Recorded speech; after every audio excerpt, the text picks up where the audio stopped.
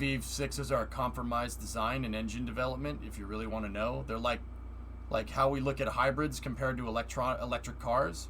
Like, electric cars are where we want to be. Hybrids are some bridge technology that has basically no use in an economy that's all electric cars, right? There's no use for that.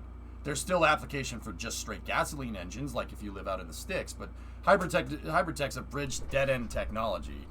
V6s are, in terms of internal combustion engine development, are a dead-end piece of tech. V4s are better? No, I disagree. Inline sixes are probably the best. V8s are okay too, but V8s have a lot of balancing issues. You need an external damper to get the thing to work correctly, or else the thing will just shake itself to pieces. But RB26, which is an inline six, not a V6, enraged. The reason why, and this is for the people that don't know this, the reason why an inline six design is better over a V6, because if you have a V engine, and keep in mind, this depends on the cylinders, right? If you have a V engine, say like you have an American V8, the piston at the front right is going to be down, and the piston at the back left is going to be up. And keep in mind, there's ways you can balance it better. But because this piston is going up and this piston is going down, that rocks the V8 back and forth. Because one piston is going forward up at the front and one piston is going backwards over here. And if this piston is going forward and this piston is going backwards, that means the piston that's parallel to it is going up and the other one's going down. So that rocks the V8 back and forth at high revs. It's called engine vibration. That absolutely does happen. With an inline six, that does not happen. Why? Because the front cylinder and the back cylinder are moving in synchronization. And then the second cylinder and the fifth cylinder are synchronized, and the third and the fourth cylinder are synchronized. You have a very smooth operation with an inline six. It doesn't have these inherent vibrations to it. That's why a lot of performance vehicles, Supras, Skylines, have inline sixes. The Barra engine from Ford, or GM's Atlas motor. Inline sixes are really good. The other good application that an inline six has is towing. They make crazy torque because of that balanced design. Because think about this. If the piston's moving back and forth, some of the piston's movement is being used to rock that engine back and forth, right? With the inline six, all of the piston's movement is being used to drive the crankshaft to create mechanical work. None of the piston's velocity is none of the piston's velocity ends up damping the engine out like that. Or not damping the engine, ends up vibrating the motor. All of the piston's movement can be used to create mechanical work. It's more efficient. The 98T was a V6. Yeah, and Sawyer, how they got over that was they basically made pistons that were like the size of a golf ball that had a stroke that was about this much. That's great for a race car, but in road applications, it's fairly useless.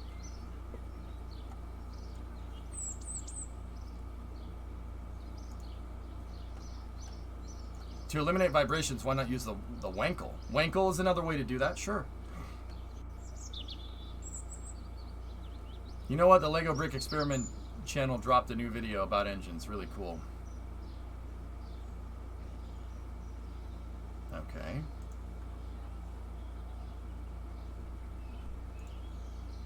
Does it show what I'm talking about?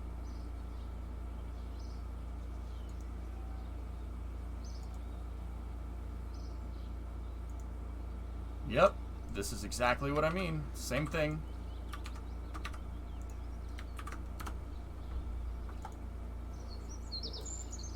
Let's see. Is this the Brick Experiment? This is the Brick Experiment channel. Inline sixes are better, forlorn. Inline fours can be pretty well balanced.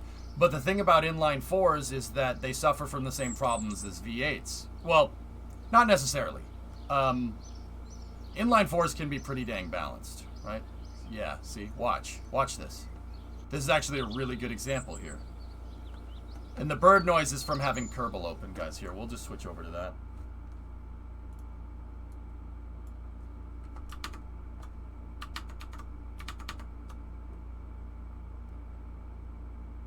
Yeah, see? See what I'm talking about? Look at that thing go.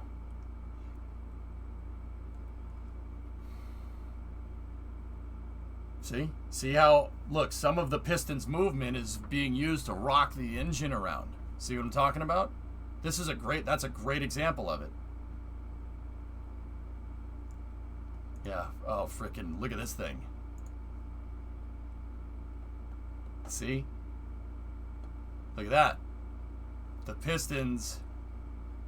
See how smooth that is comparatively? Look at that. See what I'm talking about? Interesting. But still, you still have some. But see, the pistons are moving in synchronization, so they cancel those vibrations out. And more than the pistons, because the engine isn't vibrating, more of the piston can be used to move the crankshaft. Inline fours have vibrations. They need to be externally. They need to be dampened out. Like, that's very important. Here, let's see the straight two. The straight two will have a lot of vibrations. It'll. See what I'm talking about? This is why engines have a harmonic balancer at the front. Their harmonic balancer is a counterweight to dampen out that movement.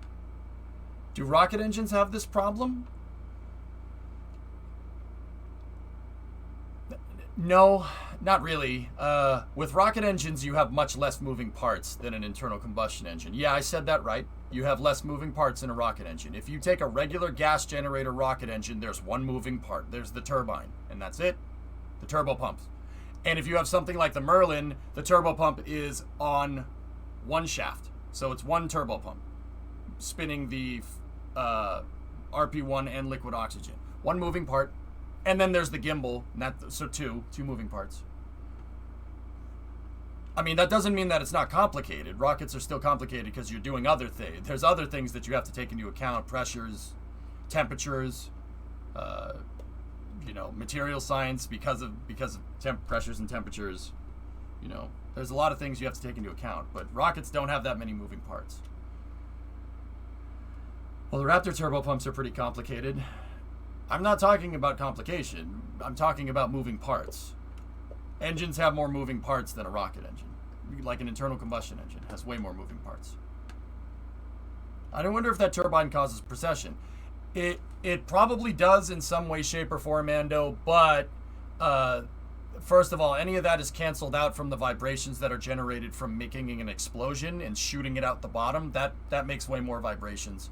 Yeah, I know. Funny how that works.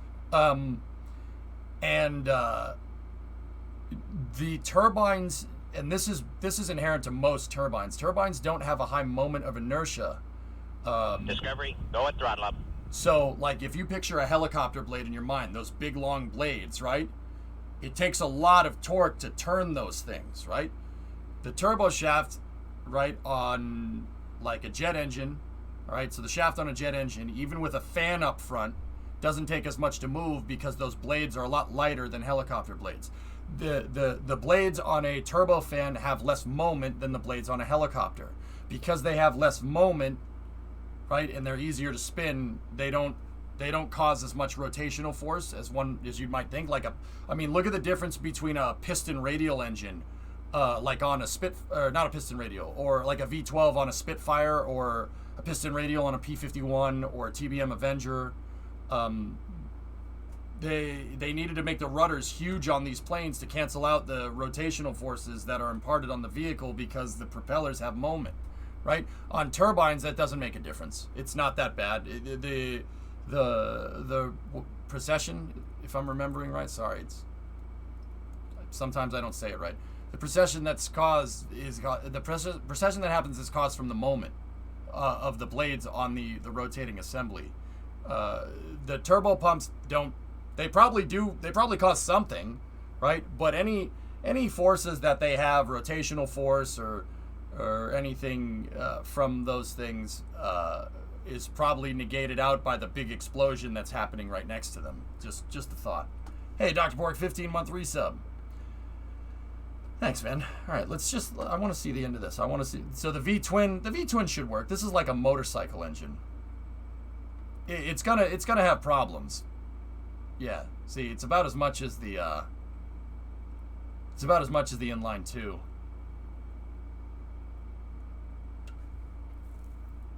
The vibrations depend on the stroke and the bore ratio. That does have something to do with it, but it's how many pistons you have, Supercraft, that really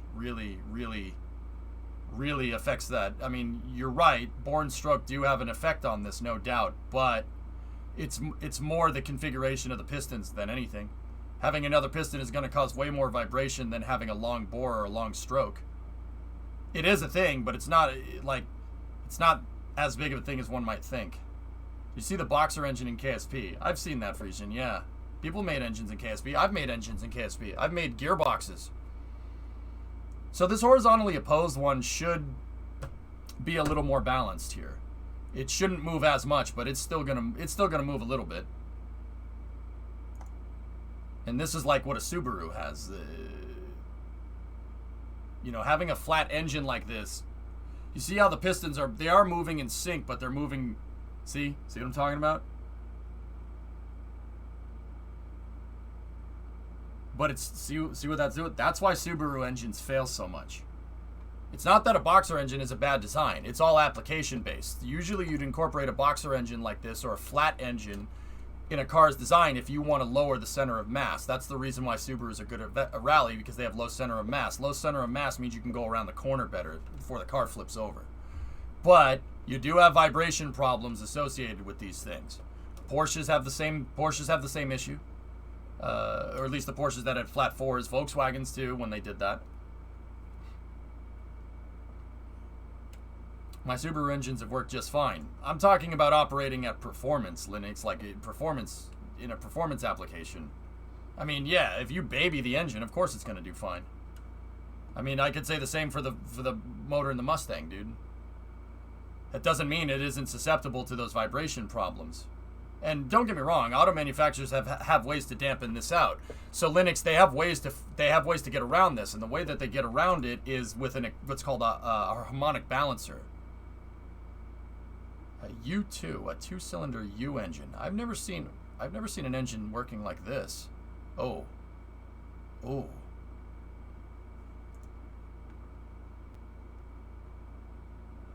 What do you think, guys? You think this is going to vibrate?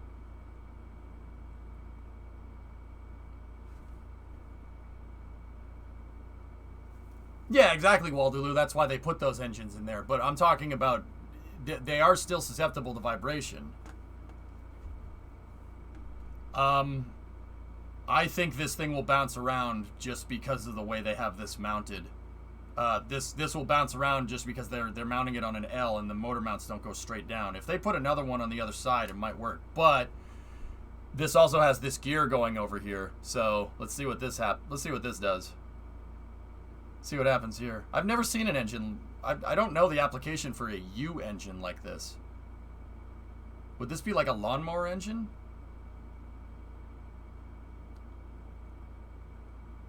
Oh, yeah. Yeah, it's hopping around, that's for sure. Note how the vibration changes with the different RPM. Isn't that cool? Like, the other thing to take into account is that there are resonant vibrations where the vibrations do dampen out at certain RPMs. And this is what I mean. Like, if you're operating a boxer engine at like 2,000 to 3,000 RPM, just doing city driving, it's probably super reliable. But if you're taking it into a rally race, the engine could be susceptible to different vibrations at higher speeds. This is cool. That's really interesting stuff. You could make this in KSP with Kraken Tech. You could make something like this in KSP and it'll... Oh, we skipped a tooth. Those gears, the gear mesh is not right there. That's why the piston popped out. That's why it threw a rod. On the video, he's showing a pic of the engine with its configuration at the beginning of the timestamp. Let me see. Interesting. With this design, fellas, I can already tell you that keeping these gears continually meshing is going to be very difficult. And that's not just because I saw it throw the gear there. The piston, when it comes down, if your power stroke pushes the connecting rod out, that's going to want to pull that gear away. That's why it skipped a tooth.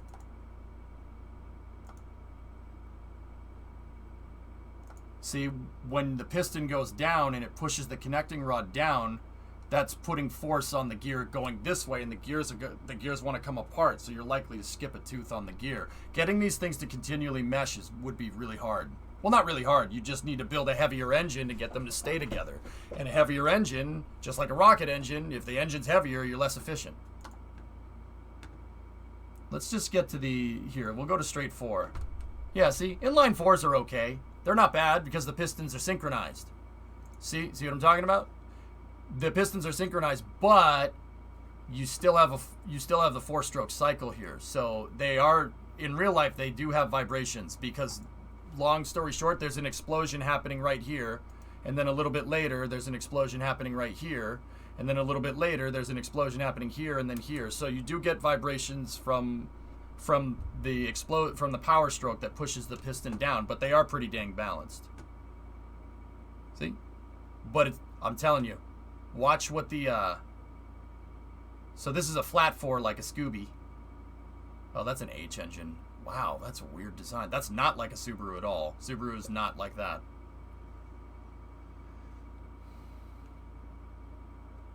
Yeah, Caveman. Yeah, you'd really have to make sure these gears splash with a lot of oil. Interesting. What's the application here? Look at that. Huh. Wow. So this is causing up and down vibration because there's a point where the crank are pushing away from each other, and then they're pushing in, and then they're pushing away and pushing in, so it causes up and down vibration. That's cool. You see that? It's going like this. BRM tested H engines for F1. An X engine. Huh. Let's go over here. Whoa. That's like a radial on an airplane. Yikes. I don't think there's a rotary Lego engine around.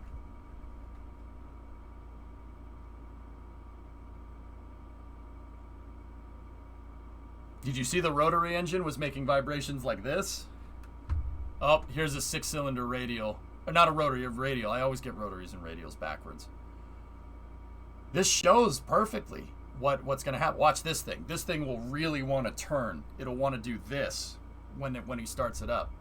It'll want to roll over. And that's that's what happens with the airplane. That coupled with the moment on the propellers, right? So like a single engine airplane needs a huge rudder to compensate for that rolling force. Watch this. So this is like a World War II bomber engine. They look like this, only they're 18 cylinders, and they have a bunch of these stacked on top of each other. See? It's wanting to rotate. When you're in an airplane, if you don't have a big enough deflection on your control surface, it's going to want to rotate the entire plane. This is really cool. This is a great video, guys. What's this channel? Brick Experiment channel. I'm going to link this video up in case people want to see this. This is pretty rad. Yeah, dynamic forces, man. That's really cool. See how it wants to do this? Kind of wants to wiggle around in a circular motion. Oh, yep, very susceptible to vibrations. Oh, nice, Brian. Oh, that's cool. Great picture.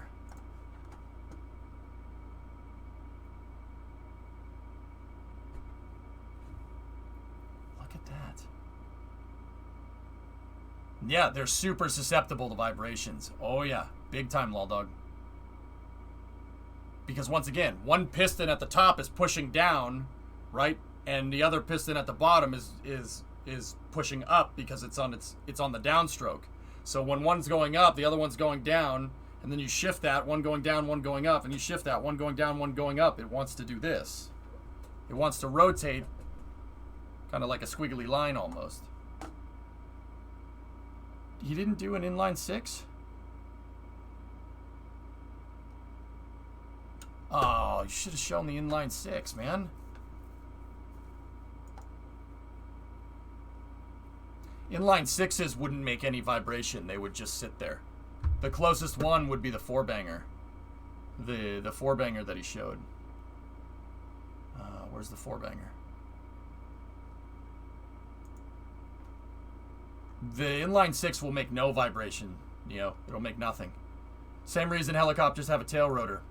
That's right. Or, drummer, they have two rotors spinning in opposite directions, like a Chinook or a CH-46 or a Sea Knight.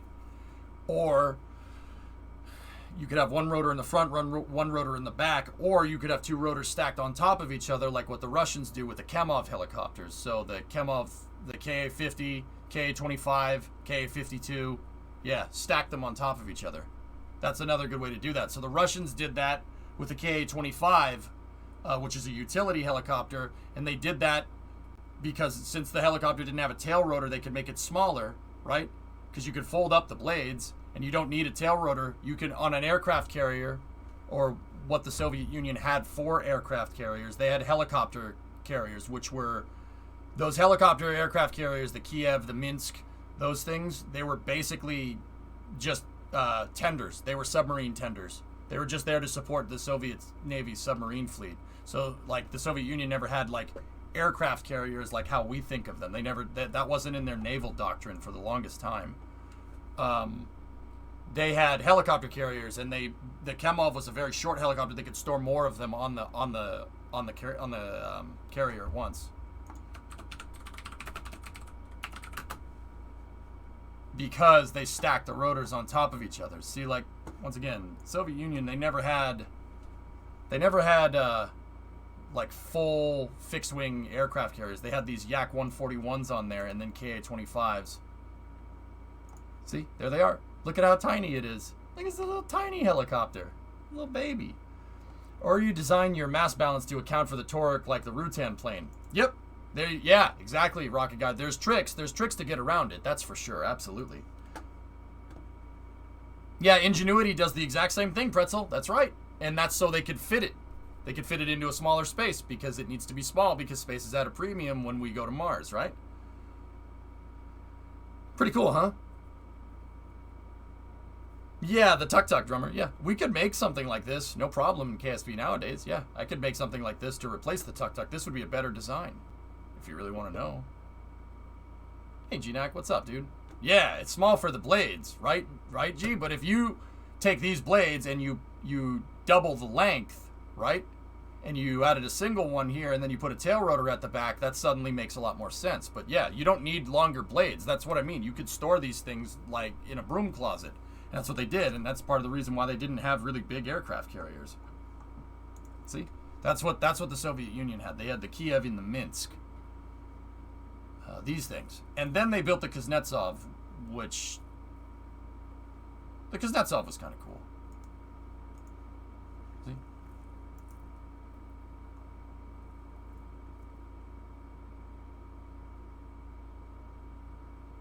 Yeah, and then they took the Gorshkov and they dude, you should see this. This is one of the craziest naval refits ever. That's what it looked like when the Soviet Union had it, and then they sold it to India, and that's what it looks like now. Is that nuts? That's a refit if I've ever seen one.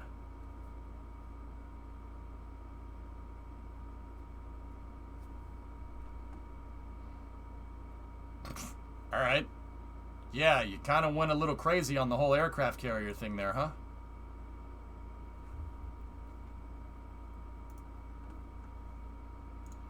Yep, there's the little Yak planes and the Ka-25. See, there they are. Look, you need a smaller elevator. You could just whoop, right down under the hangar deck. Yeah, I know. Imagine having ramps on your aircraft carrier. Funny. All right, back to KSP. Let's go.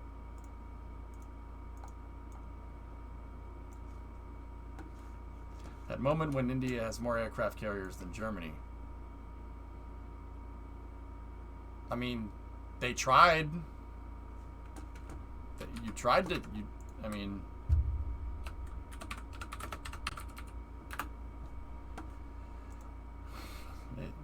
You tried. They made it, but they never did anything with it.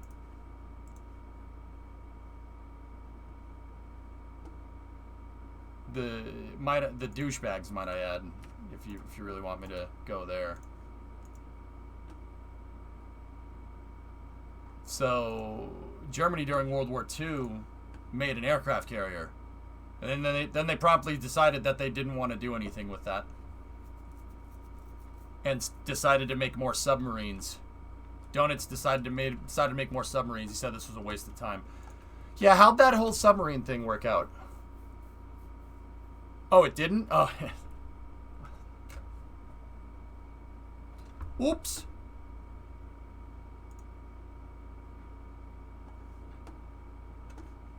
You don't need either of those to invade Poland. Yeah. Yeah, but there's these things in war called supply chains. Those are important. And sometimes those go across water.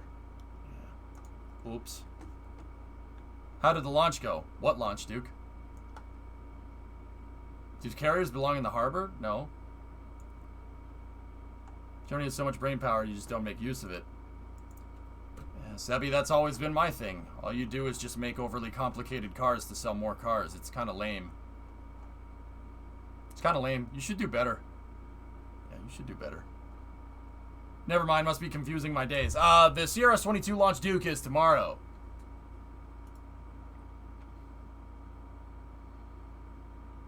Sorry, Toaster. Frankly, a bunch more submarines that were working as intended is way better than a single carrier to operate in the Baltic against dozens of British and American ships. Nobody knew they wouldn't win a naval battle. Yeah, Arsenal, but there's this thing called the Mediterranean. Yeah, and losing that,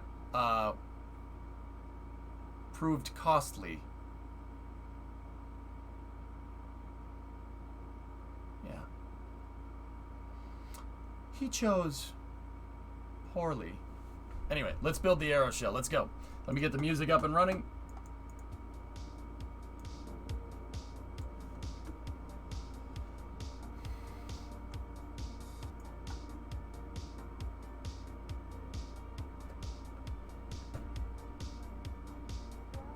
Because Spain wouldn't let them get through to Gibraltar. Spain. I'm pretty sure Spain didn't control Gibraltar at that time, and I'm pretty sure they still don't.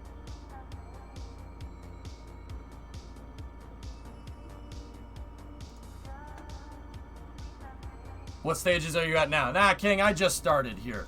I basically, last night, guys, last night we basically laid out the entire design here, but not put together. This is all the wings and all the panels and everything, and all the fuel tanks and the payload bay, and all the mass for fairings and landing gear and everything that I would need to make this SSTO work correctly.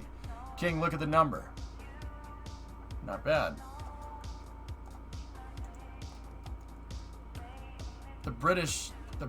Gibraltar is British territory, John. It's been like, it was British territory.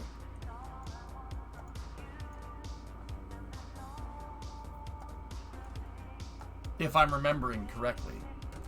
So, King, look at the number right there.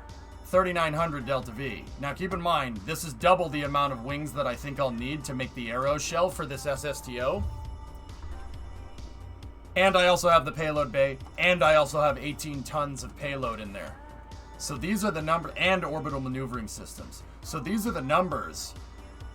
These are the numbers, and keep in mind, that's altitude.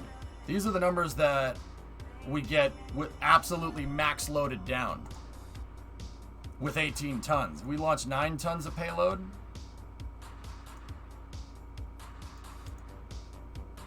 Oh yeah. So I basically was doing all the calculations out here to make sure that we have enough to boost this thing all the way up into space. Just keep drag to a minimum. Yeah, Rocket Guy, that's actually what I wanted to talk about before I went and made the aeroshell. Do you think I should do more? You have a lot of knowledge. Are you an engineer? I'm self-taught. Worst. Yeah, self-taught, dude. Everything that I know about engineering, I taught myself. No, you shouldn't do that if you want to get into engineering. Go to school. Trust me, it's easier that way.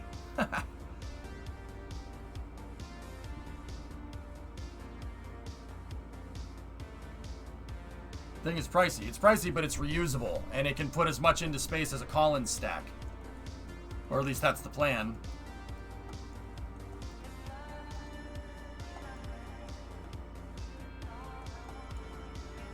Did it fly?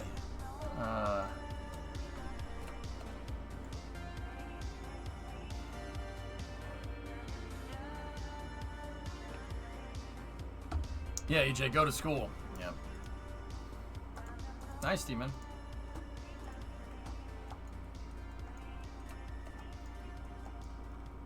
Sun Temple, this is a very early prototype of the big one. The one that did fly is the small version of this. So what I did, guys, to make sure that all this tech could work, is I didn't want to go and engineer something like this right off the bat. What I did was we made this. We made the small one. You guys saw the small one launch. Small one launched last week, and it does not have enough to make orbit. And yeah, it's basically a subscale demonstrator at best. If we really wanted to make this thing get to orbit, it would need basically a fuel tank, a big fuel tank where the payload bay is, and it would need another shuttle engine. Yeah, that's the real thing. It would need another shuttle engine. Not a bad. That's not bad. That's not like I could do it. We could modify it to make it work. But that'll give it the TWR to get out of the atmosphere just a little bit quicker, and it'll also give it the TWR to carry more fuel. Now, what I learned from this is that, one, my aeroshell, this thing, the panels, and yes, the panels are there for a reason other than just looking cool. They counterweight the front. We were talking about balance with engines. They counterweight the front of the vehicle. All this extra mass is added to the front to counterbalance the fact that we have two huge shuttle engines sitting out back. That's why they're there. It's also there to generate a lot of body lift and you know, at lower speeds, a lot of drag, so we slow down, so we don't. So we can spend more time slowing down in the upper atmosphere and then fall out of the sky, which is what most space planes do when they come back from re-entry.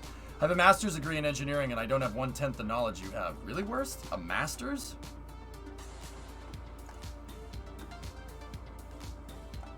Wow.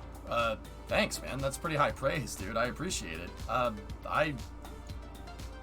Yeah, I freaking love this stuff, dude. I can't get enough of it. I love figuring out how stuff works. Like I got the tinkerer bug, dude. You know exactly what I mean. At least I think you do. I got the tinkerer bug. I like figuring out how stuff works, and I like understanding how it works and figuring out if there's a better application somewhere else. I think it still might be good to upgrade that for a dedicated crew vehicle. Yeah, we could down the road, King.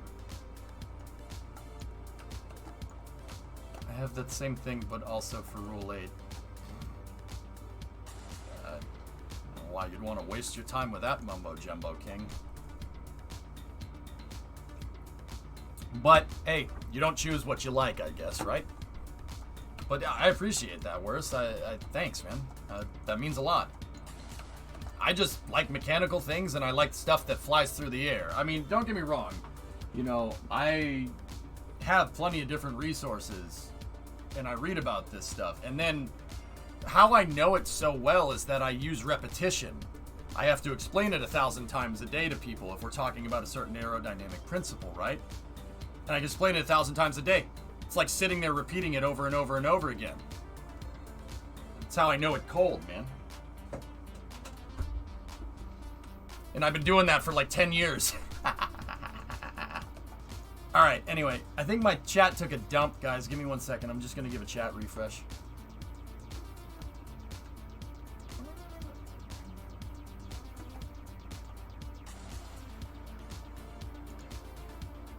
Yeah, good book. Yeah, Rocket Guy. Some dingbat told me to get that one. I've been reading it. Rocket Guy, you know how I always talk about those points where you think you have a good understanding about something, and then you go down the rabbit hole with a certain subject, and then you realize that you know nothing? Yeah. Yeah. Okay. What books have you read? Okay, no, it's just a dead point in the chat, Drummer. I got it. Thank you.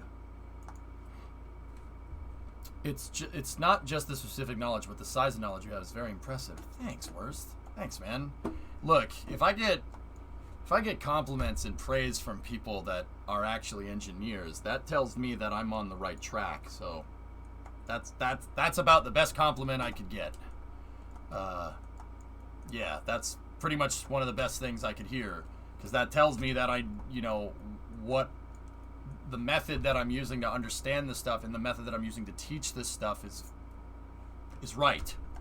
That's the, I mean, honestly, that's the praise that I look for, and I don't look for it for self-gratification. It's not about me tooting my own horn, and which is hilarious because I'm a streamer, right? Like it's kind of what streamers have a reputation for. Oh, look at, flexing on people and stuff. I'm not interested in doing that. I'm interested in learning. That's kind of where I'm at. But yeah, no, that's some of the best type of praise I could get, man. Thank you. I appreciate it. What a dingbat. Yeah, right? Do I have new lights? I do. Yeah, so I don't look like I'm dead. Now I look orange. It's great.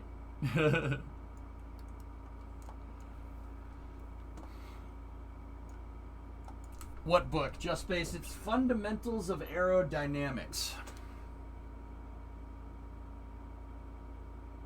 Am I glowing, Karate? Oh, God, I hope not. Orange EJ good?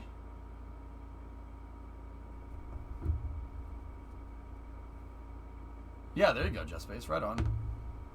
How about orange and dead? Well...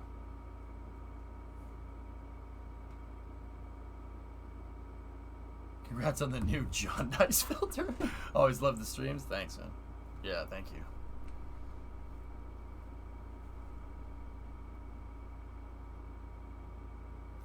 What does it say? Fundamentals of Aerodynamics, 6th edition by Anderson from McGraw-Hill Education. I bought a used one, Rocket Guy, because it was a little bit cheaper, but yeah, I've already started diving into it, man, and it's cool, man. It's cool. Yeah. Yeah. Complicated, but cool.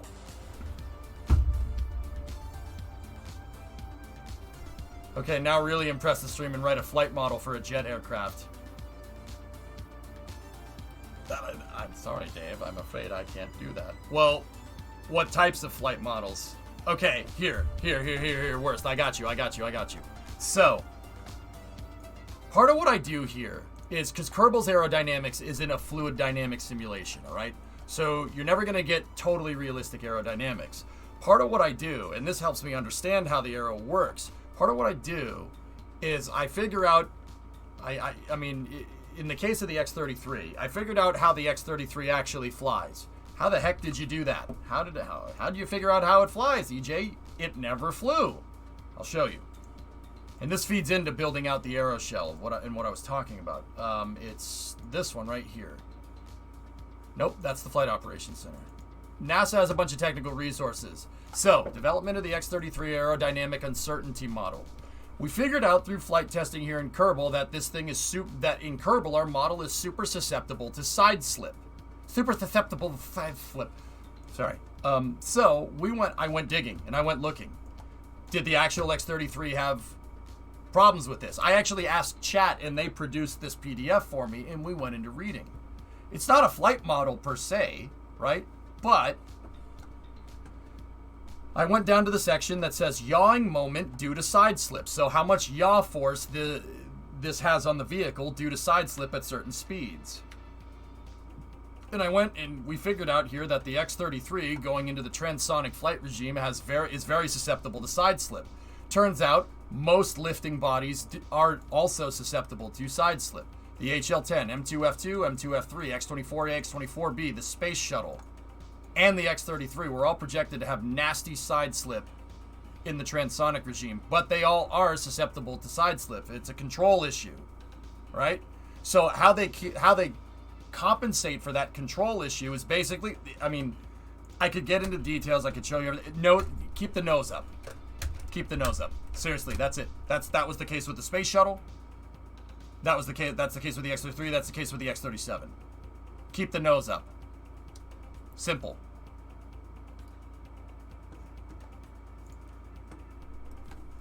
Read that when I was still in community college. Took me 2 years till I decided I want a hard focus in aero. You're also a helpful inspiration. Right on, Ivo. Hell yeah, man. This stuff's cool. Like, you gotta sit here, and if you just kind of sit here and stare at this, you're looking at that and you're like, yes, I see some squares. I see some diamonds. That's a nice pattern, right? No, just start picking apart stuff that you know. Mach. So this is airspeed down here. okay? So over here, you have delta C and beta degree to the -1, all right? And derivatives. That's, so what, in math form, that's basically yaw to one direction or the other. Your change, they defined it at the top. I forget what delta C is, Rocket Guy. Let's go up to the technical definitions up here. What's CN? CN, yawing moment coefficient. So your change in yawing moment coefficient over at different airspeeds. So basically, at what speeds does the craft want to turn to the left or to the right?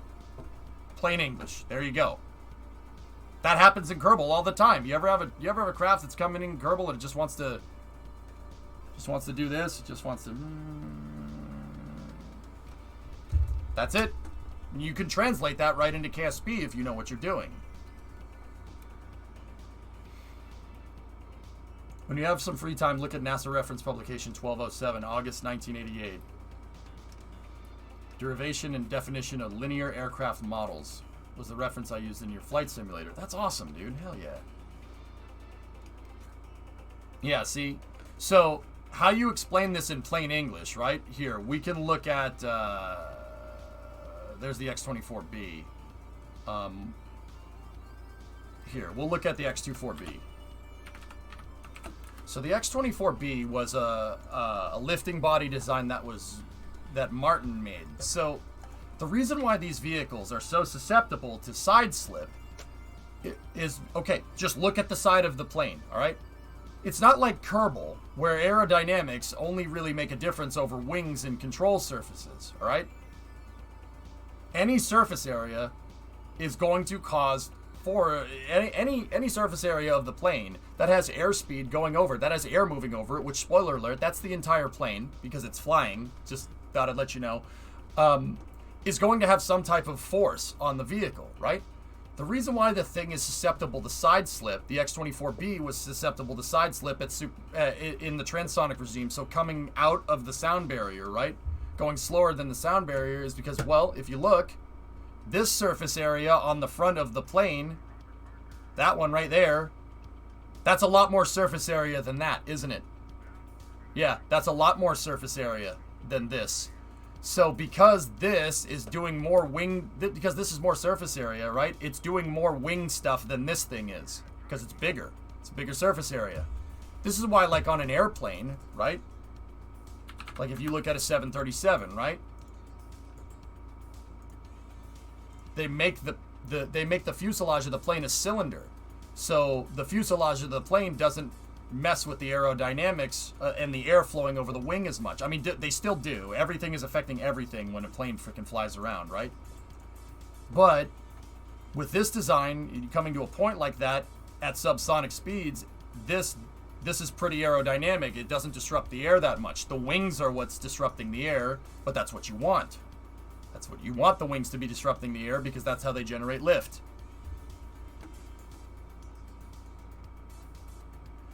That's right, Stereo. Just curious, do you take your own notes when reading these textbooks? Been trying to find a better way to condense the reading.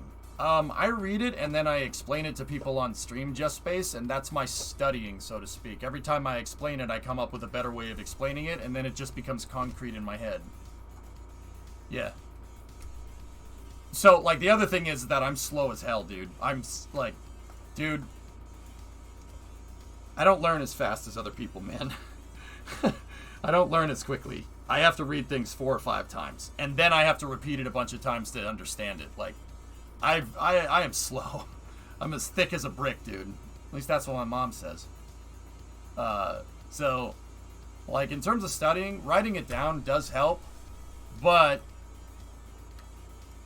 I'll tell you what really helps. Seeing it happen in KSP. Seeing it happen in KSP really makes a difference. That's a really good way to visualize it. And it helps kind of have you have a mental note, you know? Your mom says you're thick. No.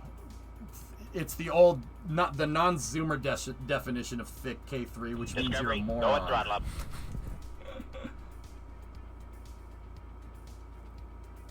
Just keep rereading it, Just Space, and be patient. I find that if I'm trying to learn something new, dude, what happens is I'll get impatient in learning something, right? You get impatient. You don't want to sit there and read technical definitions all day. But you got to be patient and understand that, you know, in a book like this, all this technical definitions are leading to something. It's like reading a story. You have to read the story, right? If you read the back of the story first, it's not going to make any sense. But simultaneously, at the same time, it is important to understand that the end goal, right? You want to understand the end goal. Bacon launch! Hey, man, 9-month resub. Thick as a brick. That's right. You want to understand the end goal. You know that reading all this stupid, boring stuff is going to lead to cool stuff later down the road, right? You have to understand the end goal simultaneously, but be patient enough to know that it's delayed gratification to get to it.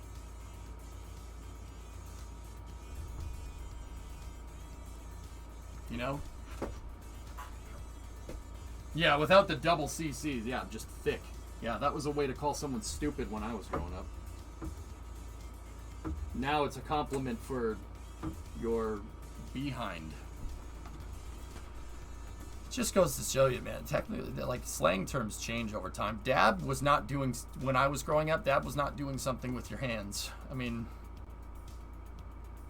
dabbing when I was growing up involved putting something in your hand and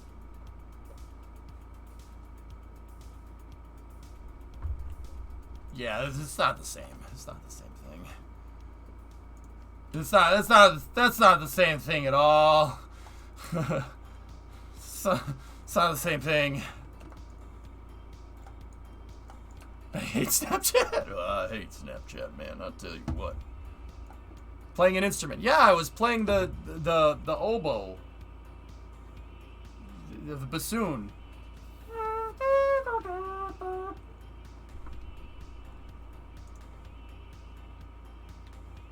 The woodwind section, and the strings, and the brass. Music is the language of animals.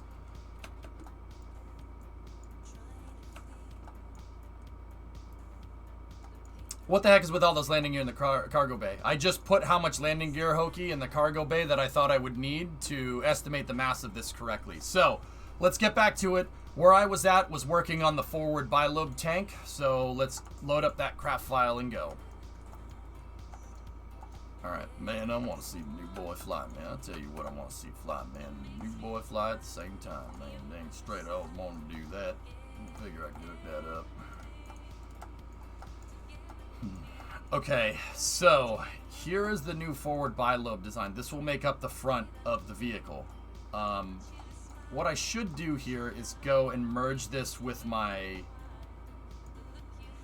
bilobe tank from the small version here so we can make sure that we're scaling it correctly. That's what I'm going to do now. A book fell over. Okay.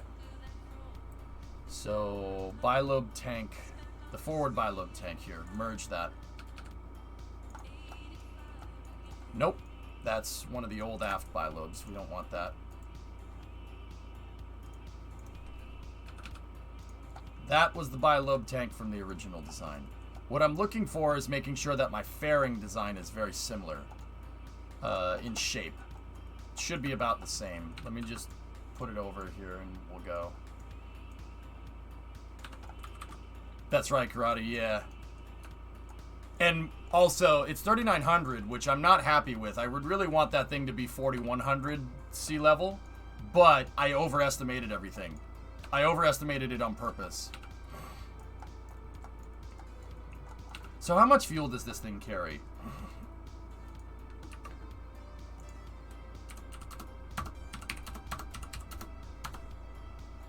So it's 15 times 2.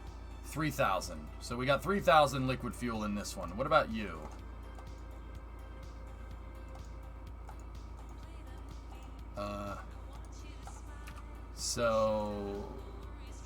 Okay. Let's go here. So we have 3240, 1350, 540, 270. 3240. Nope. 3240, 1350, 540, 270. 3240 plus 550 plus 270. I forgot the second one. Plus 1350. So,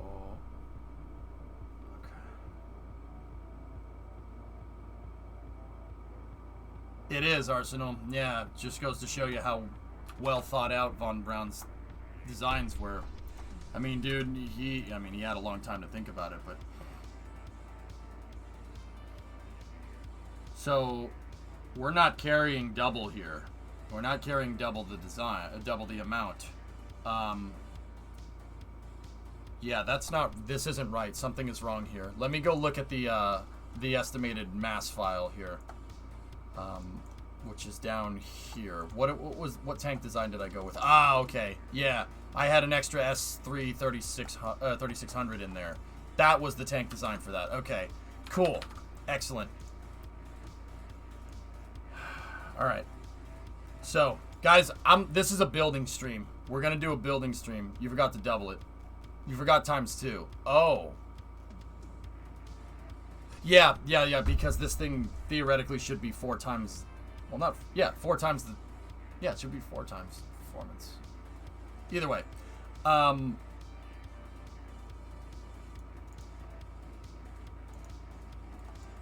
Okay.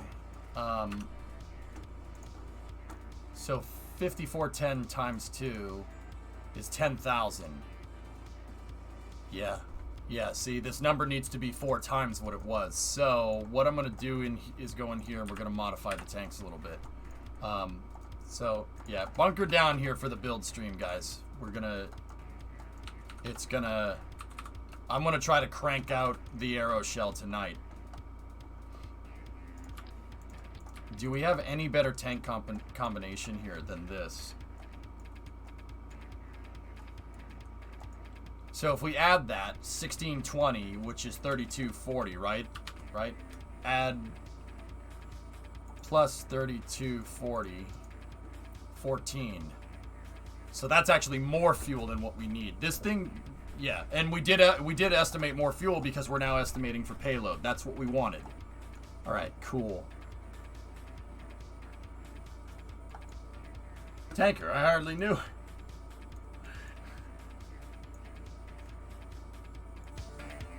I'm gonna turn the music up a little bit. All right, so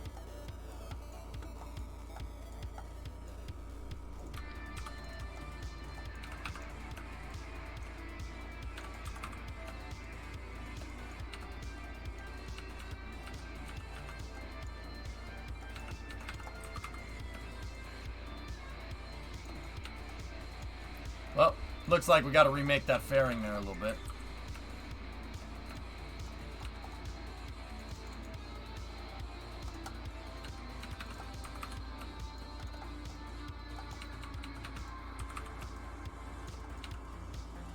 Needs to be a little bit longer. And then I'm going to take this up here and we're going to rotate that out of the way for a second.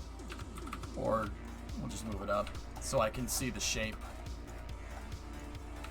I'm going to take my ruler up here that I'm using as a strut and I'm going to basically put it where I want the nose cone to end. And now I basically got to take this shape and scale it.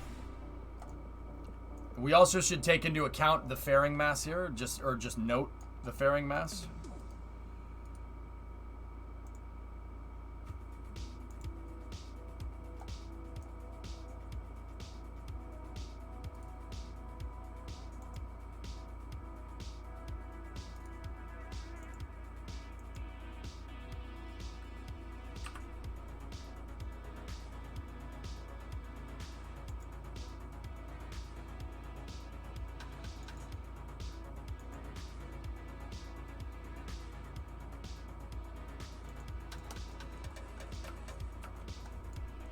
That looked like a bigger version.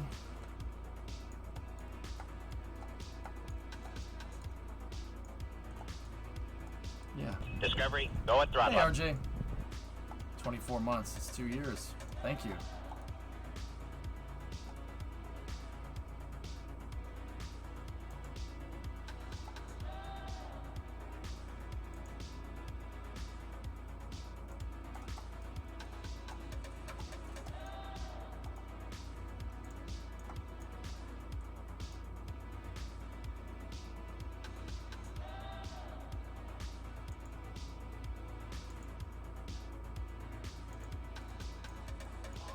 I'm trying to get it so there's no orange stripe at the front of the nose cone, guys. I'm not going to lie to you. It took a while to let me send that sub like a week or two ago. Well, I appreciate it, man.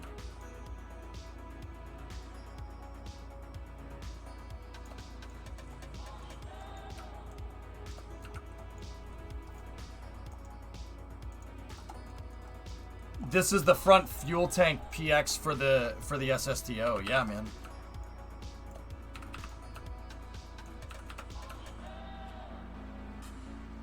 Oh, that's... Yeah, there we go. Oh, that's brilliant. Oh, that's wonderful. Trying to make that pretty much a straight line.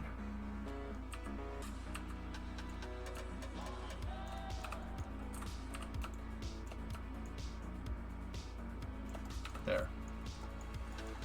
I hate how this conic adapter right here is a different angle than those conic adapters, but it's alright. It's not the worst problem to have, I suppose.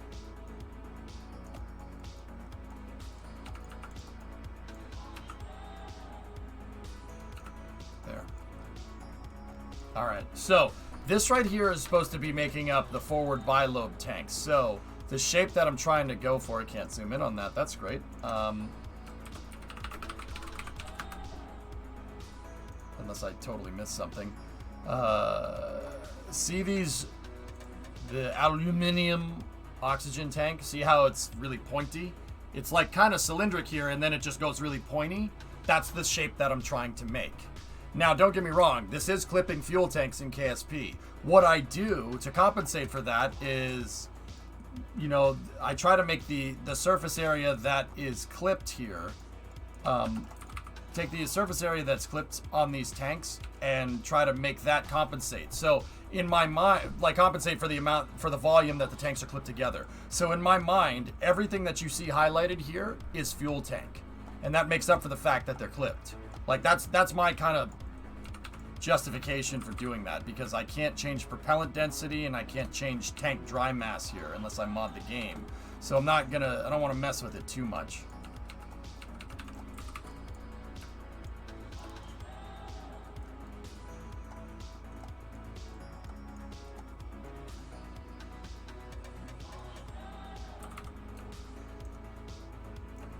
There's an affiliate. We have an affiliate link for that, drummer. Oh, that's neat. So I think I may have made the nose cone a little too long in this with this design. It's just a little bit too much.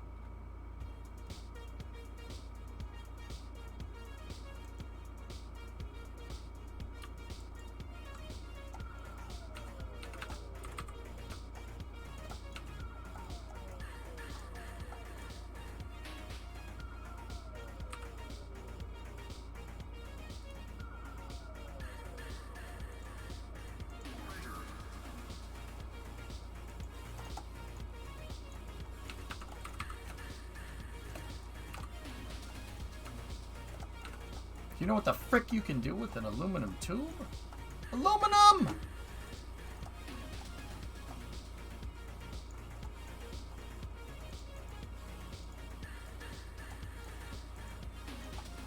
There we go.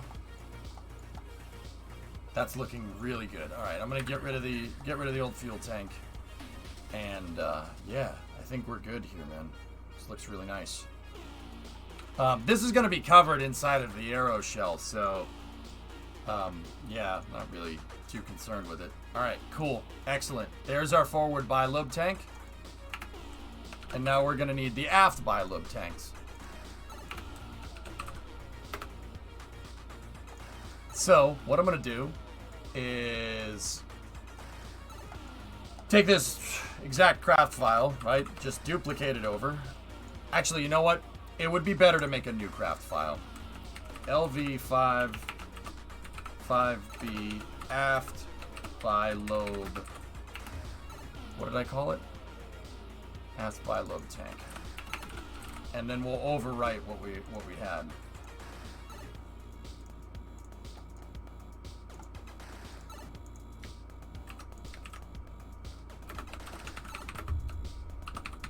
So I like to keep the fuel tank designs because the fuel tanks are its own a sub-assembly in its own right. I like to keep these in separate craft files, and then I'll make another craft file where I will start putting everything together.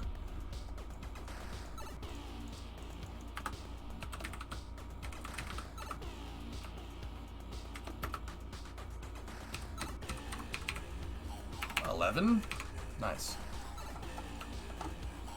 Alright, so now these aft tanks are going to have a similar 2.5 fairing, right? Hey, Mari, handed in my bachelor's project today, so now I can destroy my sleeping schedule again. Awesome. Well, you know what I mean. So I'm going to get another ruler out. Or make a ruler here with this like that. And I like making struts and using the struts as rulers. So what I want to do is measure this at 375. So we're going to go down here like this. And I want the fairing to be as tall as the tanks that it's housing. So now we're going to move this custom here. And then the ruler will be about halfway through the 375 thing. And then we'll move this all the way out here. Right? And this should get us our approximate length of what I need this to be. Pretty much there is right. Okay, cool. So that's where I need this to be. And I didn't make it long enough, so I touched it, and now I have to fix it again. Nice. I'll take making more work for yourself for 300. This is the sound a dog makes. Moo. Well, that's the sound your mother made, Trebek. Alright, cool.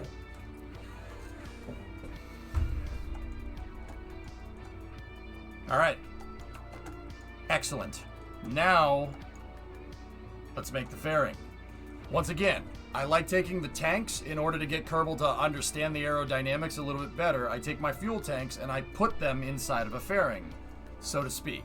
The fairing takes up the space due to the fact that the fuel tanks are clipped together.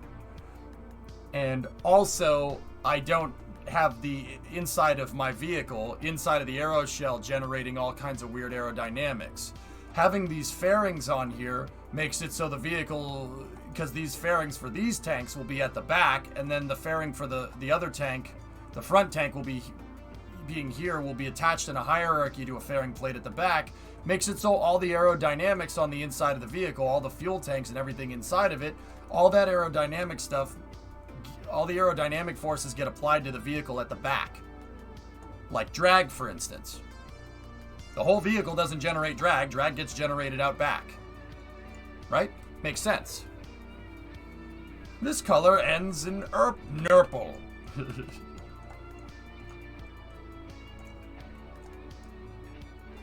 Discovery, go at throttle up. Hillern, 45-month resub.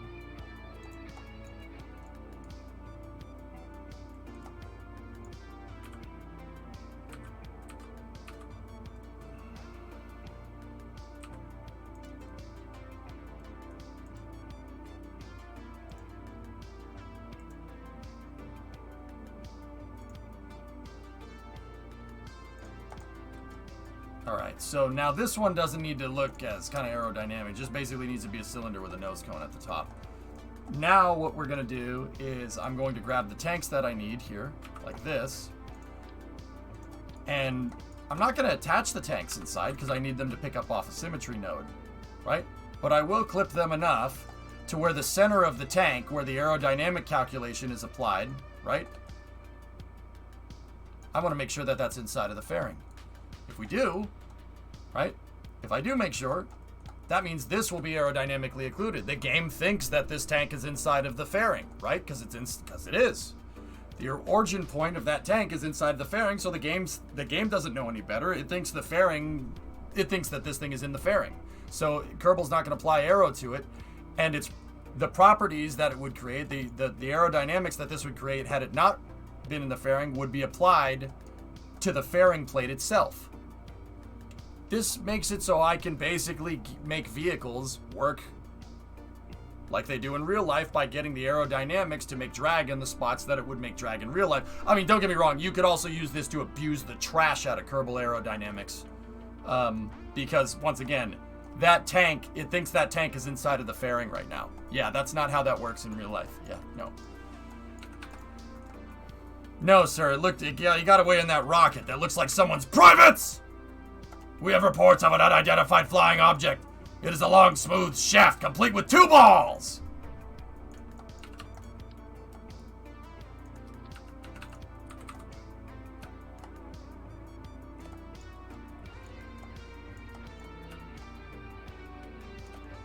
I'm out of the loop. I had a little mini shuttle like Dream Chaser going, Mari, and then I didn't test it enough. And it killed Jeb, and chat votes on what I do nowadays. So chat promptly canceled that mini shuttle called Dart and basically made me replace it with this. Yeah. Yeah.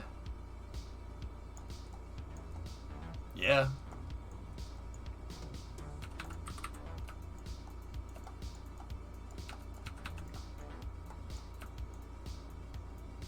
Yep. Sometimes it do be like that, man.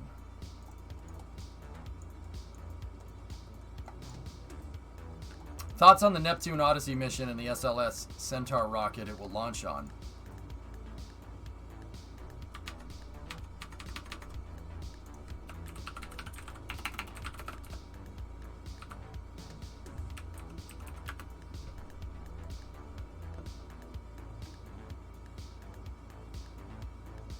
Did something new happen with this, Aiden, that I don't know about, or?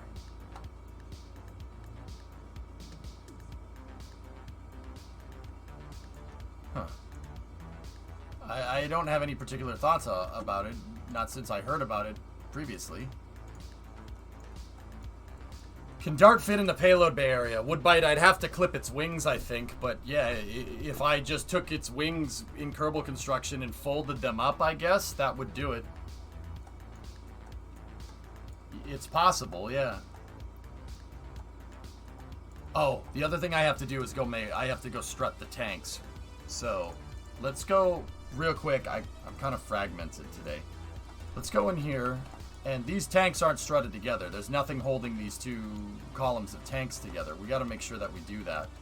So the other thing is that I need them to be connected to the fairing. All right, so here's what we'll do.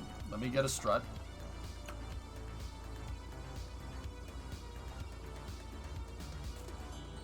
And what we will do is X-brace it like I had before.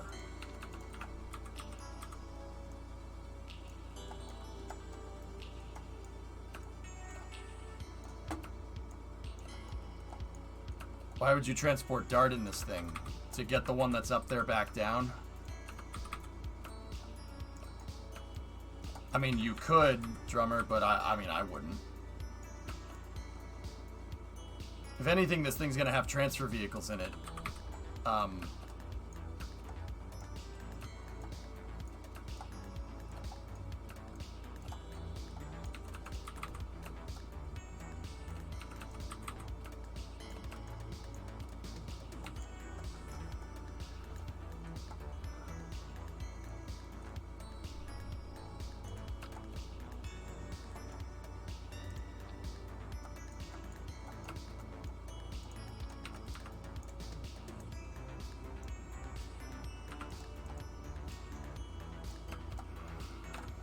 So the bottom X-brace here, the top X-brace is to hold the tanks to each other, and the bottom X-brace here is to hold the tanks to the fairing.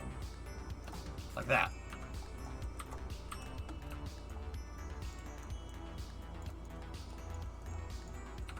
You have to when you're making something like this, Nulty, I'll tell you.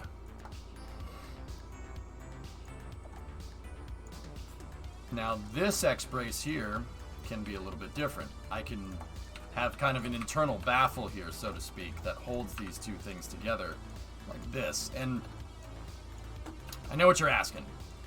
EJ, why the hell do you take all this time to like place the struts? It's just a strut, who cares? Well, first of all, the angle that you have the strut at makes a big difference. if the strut is at a 45-degree angle, depending on how load is applied to this thing, the strut angle does absolutely matter.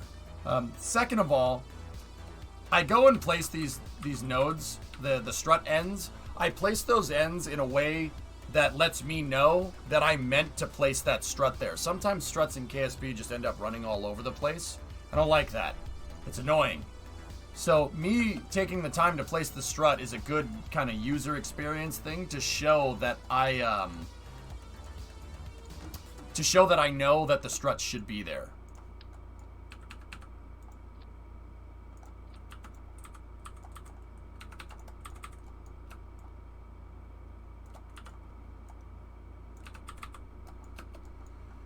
It's just a good practice to get into to make sure that you meant to place that strut, you know that strut's supposed to be where it's supposed to be, etc., etc.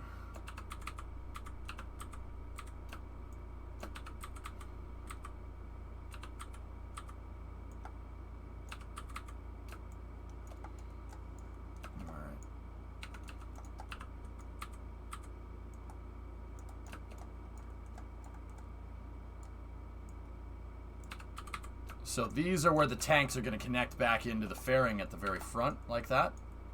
And now these tanks are hitting, they're kind of clipping outside of the fairing, right? Yeah, like that's, you know, not ideal, but the game doesn't know. The game knows that they're inside of the fairing, you know, doing aerodynamic calculations, but structurally putting stuff halfway through the fairings does make, Kerbal gets a little confused from time to time. And these things, if I don't strut these tanks together, the tanks will do this. And then if I don't strut the tanks to the fairing, I mean, I could still strut the tanks to each other, and then all the tanks will do is this inside of the fairing. You have to strut the tanks to each other, and then you have to strut the tanks to the fairing. Now this thing is super rigid, and it ain't going to move. Also,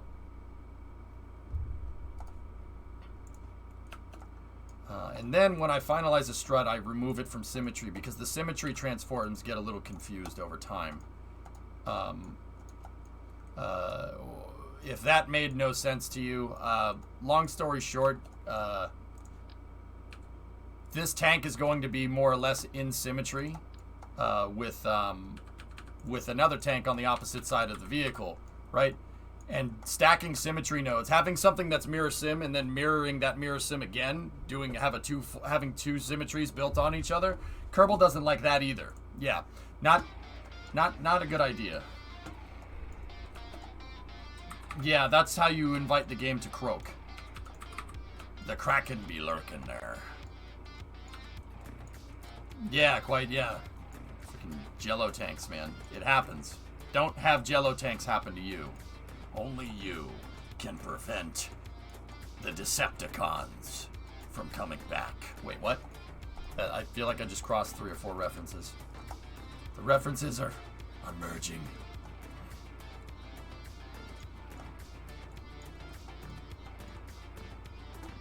That was a really good pirate voice. Have you been practicing? Oh, yeah.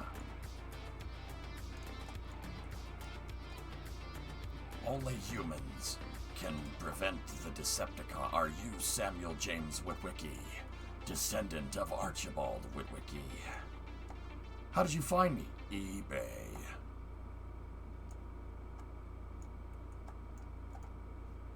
Alright, so the next thing that I'm going to do is remove the tanks from sim. No, actually no, I want to keep the tanks in sim. Keep the tanks in sim. Struts don't like the symmetry. Tanks in symmetry, as long as I don't touch these after I mess with them, it should be fine. Are you Ladies Man 217? That was actually a good movie for what it's worth. Alright, make sure there's no fuel in any of these. Do not want to remove the tanks from symmetry. There we go. Alright, cool. So, forward bilobe is completed, at least the baseline version. This version should work. And it should be nice and strong. What I can do is, well, we could test the thing.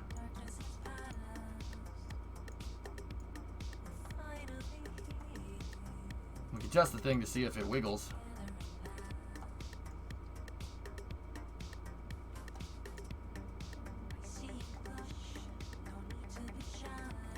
But I'm fairly confident that the not fairly confident. I I gotta stop talking like that. This should work. Yeah. Let me just review everything. So that tank is strutted there, that tank is strutted to there, that tank strutted to that, that tank strutted to that. This cone tank is strutted there, that cone tank is strutted there. These two, that strutted to that strutted to that. These two are strutted to the fairing, and then those two are strutted to the fairing. These two strut to the fairing on this axis, and those two strut to the fairing on that axis. You know what?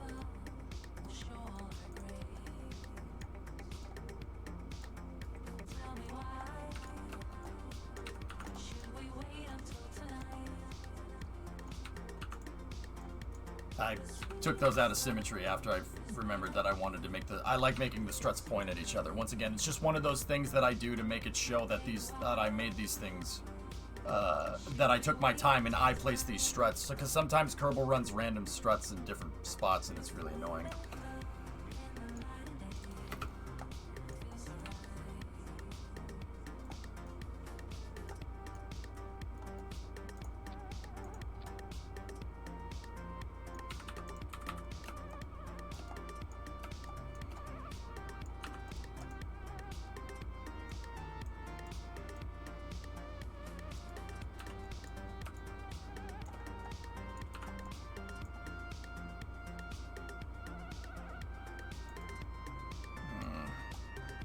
That's not gonna work.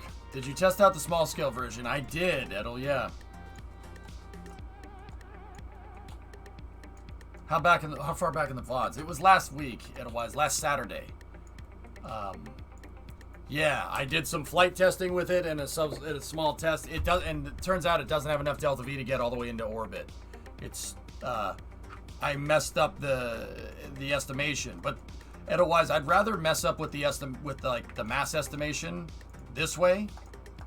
I'd rather screw it up like with the small one and not with the big one, and instead of losing 50K, losing 250K, because this thing should be about 5 times as expensive. Yeah, I'd rather do I'd rather do it that way. So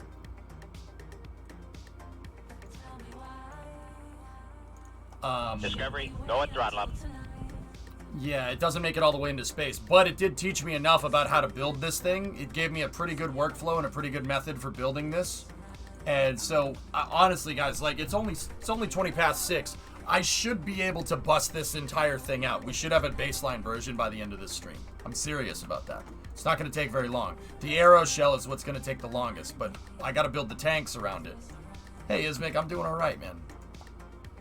Okay, there's the bilobe tank design. Let's make sure the fairing is not staged. 2 weeks later. Well, 2 weeks I failed the deadline, karate, so yeah, that ain't happening. Alright, so now let's go back into the F bilobe tank.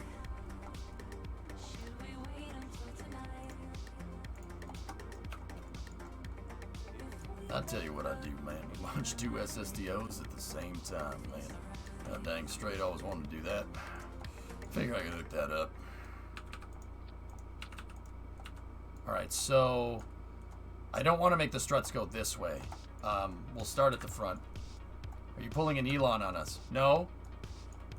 Now this just has a single tank up at the front, so we need a single pair of struts that go to the front of the fairing, just like that.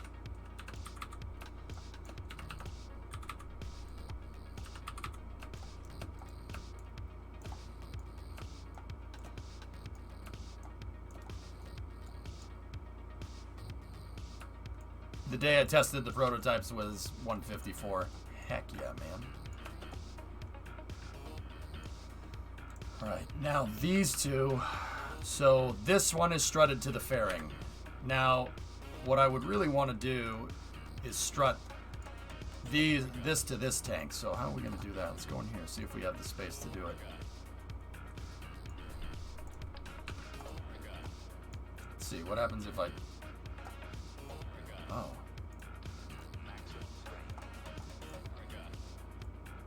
Huh.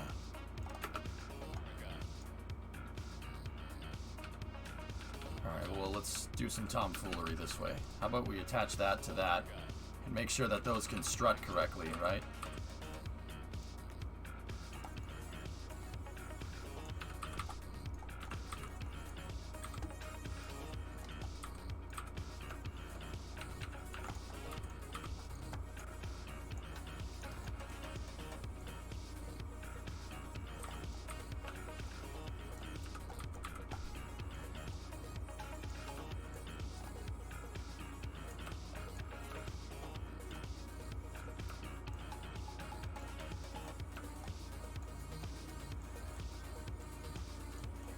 Come on. So you can run a strut to something and then move it if you need to. It's a trick that you can do with KSP. It still will understand that this strut runs to this tank.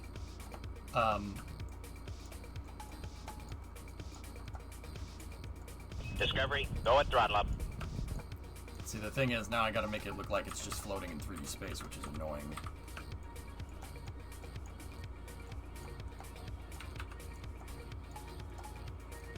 I can't believe it doesn't pick up on this being attached. So I'm going to put it right here just so I don't get confused. And I'm going to make it look like I attached it here and here. Hey, Demon, what's up, dude? How you doing? I'm just going to make it look like it's attached here. There.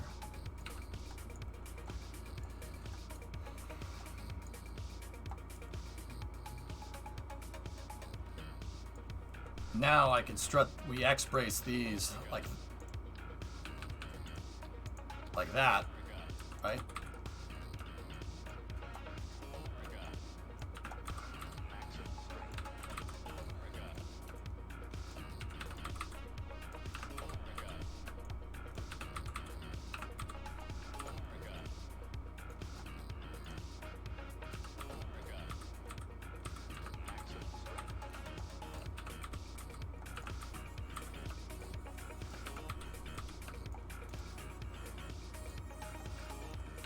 Okay, so that strut is strutting this tank to that tank and strutting this tank to that tank. I X-braced them because these are different parts of the hierarchy, right?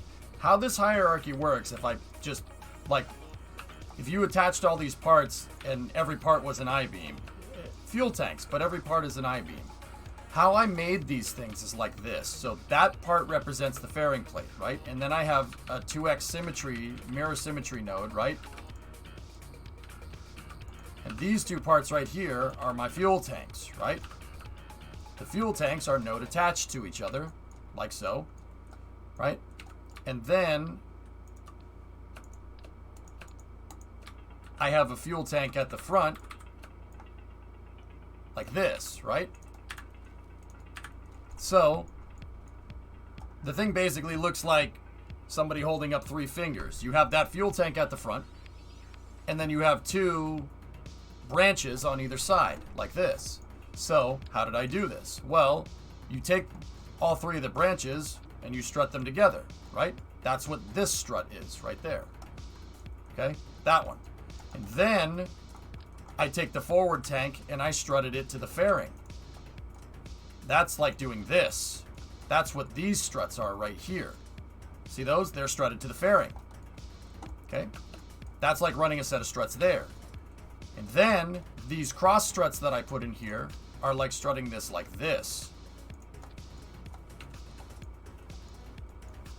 You see what I did? I make a box. I basically boxed this thing in, and now I have, because I put the struts in certain spots, it's X-braced. So now the tanks won't do this.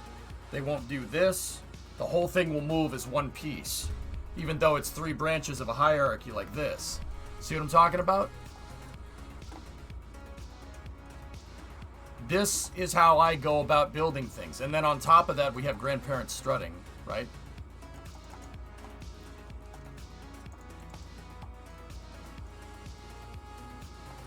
Yeah, Karate, you gotta be careful when you make a new branch of the hierarchy. And you gotta make sure that the wheels can hold stuff up, dude. I should probably go in and do load tables for the wheels to figure out how much one wheel can like hold up before it pops, you know? But, yep. That's how this tank looks like in hierarchy form if every part was an I-beam. That's what it looks like. This makes this thing extremely strong. I was disappointed in myself. Nice. Wait, no.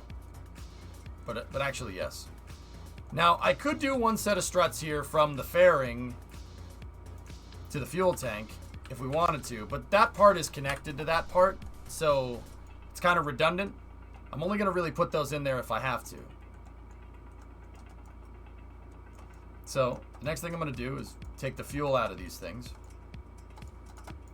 because I don't want to have fuel in them when I go to build the vehicle, obviously. And then we'll go in here, and these struts are finalized, so I'm going to remove them from symmetry.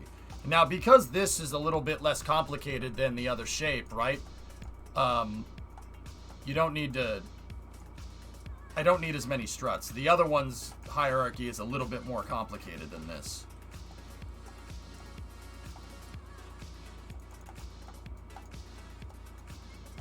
Alright. Save that. And now... Excuse me.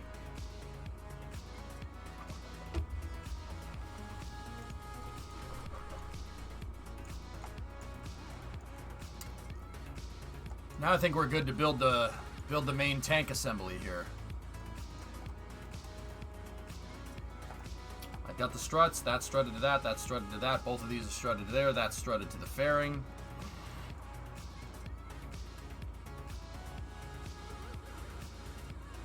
I don't really have the real estate here. If additional reinforcement is needed, strut the 2 times stacked tanks to the fairing.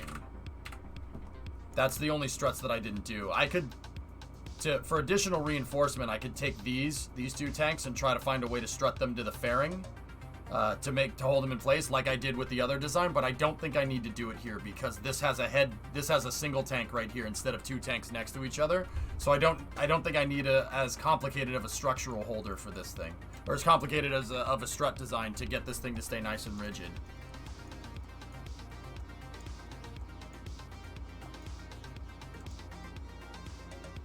All right, I think we're good.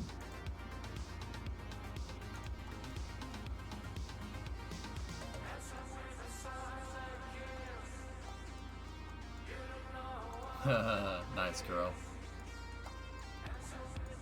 That'd be funny. Tanks are not in symmetry. Struts are removed from symmetry. There we go. Okay, excellent. Can we just call it the Dorito? Maybe.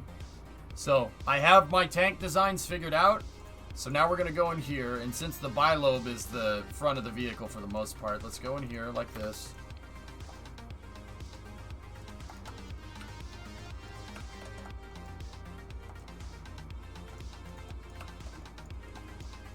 I always end up tumbling.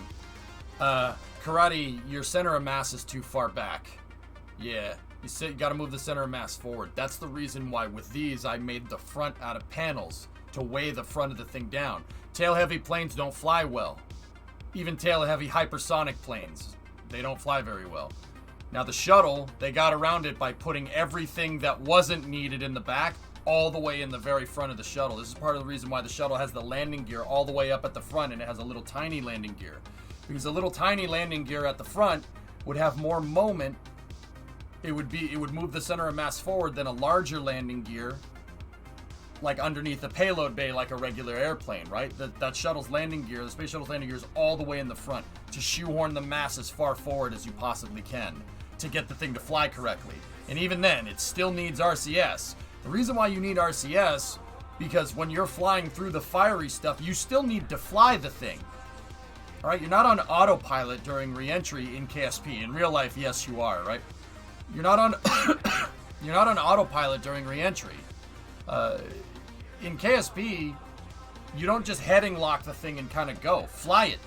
Fly it. Use the RCS to move yourself in a way to fly this stupid thing, like you would use control surfaces. You don't use control surfaces to just kind of sit there and go like this, right? That's what I always tell people. Fly the thing. That was my problem with Dart. You couldn't fly it at high speed. It would just want to nose down, and it would just want to nose itself into the ground. That made re-entry pretty treacherous, and, well, I paid the price for that one. Oops.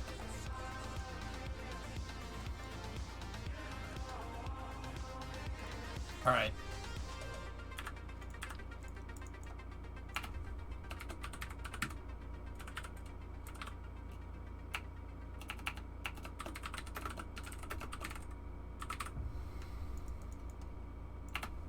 LV, launch vehicle 5B, which is the big SSTO, fuel tank prototype config. All right, so we want this hierarchy to work exactly the same way. Oh, thanks, Karate. Right on, dude.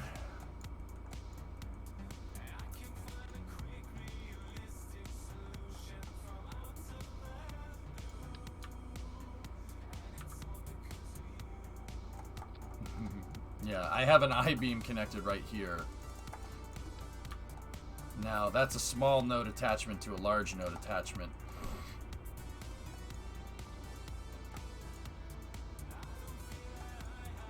Trying to make the mobile launcher platform for Atlas and it's collapsing in the middle. Any ideas? Take the stuff that's wiggly and try to anchor it to something that's not wiggling, T-Man. Pretty straightforward stuff.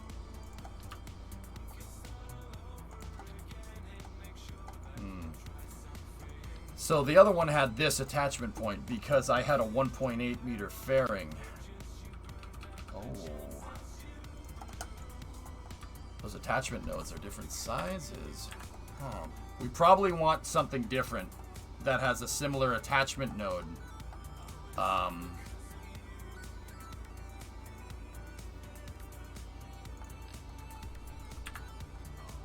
Is there any structural part that has an attachment node like that? The shuttle butt does, but I can't use that here. This thing does. The adapter, my brand adapter, that definitely works. See, you see how the green balls are different sizes? If you attach similar size nodes to similar size nodes, Kerbal will be like, oh, this part is the same size because it has a smaller attachment node, right? Oh, it's the same size. Because it's the same size, oh, the part that it attached to must be in front of it. So Kerbal understands the aerodynamics better if you attach these similar size nodes to similar size nodes. Like if I attach this to that one right there, Kerbal knows that this part is smaller than this part because of the different attachment node. And it will aerodynamically affect the vehicle differently. So let me see the mass on these things. They're 100 kilograms.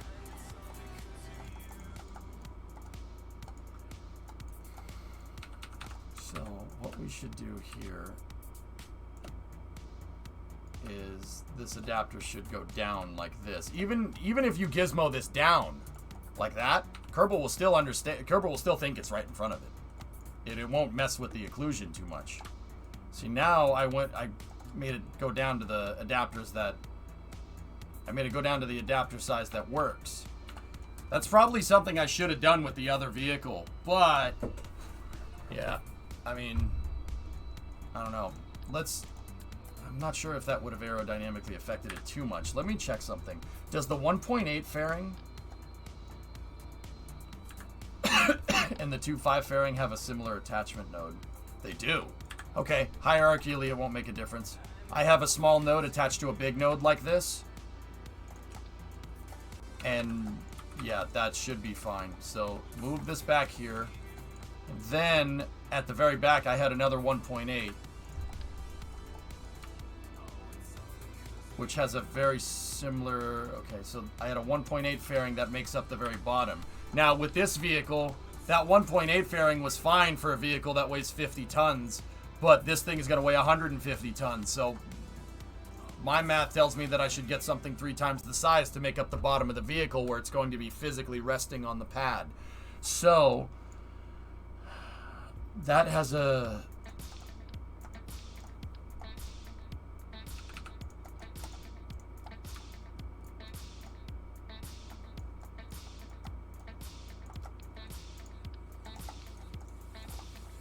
That has a similar attachment node in the front. So that fairing should aerodynamically give us what we want. Should.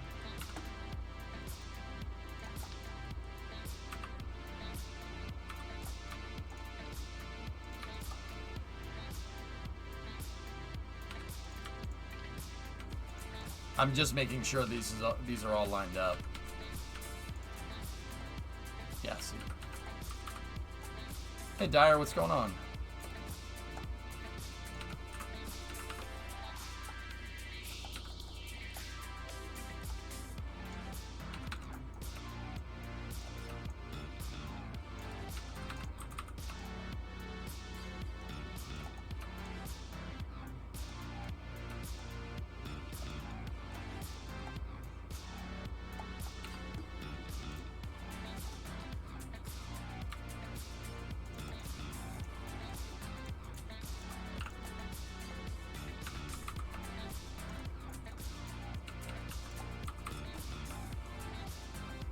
I need to get the right distance behind.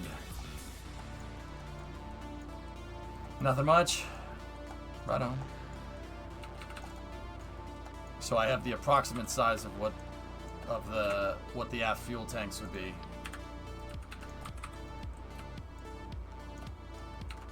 Should go to sleep because school tomorrow. Yeah, you should. Dyer, you should. Yo. Trust me. Take it from somebody who didn't get enough sleep during school. Go to bed. Just do it, man. Don't sit here and let me distract you, man. Trust me. You need to get your sleep. You need to get sleep, dude. Because learning something when you're half asleep doesn't do anything. You're only hurting yourself. So trust me. Go get some sleep, my brother. Is this a complete rebuild? It's not a complete rebuild, Guinea. It's the big one. That was a small SSTO. I always built that because it's easier to make a small one and test it than it is to make the big one. The plan was always to build the big guy. It's been a while since you watched the stream. Yeah, that's cool, man. I appreciate you watching, but hey, make sure you're taking care of yourself, dude. Like, I know that school is a pain in the butt. It's just I know it's a big pain in the butt, dude, but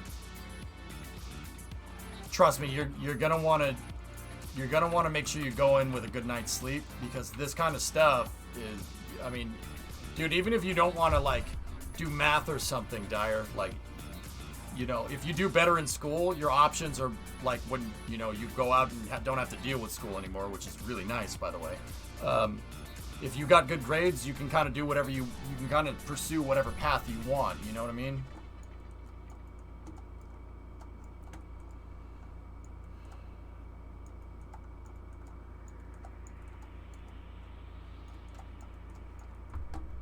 So, like, dude, even if you don't want to, like, go to school to be an engineer, if you do good in school, that'll open up more doors for you later in life to do whatever the frick you want to do. And that's nice. I like being, you know, it's really nice. I like being able to do whatever I want, like, but I didn't do that well in school. I got lucky with Twitch, man. Just food for thought, I guess. Okay, almost there.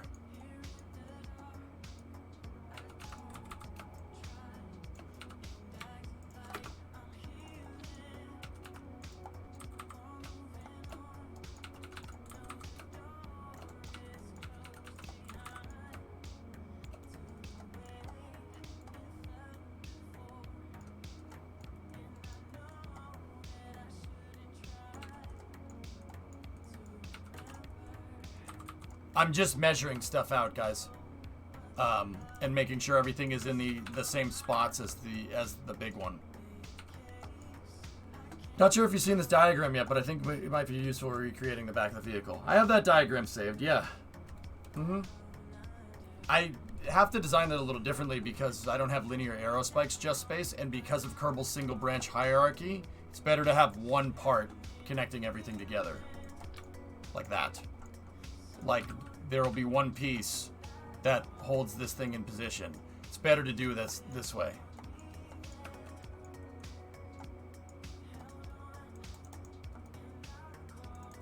I mean, Smirnov, nobody said I play the game like everybody else, man. That's for sure. I mean, all I'm doing is just engineering. What I try to do, dude, and I know I nerd the hell out. I know I get, like, crazy with the details. But this is, like, what I'm trying to do is show people, at least realistically enough, how you would go about building something like this in real life. Like, don't get me wrong, playing Kerbal isn't going to make you a rocket scientist, but it'll make you understand it better. You know what I mean? That's kind of what I'm aiming to do. Chungus class. But yeah, no, dude, this type of gameplay ain't for everybody, man. I know that. You know what I'm saying? Like, that and, dude, the streaming hustle, man, you gotta bring something to the table that's not like what everybody else is doing. So, like, if you want to get into the streaming game, right, that's the hustle, man. Bring something to the table that nobody else has, because you want to have content that's not like anybody else's. That's the other reason why I go into the crazy stuff, is nobody does this. Nobody does stuff like this. It's unique content, totally unique to me. I mean, I'm sure there are other people that have tried, that have played like this. There might be somebody out there that plays like this that could, frankly, do it better than me, fair enough, you know, but that's the hustle, my brother. I'm not going to go and sit there and get any viewers going and playing Fortnite, you know? That'll just bury you down in the directory. Nobody will ever find it.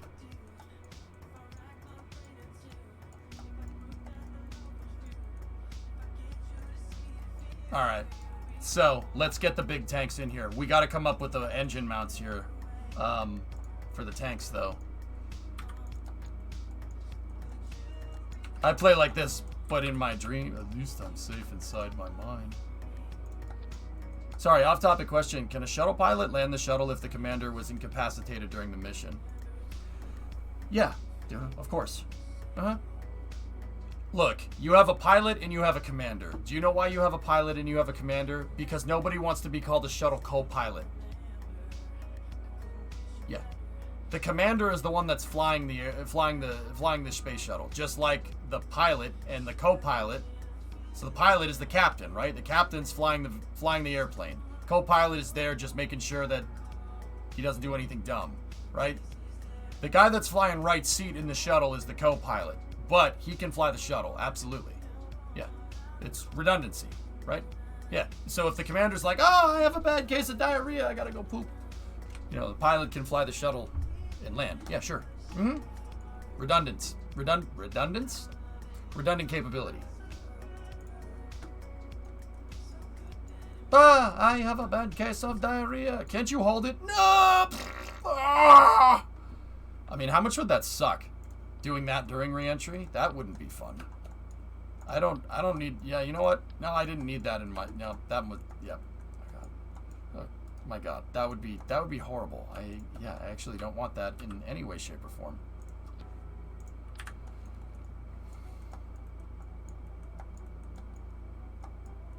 Yeah, just in general. I mean, it would be explosive decompression. It would just be a different type of... yeah, this conversation's not going to go any further than this. Yep. Would the X-33 and Venture Star have used the same pad? No, probably not.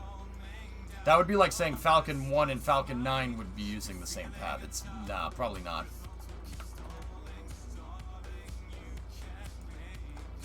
See, the struts get messed up.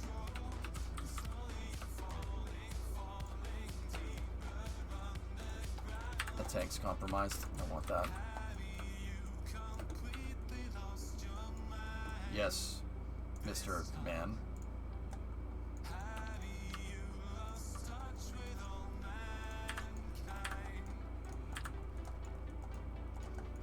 Yeah, you're welcome, drummer. Hey, what's going on?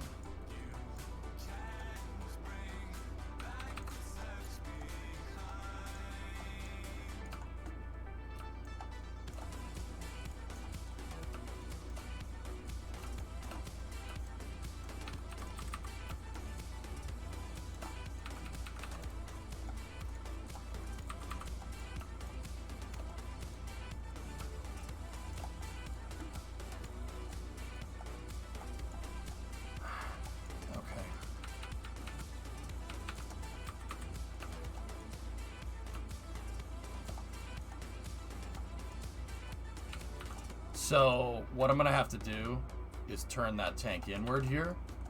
And I just need to make sure that that doesn't mess up any struts.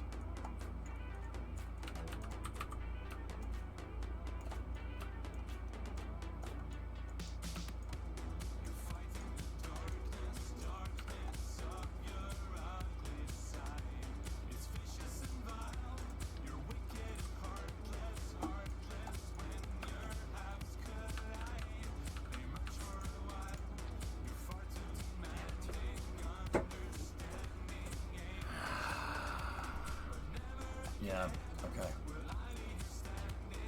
What I'm trying to do is make sure that the curved part of this tank basically lines up with this, so I can make the shape of the vehicle. Having this thing be straight like this is not going to get me very far.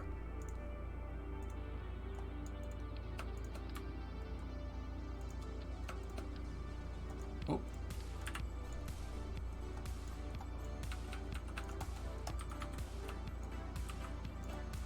Because that means that this thing, if I wanted to get the angle right with the arrow shell, this would have to be in here like this, and I don't want that. I need it out here. And we don't want to do this. That will screw up the fairings. So, yeah, this is going to have to be angled inward a little bit, like that.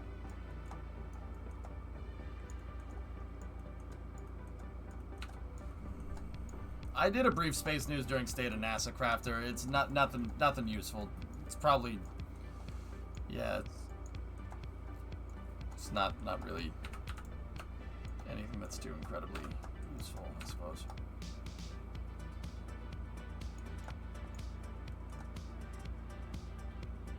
All right, how many degrees is this thing tilted?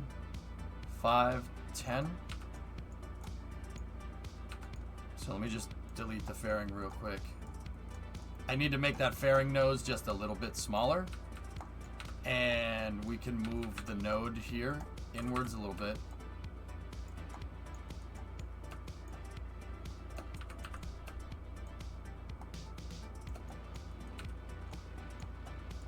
Because what I'm trying to do is leave room for the payload bay here.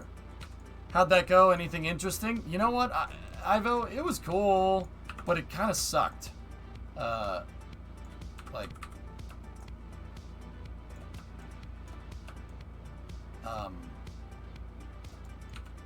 yeah, it kind of sucked.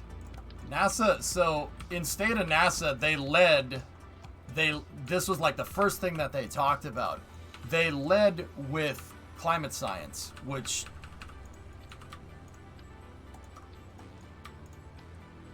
is stupid. Yeah, that's really dumb. Yeah, that's not climate science. The climate science, no, that's vital. Leading with climate science is a stupid idea. Why? Because you know good and well people nowadays have the attention span of a walnut. Anybody that would want to watch this state of NASA, right? Anybody that would want to watch this, right, that doesn't know a lot about NASA, what would they be looking for? You think they'd be looking for climate science? No.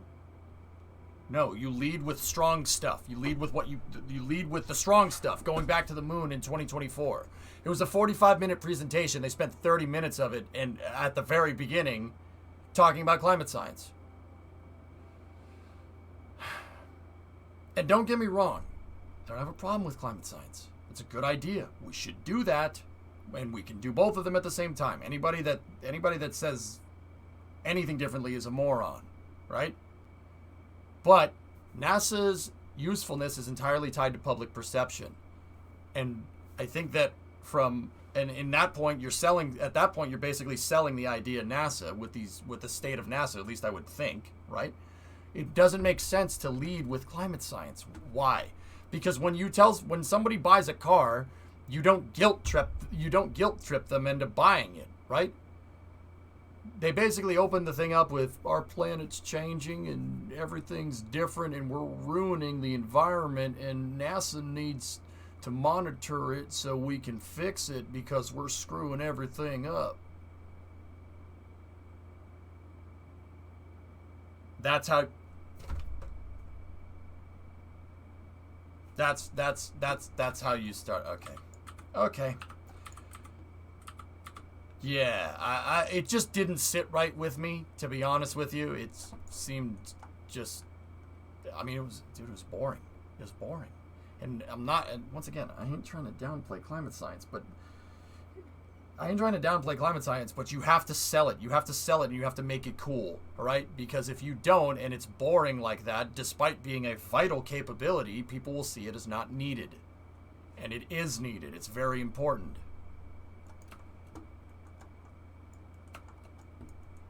To be fair, the kind of really, who gives a crap, Arsenal? Who cares? That has nothing to do with it. It's a bad. I mean, whatever. That's fine. I mean, you're gonna that's not good for NASA. I'm telling you. But I mean, what do I know? Screw it. That's not good. You're gonna make more enemies that way. By trying to guilt trip people into it. Nobody wants to be guilt tripped into buying something like that, dude. That's not how that works at all. You don't go into a car dealership and have the car salesman be like, well, if you didn't buy this car, you wouldn't have a way to get to work. If you didn't buy this Rolls Royce, you wouldn't have a way to get to work. That's not how you do that. But whatever. I mean, I don't know. If that's how NASA's gonna be, and if that's the priority, fine. It's just a hard sell, man. Real difficult thing to sell for me. It's hard to get people hyped up about climate science, man. Like, that's not NASA's strongest selling point, in my opinion. Despite it being a vital capability, like that's what we need to do. Absolutely. It's just you gotta sell going back to the moon, man. Like, that's what you're freaking doing.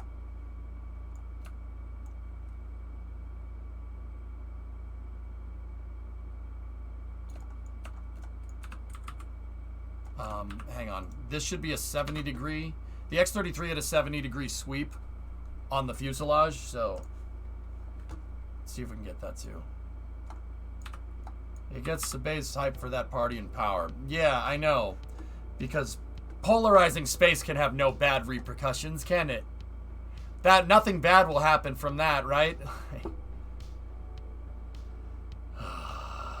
Jim always made it a thing to talk about the moon first because that's something people understand. But he always made it a thing to back that up with climate science, showing how they work hand in hand.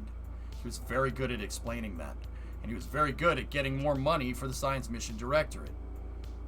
Doing this is not doing that. Doing this is the opposite of that. And maybe we just got spoiled by Jim. What do I know? I mean, what do I know? I don't know. Maybe I'm wrong. Who knows? Hey, I didn't say it was good. It's just what's happening. Yeah. 85, 80, 75, 70. That's the sweep angle. Oh. And that sweep angle lines up with the front tank. Okay, we got plenty of room. Excellent. So, guys, more or less, there's your size right there. Counterpoint. Climate concerns attached to launches has been a concern for... He's balancing that out.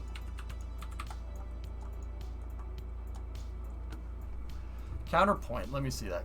Counterpoint. The climate concerns attached to launches has been a concern for the more eco-conscious, and so by emphasizing the climate science, he's balancing that out.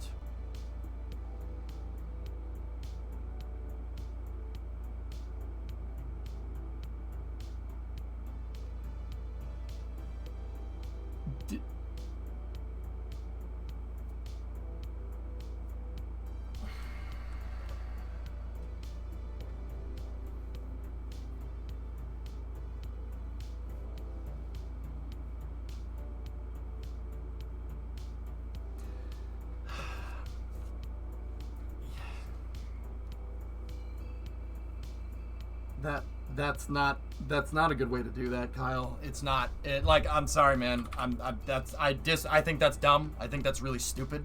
That's a really bad idea. Why? Because if you start advertising off of climate science, well, guess what? That appeals to a good amount of people. But going to the moon appeals to a lot of Americans as a whole, right? You can increase your demographic. And if you increase your demographic, regardless of whether you think the climate science is what we should be doing or the human exploration operations is what we should be doing, you're going to get more people on board with the idea of increasing NASA's budget. Budget is directly tied to public perception.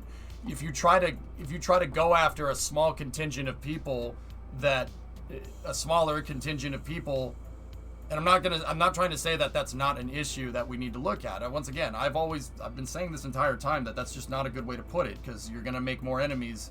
You're going to turn people off to NASA instead of getting people hype about it, right? You should always lead with going back to the moon, because that's something that people understand. People don't necessarily understand climate science and its tangibility and how real it actually is. I mean, and you can say, yeah, okay, he's just counterpointing. Yeah, and that's fine. Yeah, I get it. He's counterpointing it, and it was boring as hell, and no one cared. Yeah, I mean, you could sit here and say that, he's doing that. Yeah, it sucked. It was horrible. It was not fun to watch. I'm telling you, go watch it. It's freaking snooze fest, dude.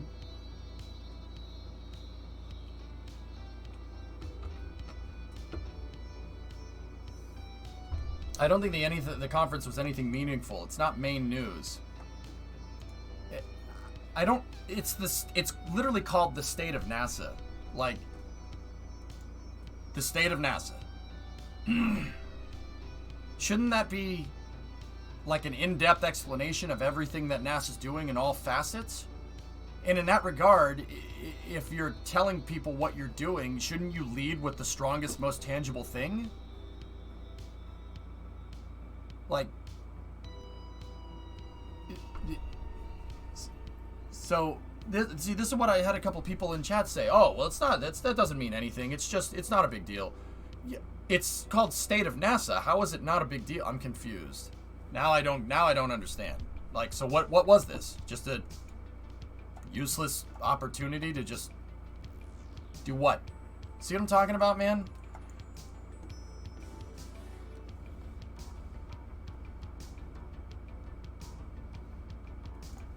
I don't care, bring on the KSP, whatever. Whatever.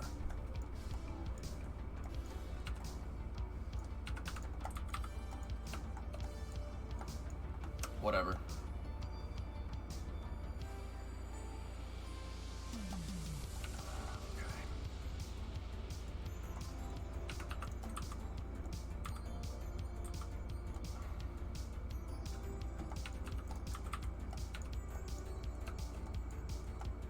Ugh, I have a spare me.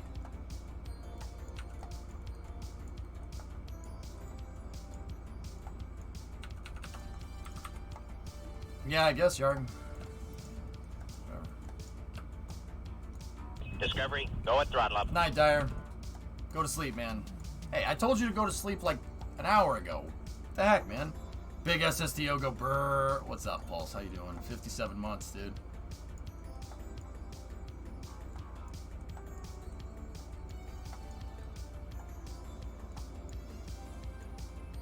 Yeah, Spooky. I don't know, man. I mean, it is what it is, dude. I mean, people clearly don't want to talk about it, so it's fine. I won't bring it up again.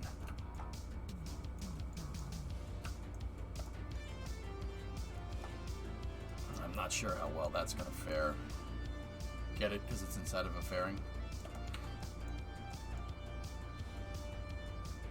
Discovery, go at throttle up. I finalized the design, but now I'm seeing that the design isn't really what I'm looking for. Maybe if I made these tanks a little bit more straight, like that.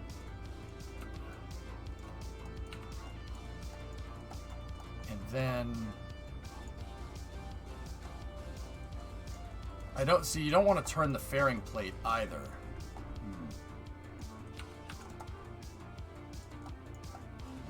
This is tough. I'm not trying to narrow the body. I just want to make sure that my tanks don't end up sticking out of the scaled arrow shell. So in that regard, I have to make the tanks similar to how I made them previously. That's all. So let's do that. That's how I had the tanks before. Alright, get rid of this.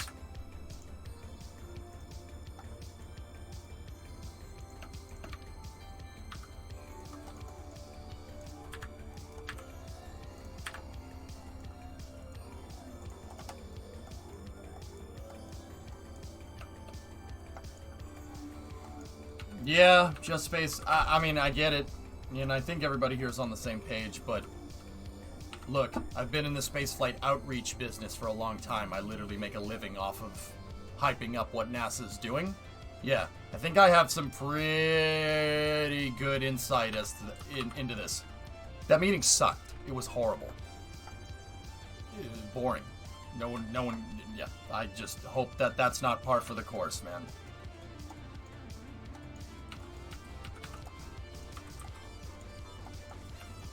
Each tank cluster is meant to fit inside of a fairing. Yes.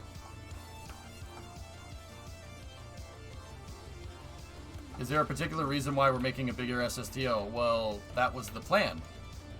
That was always the plan, dude.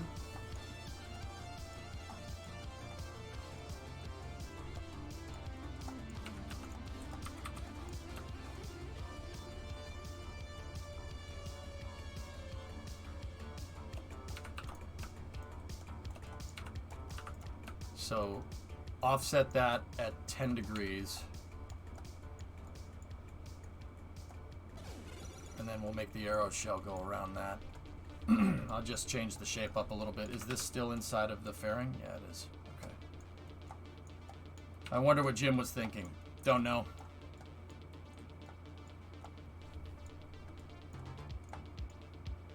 That was my day's going alright. It's not the worst.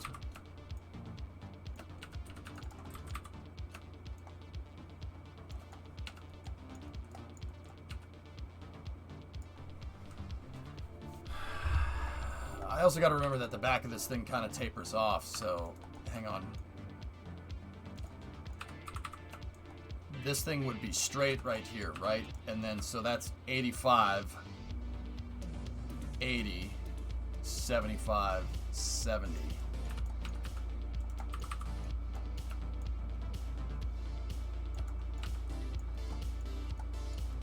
Just trying to find a better way to fit it in, because what I'm trying to do is make sure that the shape is exactly the same as the smaller one.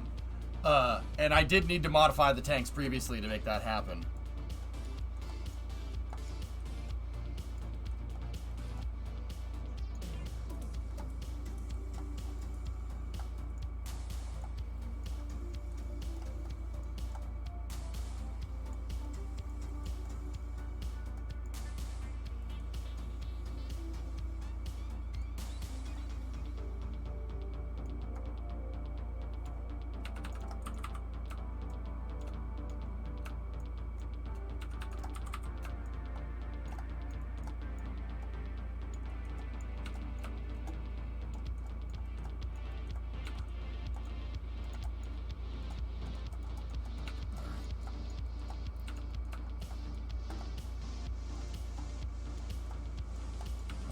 Modify this, guys. You know what? Stop talking about it. It's clear that people are very sensitive about this topic, so I'm not going to bring it up again, and neither should you. It's just not worth it. So let's get back to building this.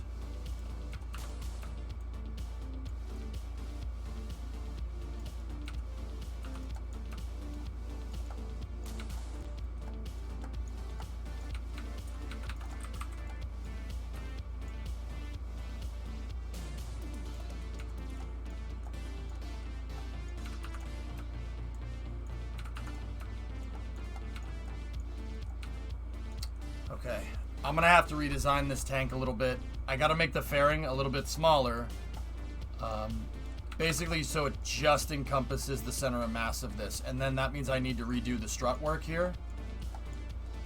Hey, Exo, what's going on?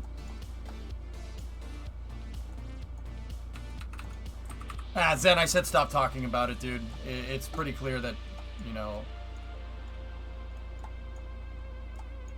people are completely missing what I'm saying. It's fine. It's okay. And I just don't really... You know what, man? Like, it's very rare that I just don't really feel like putting in the effort. I'm not putting the effort into this conversation anymore. It's just not worth it. Let's just get back to building the SSDO, man. Easier that way. Hey, Flask, what's going on, man? How are you?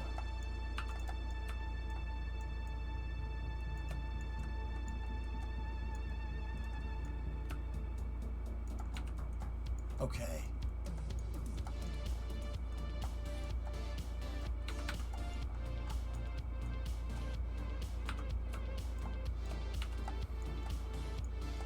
You love SSDOs, Exo? Right on, man.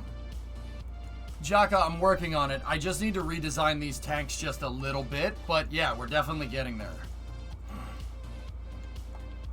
Definitely making some progress. I have this tank design pretty much finalized, and it's basically as close as I can get to a scale replica of the smaller SSDO's tank.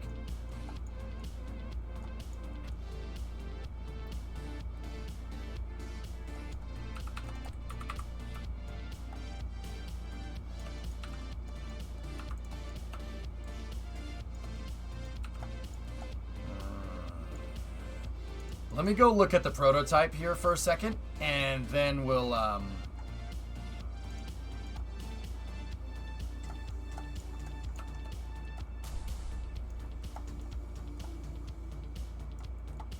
me see. What's the fuel tanks look like with this? Are they tilted inwards? They are. Okay. Yeah, they are tilted inwards. All right, cool. How much? Let's see. How much are they tilted in? So let me just save this in the configuration that it's in. 10 degrees. All right, so let me go back over into my bilobe tank design, right? And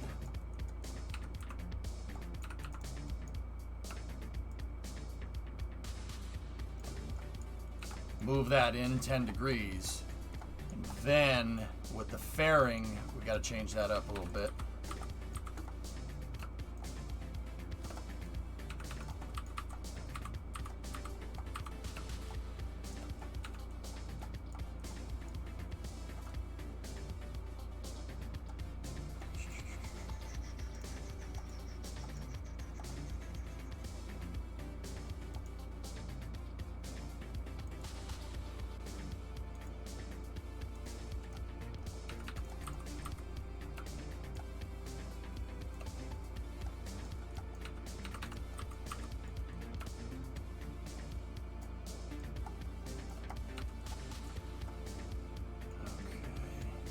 That'll work.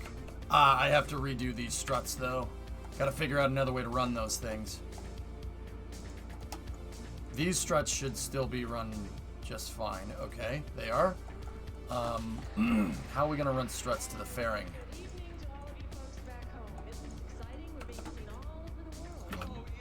Hold on.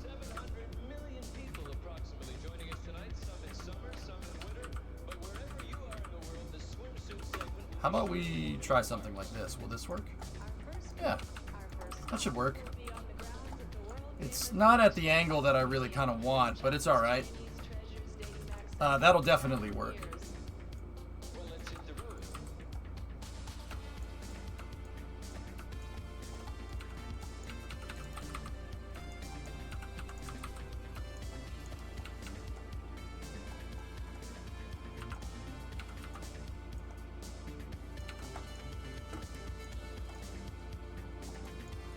They are 375s, yep. And now let me just make sure that the center of this tank is still inside there. It is. Cool. Excellent. I'm a little bit worried that the game is not running that strut correctly, but...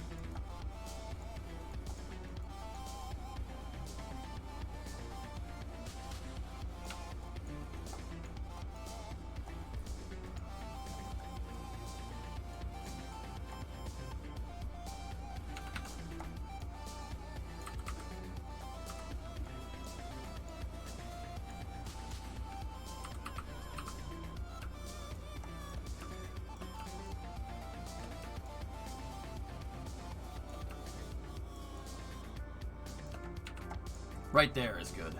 So I have tank to fairing. We have this tank to here, that tank to there, and then that tank is strutted there, and that tank is strutted there. Sweet.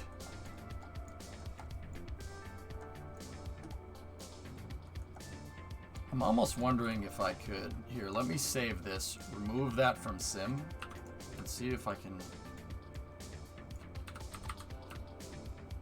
I'm almost wondering if we should do this. I'm not sure if that's going to have any particular... Like, I don't really think it's going to have that big of a difference because everything is being occluded by the fairing. But, actually, this... You know what? This way might... I mean, I did get rid of the grandparents strutting here, right? How far back do you have mission mode VODs on YouTube? Drummer's working on getting more of it up as we speak. It's just going to take a second. There's a lot of stuff, dude. There should be a good amount. You'd have to ask Drummer. He's the one that's kind of overseeing the whole thing.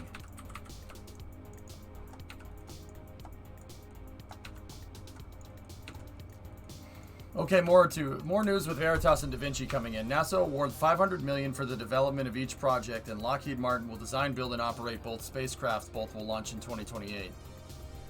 Neat. Any reason why the other tank isn't just stacked all... Oh, yeah, there is. So this is attached to the fairing. Discovery, go on throttle up. It's attached to the fairing, and then both of these tanks are strutted to it. Basically, it's a marker up. It kind of holds it triangulates, so to speak, the entire structure and makes it a lot stronger. Does that make sense?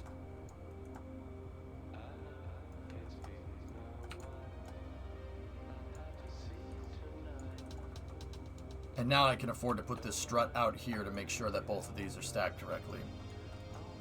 I'm going to try to adjust space depending on what happens, but yeah. Like, YouTube is, dude, Stuff is getting claimed, like, left and right, man.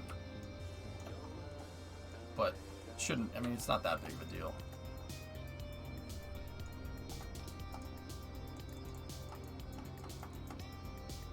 There. Perfect. Alright, there is our updated tank design.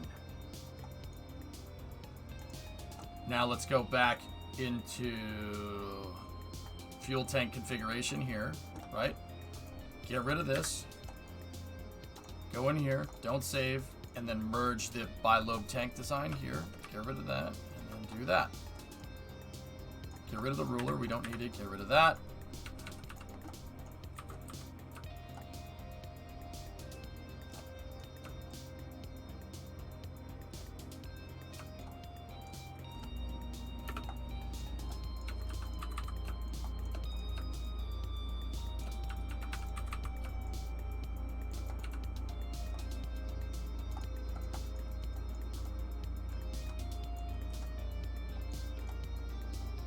Now, go over here, do the same thing, merge, get another copy of this one, and just flip it over.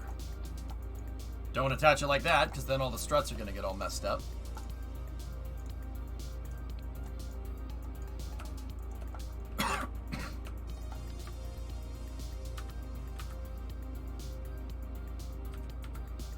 Boom. Struts all run correctly? Yes, they did.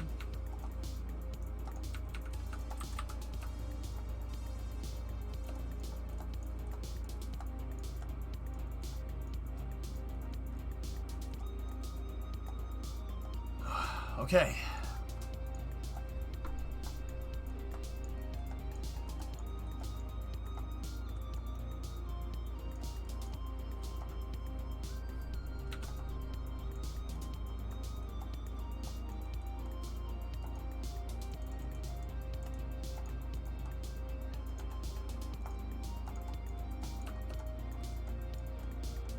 Okay, don't need that I-beam there. Don't need that I-beam there.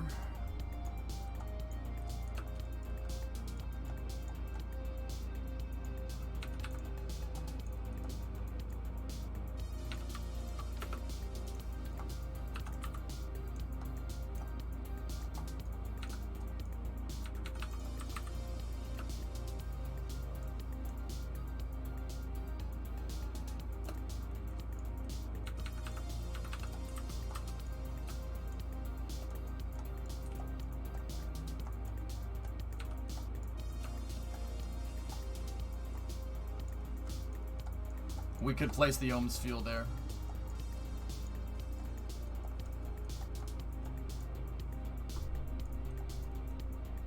Okay.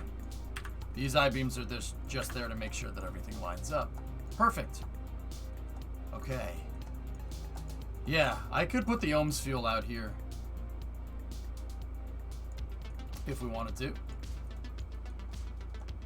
I'm just really wondering if we have, did we have that much space in the other design? Like,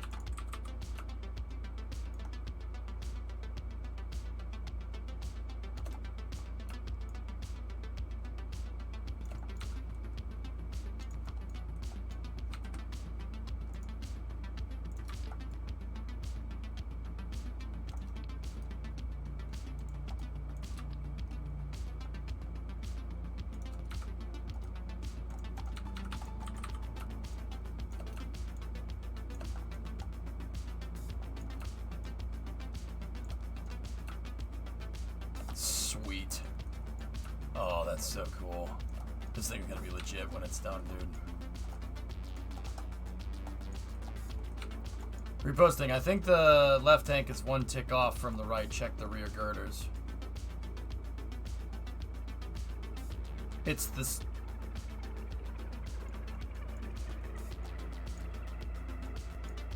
Yeah, so she has a good time.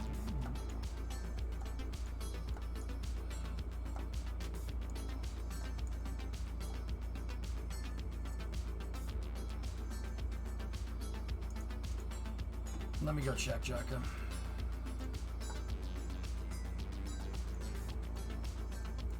The left tank back one more tick, okay. Oh yeah. Yeah, it bowed out here, and there's a lot of empty space. Got it. Yeah, okay. This one does do that. I mean, it's much more apparent because the other SSDO is a lot bigger.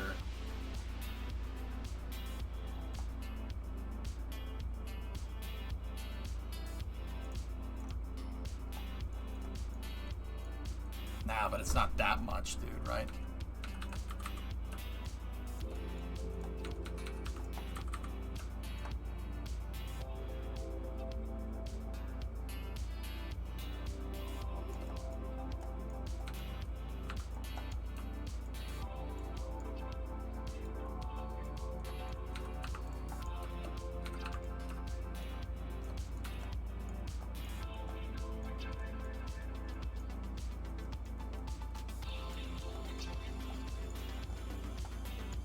Mark II cockpit? Yes.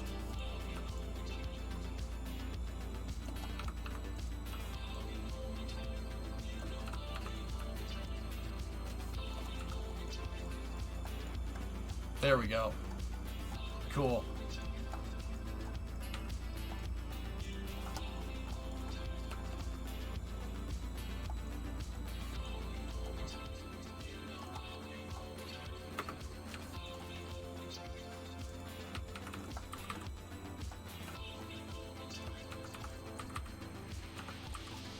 I'm gonna have to go make these modifications to the master file.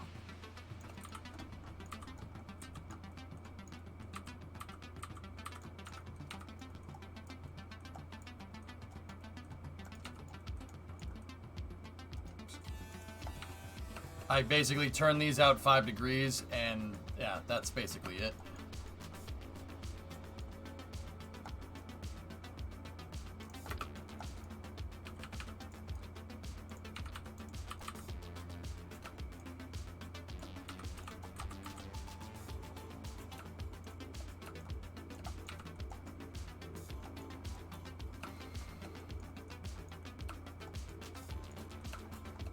Are my eyes bugging you, or is this one proportionally longer? I can move the whole... We could scrunch the whole thing up a little bit more.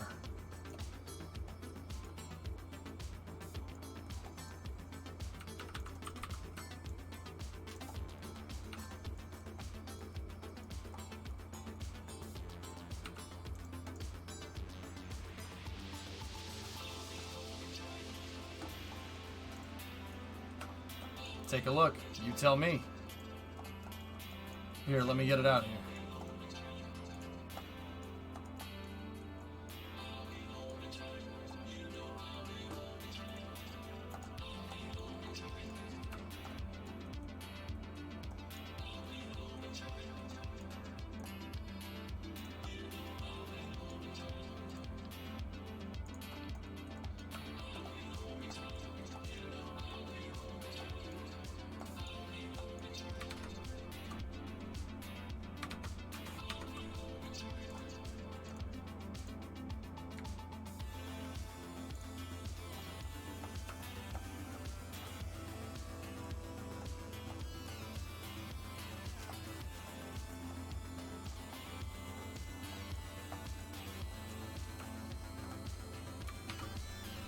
That's what I'm trying to do, just space. I'm trying to capture it. So the Vent X33 is about half the size. It's about half of what this is. It's funny. Aerodynamics do scale. They scale pretty well, actually. There are some weird formulas here and there are some things that don't scale when it comes to aerodynamics. But, you know, if you have a little model P-51D, right, like an RC airplane, it should handle pretty much exactly like the real one. It'll handle the same. You know, obviously smaller, right? But I mean, the Model 1 probably doesn't have the same mass fraction as the other one, so the Model 1 actually probably handles a little bit better. But if you had an exact replica of a P-51 that was half the size, it'll work exactly the same.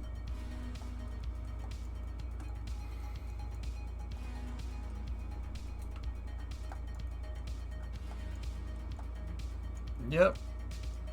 That size subscale wind tunneling is wind tunnel is the thing. Yeah, absolutely.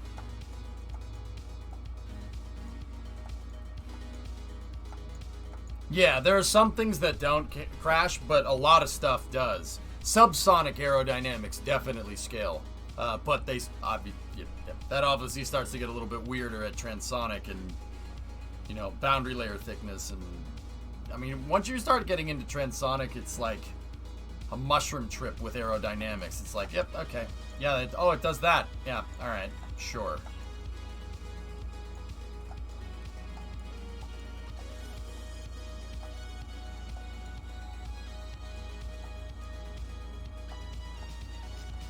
I think this tank design is good. Let me just make sure that none of these are outside the fairing. Nope.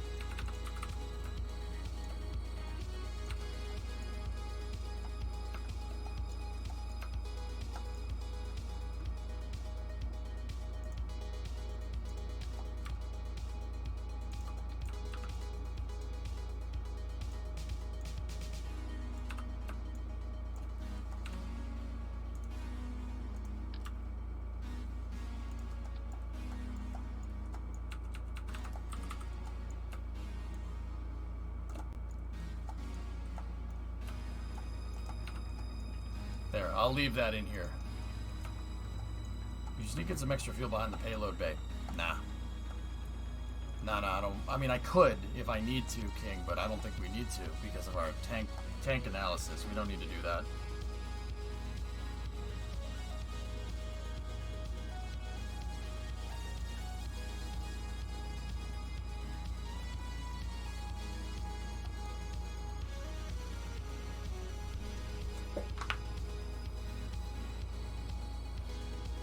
Theoretically, if you can get the Reynolds number and Mach number the same, then it will behave the same aerodynamically, but the Mach number can be neglected for subsonic purposes. Yep. In Kerbal, it doesn't get that complicated. As long as I build it in the exact same way at this size, and we scaled the numbers correctly for Delta V, it should be fine. Once again, when you take fluid dynamics out of it, just space, it gets a lot easier. Go figure.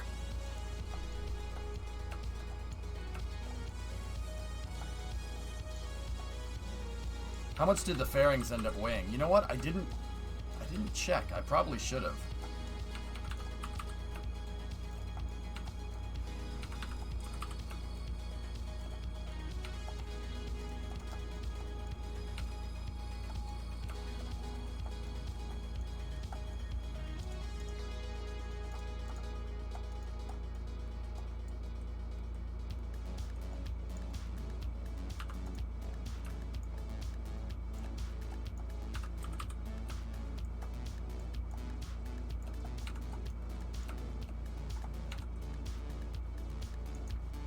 All right, 24. This is 24,661, and if I delete the fairing, actually here, hold on. Save this, edit, 1.78.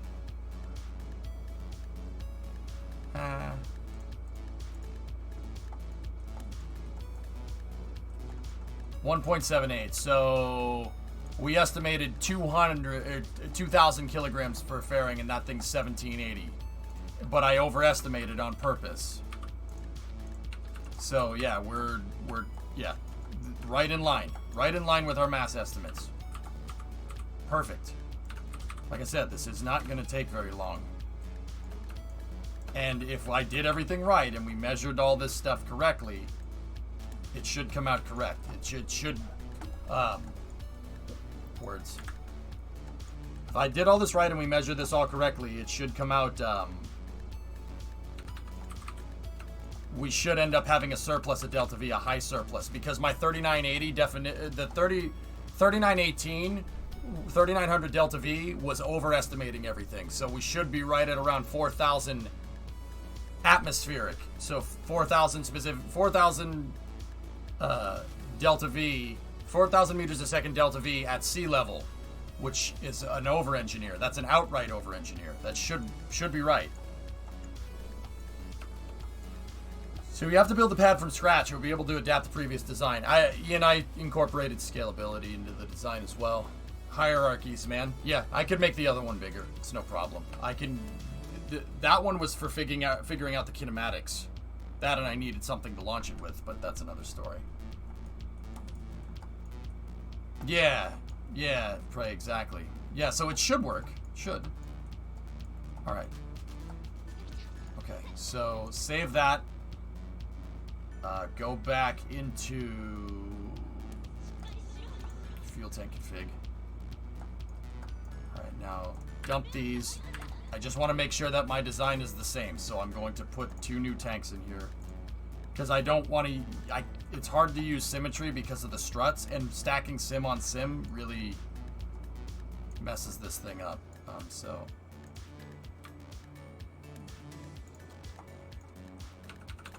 how many ticks are we going to move this back? 1, 2, 3, 4, 5, 6, 7, 8, 9, 10. It's clipping the I-beam just a little bit, but that should be fine.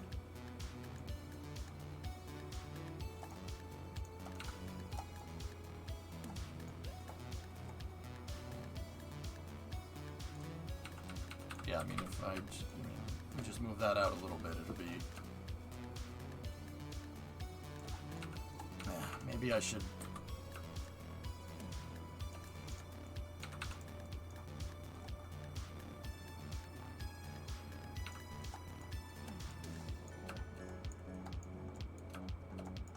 How does the fairing include the tanks? As long as the center of the wherever the manipulator shows up, that's where...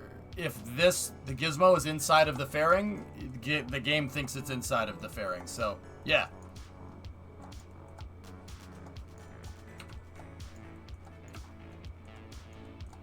All right, I need to go make one more change, and I need to rotate this tank inwards a little bit. Just a teeny wee bit. Another 5-degree tick in should get this right.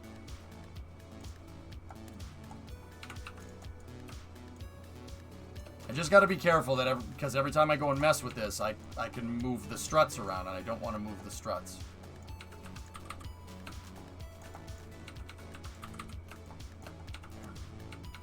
Perfect.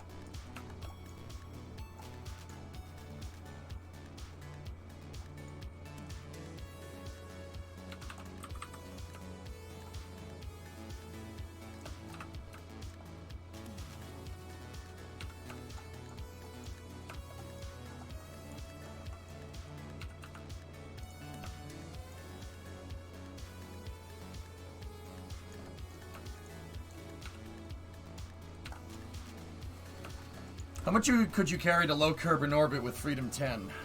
Reusable Swishio, like 5 tons. Non-reusable, we could push a 12. Non-reusable. Yeah.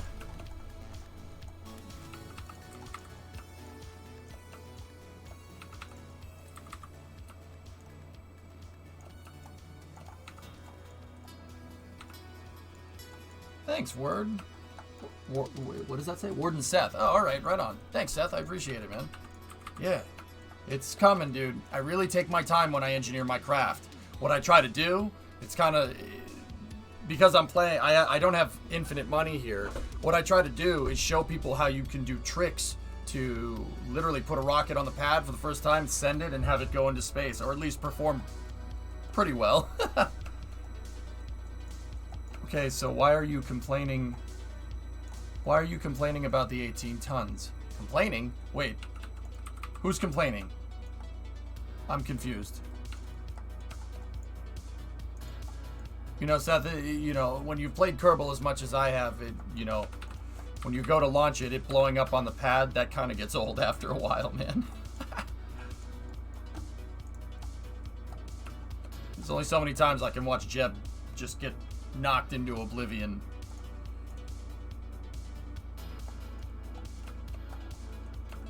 I think it's always been like that, Novus. I don't recall a texture pass.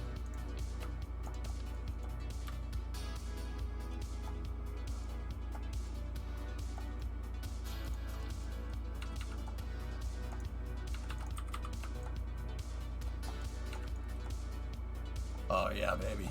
Now we're talking. On the bright side, we won't need to watch Jeb die for a while. Yeah. Yeah, I mean, you're not wrong. You're just a dick.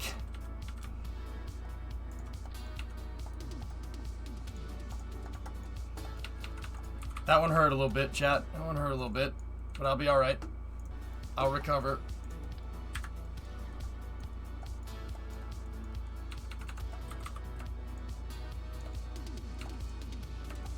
Jeb didn't die. He just went home. Okay?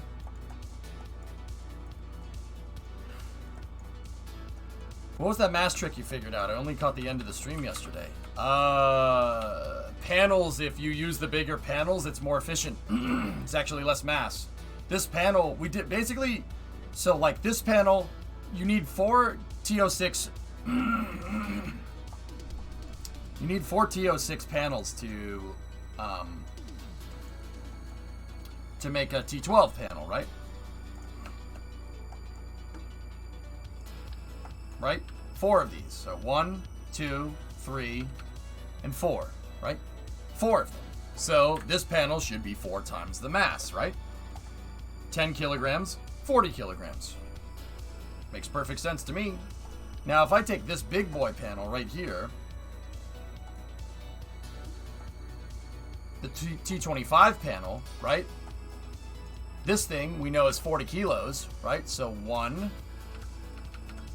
2, 3, 4. 4 times 4. 160 kilos, right? Yeah, makes perfect sense.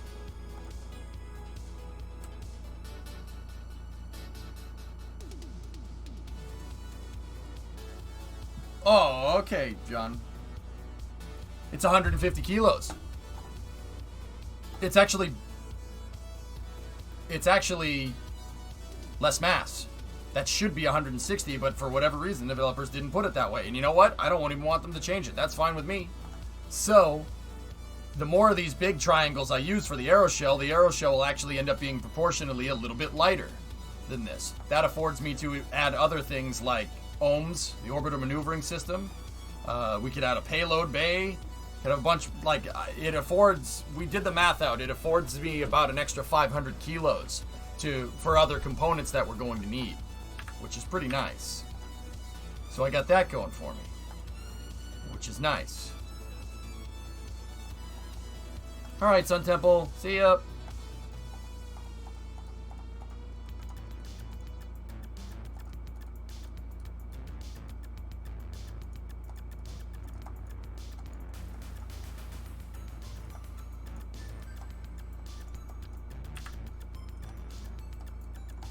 Well, Spooky, when we're talking SSTOs, your mass fraction is very, very, very, very, very, very important. Like, I mean, don't get me wrong, it's important in any type of rocket. Mass fraction. What is mass fraction? What the hell does that mean? Well, the best way that I can describe this is that, well, you want more fuel on your rocket, and you want less rocket on your rocket. Yeah. Mass fraction is the amount of fuel you have to the total mass of the vehicle. Your mass and fuel versus total mass. That does figure into the delta V equation if you know a little bit about rocket science, right? Your mass fraction is super important with an SSTO because, so like, say you have a fully fueled SSTO on the pad and the SSTO is 300 tons.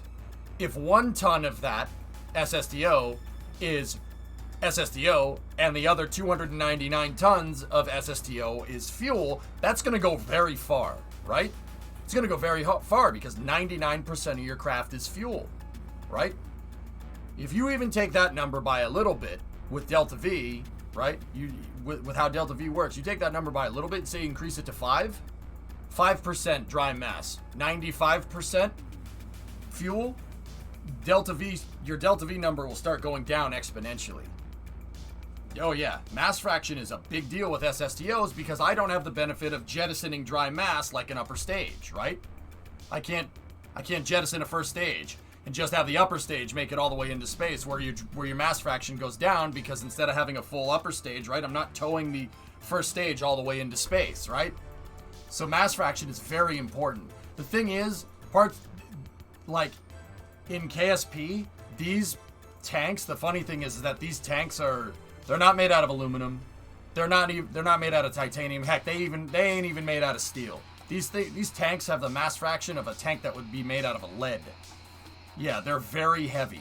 Very heavy for the amount of, like, their mass fraction is like 89, 90%. It's 10% fuel tank, 90% fuel. Like, that sounds really good, right? That's terrible. Terrible for rocket science. That's terrible. Really bad. That's very high underperformance. Like a Centaur stage on an Atlas V, for instance, is like 97% fuel and like 3% Centaur. Yeah, crazy, huh? Yeah, you gotta have less rocket on your rocket and more fuel on your rocket. That ratio between the amount of fuel versus your total mass is your mass fraction. That's super important with SSTOs.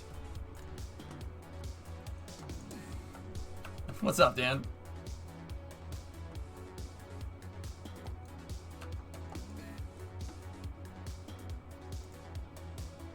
Yeah, if you want to see the numbers, this part is for the nerds here.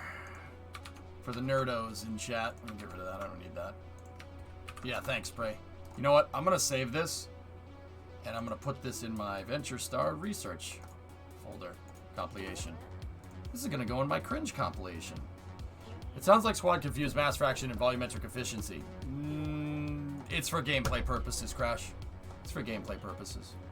If we had tanks that had real mass fractions, making SSTOs would be extremely easy. You could, heck, a Centaur stage could almost SSTO on Kerbin. I mean, the TWR wouldn't be good enough. A Falcon 9 second stage could almost SSTO. Yeah, it definitely could, actually.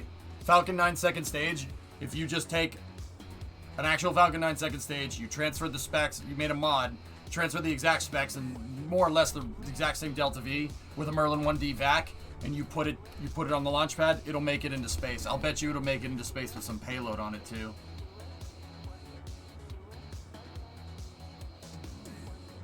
Why are they orange? Wouldn't it be yellow lead better? Oh yeah.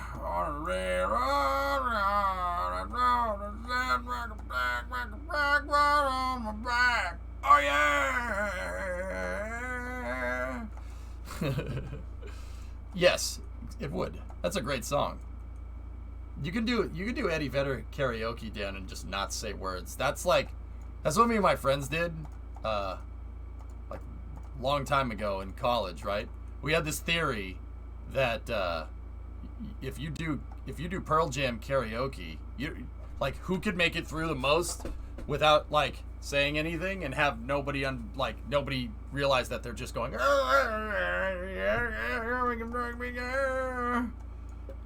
I know the lyrics. It's a good song. A lot of Pearl Jam songs are pretty good, man. And by pretty good, I mean very good. I mean, if we're talking grunge, I was much more an Alice in Chains kind of guy, but I like Pearl Jam. Pearl Jam's good. Yeah, Flask, right?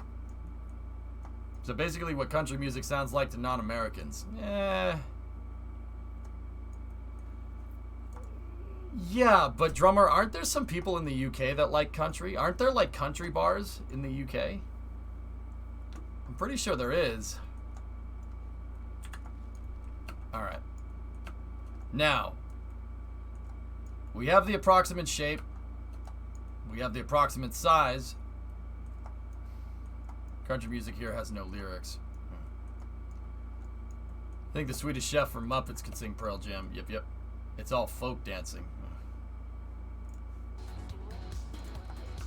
There are American impersonation places. Altio, I'll be honest with you. When I go to Europe, if I do a meetup, I need somebody from Europe to take me to the American, take me to the American impersonation places, just so I can really enjoy myself, to say the least. Is country music really music? I don't mind country music, worst. I don't really care. Like, there's modern country, which I would call pop country, to be honest with you. It's pop music with a country riff. It's not like old school Hank Williams or something, or like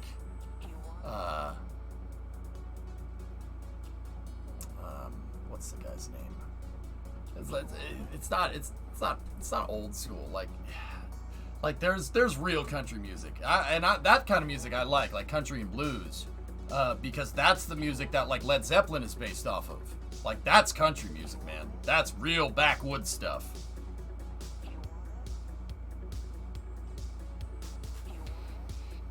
Look up Coulter Wall, okay?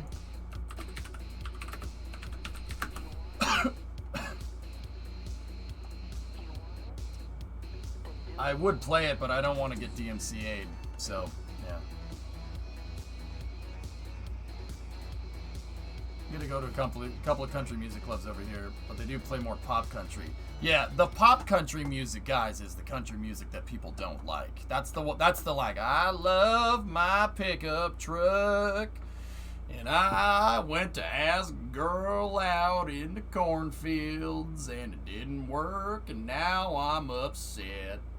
Better drink some beer and go hunting with deer and watch some NASCAR.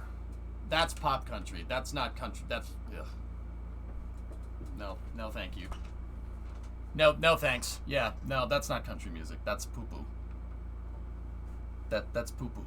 That's poo-poo music. But then again, somebody appreciates it somewhere because it sells, so. And it's important to understand, guys, that music is subjective. It's in the eyes of the beholder because it's art. It's fine. Yeah, I don't have a problem with that. Somebody enjoys that somewhere, so, hey. Tip my cap to you. Not my cup of tea, but hey, you like it, you like it. You don't get to choose what you like, you know? You just like it.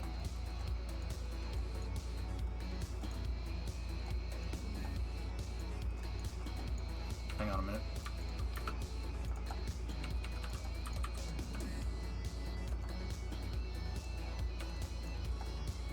Yep. So those tanks need to go up 2 ticks. Just make sure I didn't mess up any of the struts in here. Nope. Cool. Alright. It's because I have the nose cone intentionally low. I did the same thing with this, and it actually, that gives you a much better shape.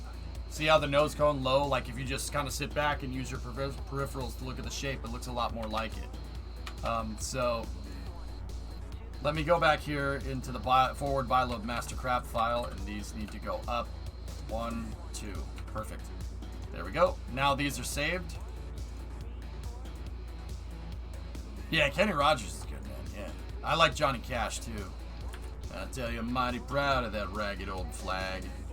I'll tell you, last July 4th, I played Johnny Cash, and, you know, I was like, not many things are worth risking a DMCA, but I played Ragged Old Flag on the last 4th of July stream.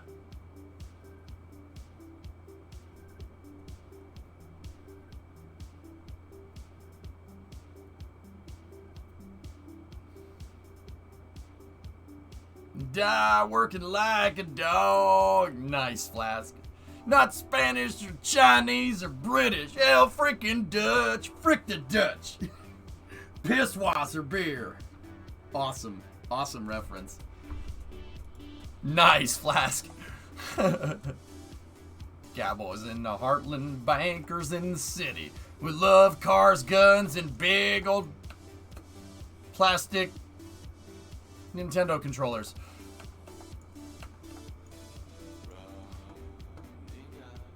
Quick representation of dry mass impact on delta V.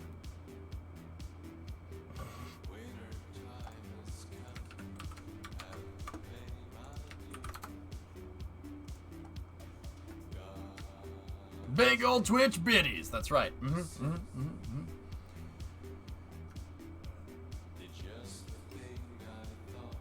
Oh, I see what you did here. Yeah, so 315 specific impulse, 9.8 log, 715, which is, I'm guessing, yeah, okay. So if your dry mass is variable here, yeah, okay. Yeah, I see it. Yeah, the lower your dry mass is, the more delta V you have. What scale is this? Permanent buoyancy aids. Yep. Yeah. Yeah, chat, we're gonna sit here and learn a new thing today. It's called math. And without it, none of us would exist. Now, class, who can tell me what 9 times 5 is? Morty, can you tell me what 9 times 5 is? I don't know, something like 40. Oh, Morty, you're absolutely right. 9 times 5 is something like 40. Class, I'm giving you an A.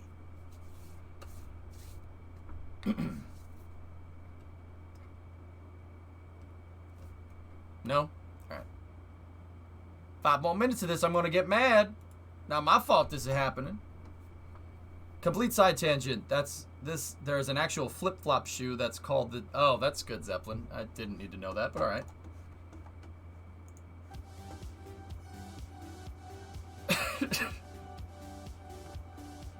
If he leaves, I'm giving him an F. Oh God. All right.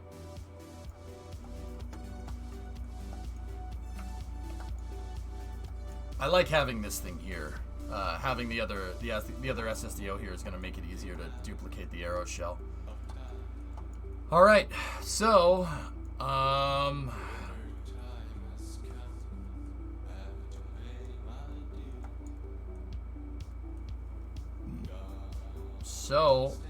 fellas, I think we're...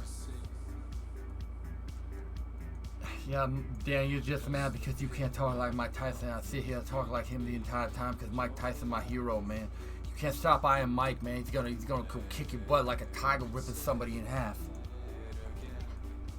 I love Mike Tyson. He's my favorite boxer of all time by a long way. All right, so we got to do some hierarchy things here.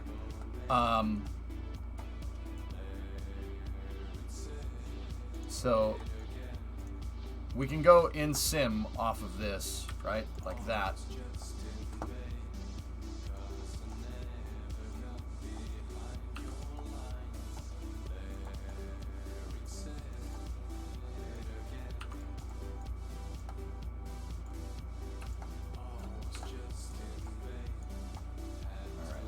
So that's going to connect to there. Then what I'm going to do is I'm going to take these front tanks here and we're going to tie them in like that there.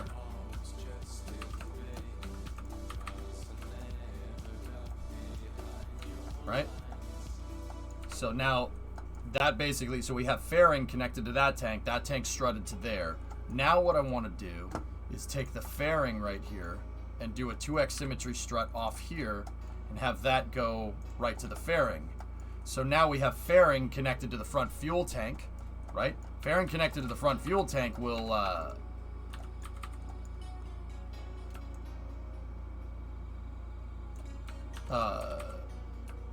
give us a lot of rigidity here because everything, all these tanks are tied into the fairing, and if the fairing won't move because it's anchored to this fuel tank, that should make this work a little bit better. So now we have fairing tied in there, so now I'm going to tie fuel tank into fuel tank right there, like this.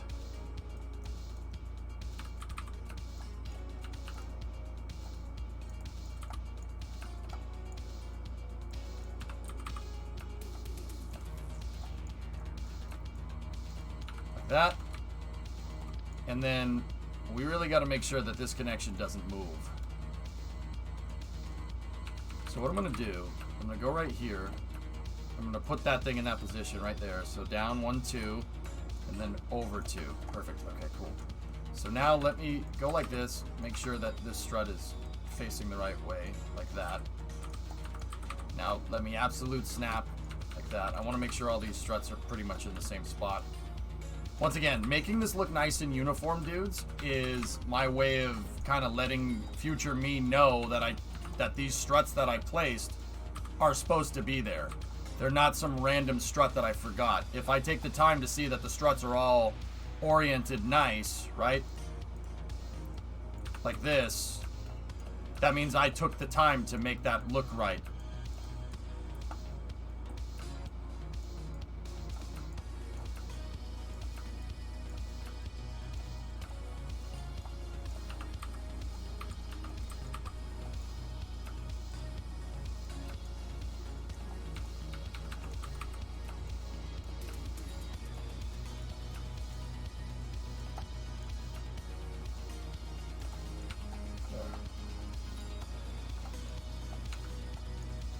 Kind of off topic, what do you think will happen to 16? Scrap? Serious. Scrap?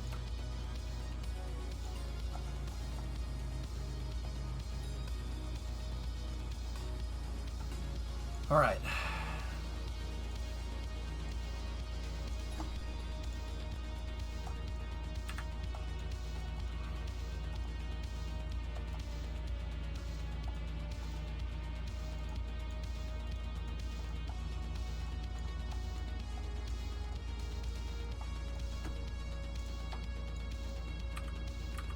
And before you say, like, dude, is that enough struts? No. The answer is all the struts. Kerbal struts drive me nuts.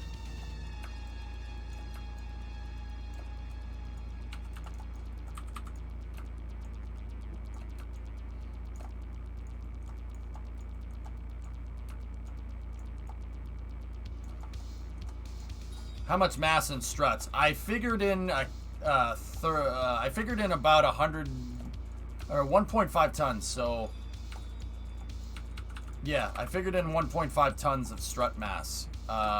Each strut is 50 kilos, and I figured in 1,500 kilos into my mass estimation. Yeah, no, we're fine.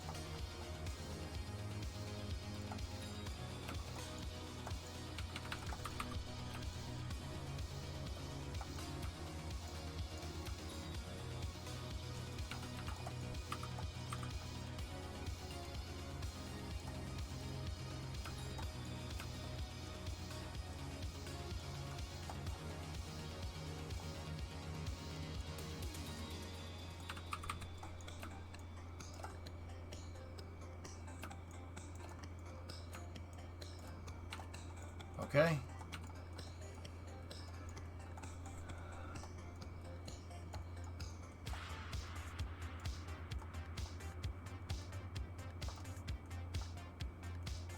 I think this is strong enough.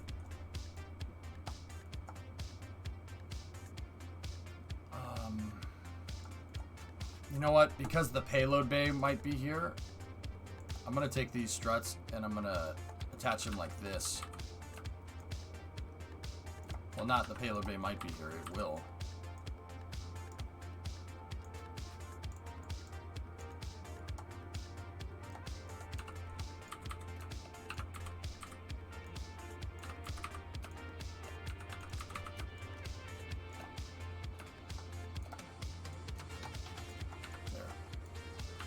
Now, these struts that are at these angles like this, I like pointing them at each other. I think it just looks a little bit cooler.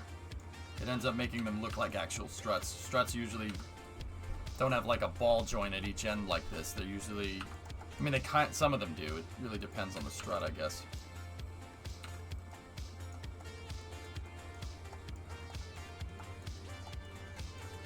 So what I'm trying to do now, if you're wondering and just popping in, I made a small version of the vehicle that I'm trying to make. I made a small one because I had to do a lot of tricks to get this shape right. That shape is the way that it is because it's mass balanced to fly correctly. That's why the front's made out of panels. It's using a combination of panels and wings, right? It was easier to engineer the small one, a smaller version first, before we went and tried to make a big boy. Like, for instance, it took me probably about a week to get this tank design figured out last time. It's taken me less than one stream to get the tank design for this pretty much finalized because this is just a bigger version of that. Same thing. Yeah, just a bigger version.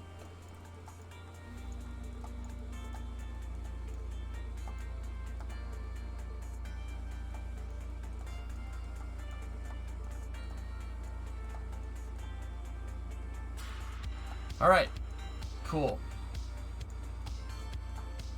So, there's still a fairing that's staged here. We don't need that staged.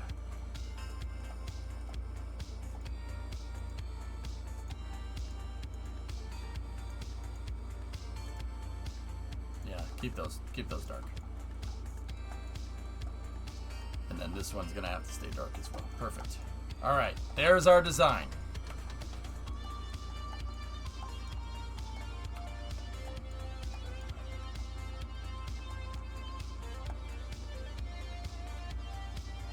Looks good. Yeah, not bad.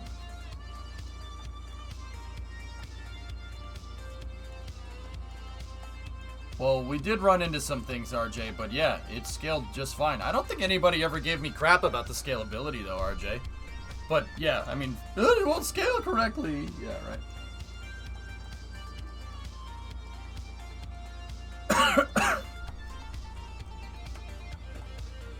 Yeah, it looks fine to me.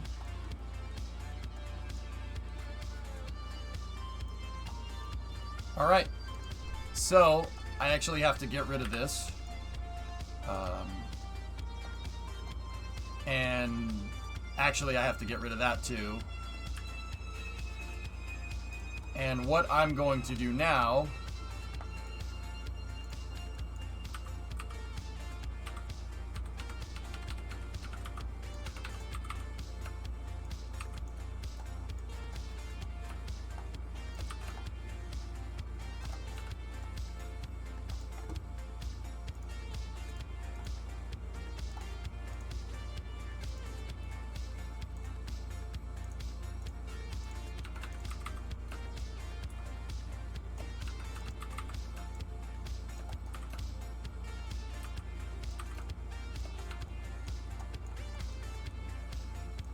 Let's figure this one out. So landing gear.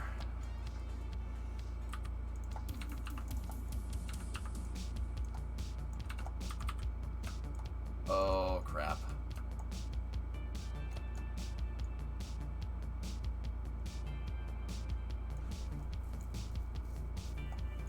Yeah.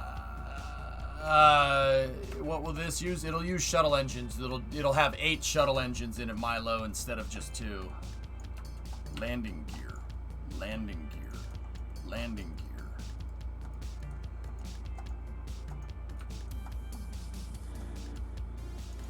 I gotta back out for a second. I gotta go find the gear.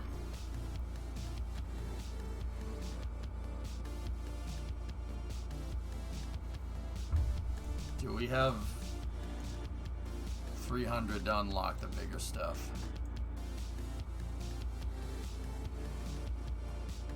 I might have to do a science run, guys. But for now, we can use the small landing gear for testing purposes.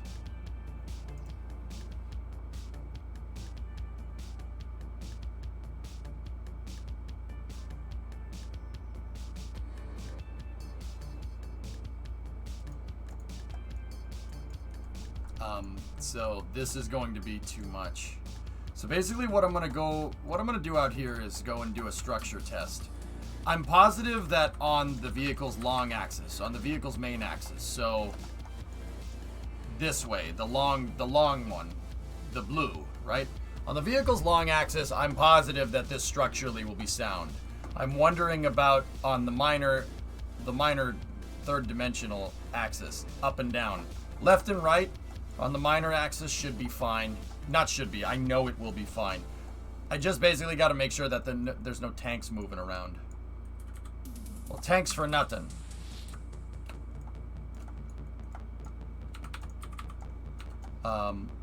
So one more thing that I'm going to do.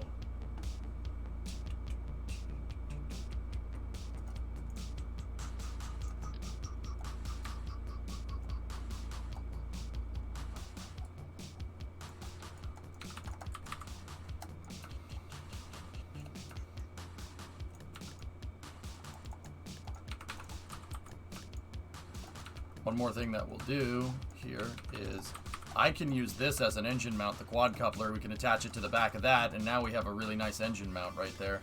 And then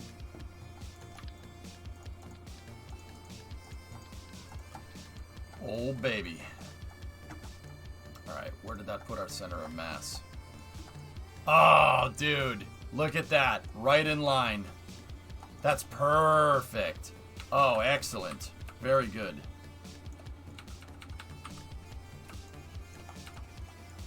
That was a pretty damn good estimation right there.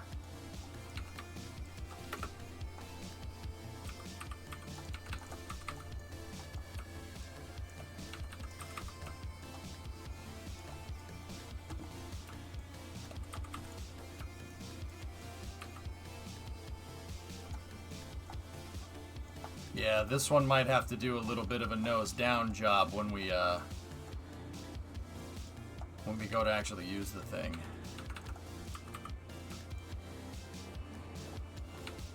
So let's go in here. Strut the landing gear. Right? We're going to strut them and try to see if we can get them inside of the fairing to an extent.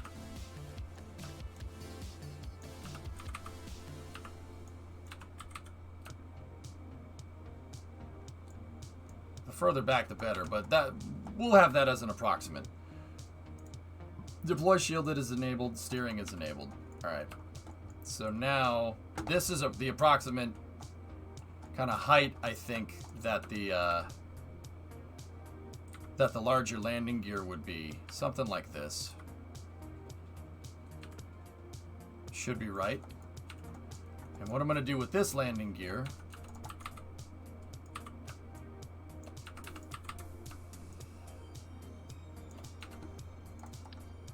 is I'm going to strut that to the fuel tanks. You always want to put struts, like if you don't want something to move, you got to find something that has a lot of mass, right? That's near it, something that's heavy. If you find something that's heavy near where you want, near something that doesn't move because it's heavy, right? And you find that near you find that near something that's flopping around that you don't want, strut it to something that's heavy. Because heavy stuff is less likely to move. Alright, dudes. I think what I'm going to do is take my service bay.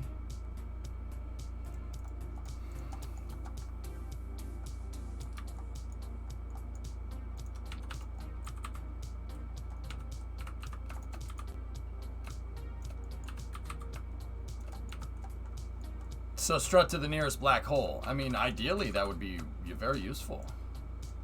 Don't you think?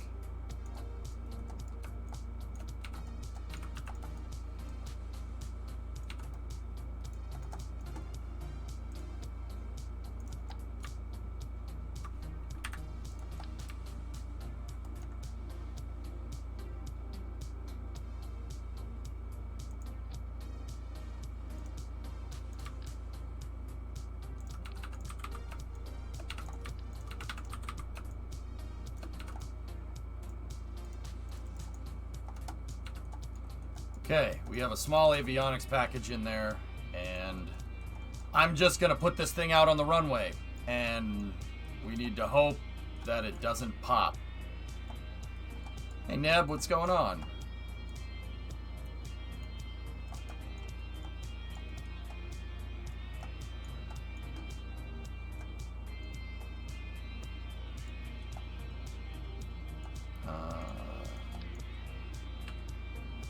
So, I don't need this thing costing 200 grand.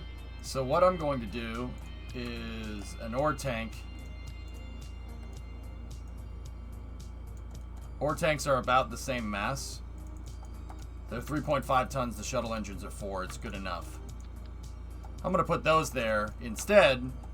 Because if this thing Kraken strikes, I won't have to worry about it deleting 200 G's worth of shuttle engines. Because we have 8 shuttle engines. Discovery, go at throttle up. And how much does it cost? Each shuttle engine is 18,000 a pop. You get what you pay for, though. They're great single stage to orbit engines if you know what you're doing.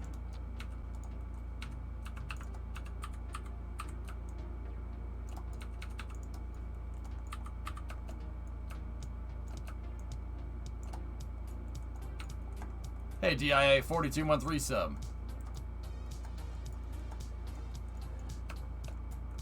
If chat chose something similar to the Falcon 9 or whatever, build 1, where do you think you'd be right now? I would have scaled up Freedom J and turned it into something like Falcon 9 almost, only I would have landed the first stages back onto the pad. That's what I wanted to do.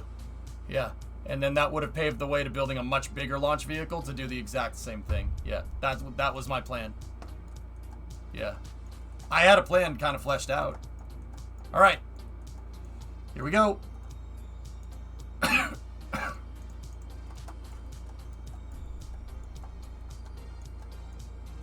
Jay, I said when we chose this, when chat chose this option, that this option will have consequences. I didn't mean that in any particular bad way. What I did mean by that is that the consequences will be... The consequences of that will be the fact that we have to sit here and engineer all this stuff.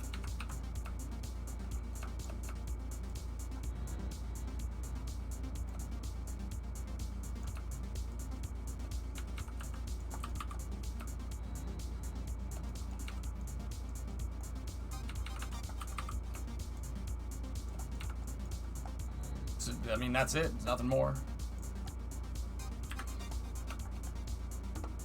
This is going to take a second for me to make. It's going to take a second to design it. Because I've never built something like this before. I never built Venture Star.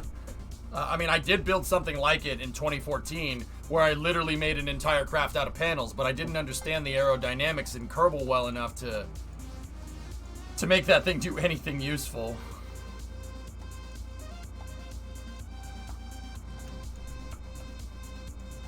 Seems like an adapt analogy for why SSTOs are not a thing. If you have plenty of capital to throw at it, James, yeah. All right, let's do it.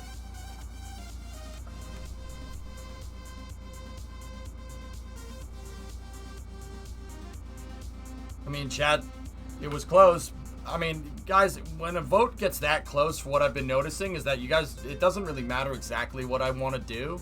As long as I give you guys some good content, you know, like basically half a chat wanted to do this, half a chat wanted to do this. Whatever I do, that the half that didn't want to do said option will come around. You know, they'll end up liking it, and that seems to be the case. That's what I mean when I said I would approach this in good faith.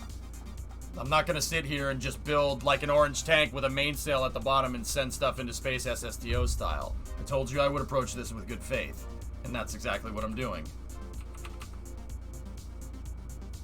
All right.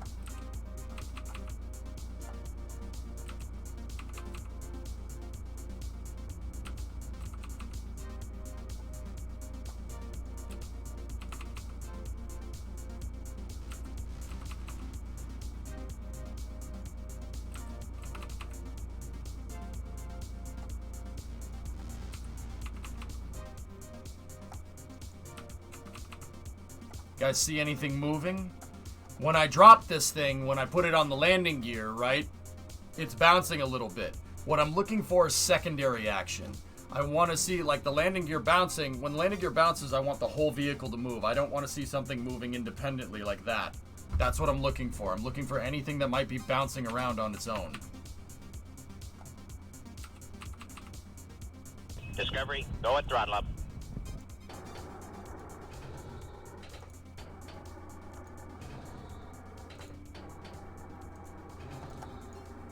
Definitely a beefy boy. Yeah. Hey, General, what's up? 42-month resub. Are you going to make the new pad use cranes? It'll most likely be the erector pad, RJ.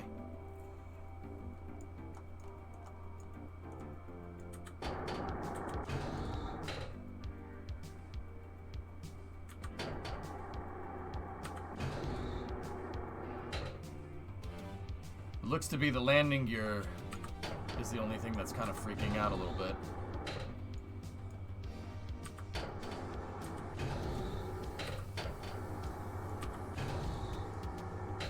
Good. Anybody see anything? No, I didn't, RJ. Now, if the landing gear springs out a little bit, that's fine. It's just because I'm using a bunch of small landing gear because I don't have the big stuff unlocked. I'm talking about the fuel tanks.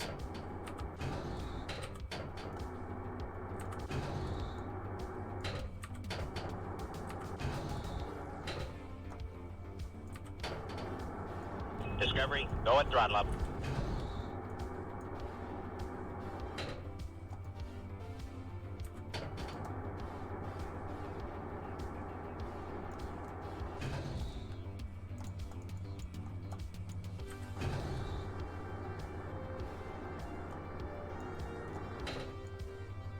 Okay, I see what's going on here. The landing gear is extending, and it's pushing up on these struts. That's pushing up on the fuel tanks, and that's why the fuel tanks are moving independently of the fairing. See that right there? That's why it's going on. So that tells me that my X-brace strut right there isn't enough, or if I move the X-brace strut forward, yeah, okay. That strut, that X strut right there needs to move up so it's in line with the landing gear. That should eliminate that problem. Okay. See how the tank is moving independently of the fairing? See that? What about gear to fairing? Anchor onto something heavy. Your fuel tanks are heavier than the fairing. That's my rule.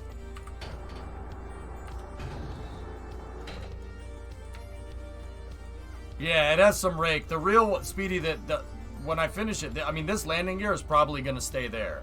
It's probably gonna be like that, with the larger landing gear in the back doubled up. It'll probably be the two bogey landing gear back here. But I want to be able to steer the stupid thing, so I want the steering gear at the front. I mean, in addition to, not replacing. Oh yeah. I mean, I can save part count by just moving that X-brace forward up there. I think that'll do what I think it's going to do. If I move both the X-braces up, yeah, that should fix it. All right, anything back here? Any fairing? Is the fairing moving independently of the of anything back here? Nope. We are getting some. The fuel tanks are slightly. These fuel tanks right here. They are moving slightly independently, but that could be because the landing gear is affecting it so much. Other than that, I don't see any relationship or movement. Yeah, the nose is kind of a little bendy.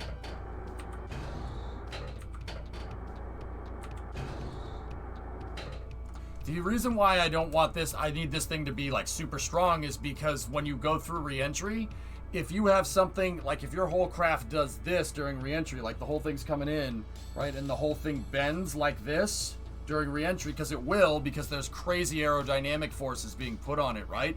If the whole thing bends, the vehicle's gonna handle not how I want. And I have a sneaking feeling that happened with Dart as well.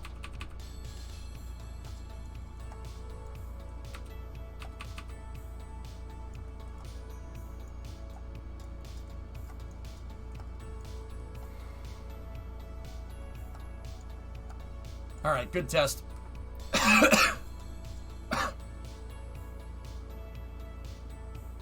Will the payload mass be changed because of the reduced panel mass? Yeah, the less rocket you have on your rocket, the more payload you can put on your rocket, Ryan. Mm-hmm. Just one, Velocicus. Just Jeb.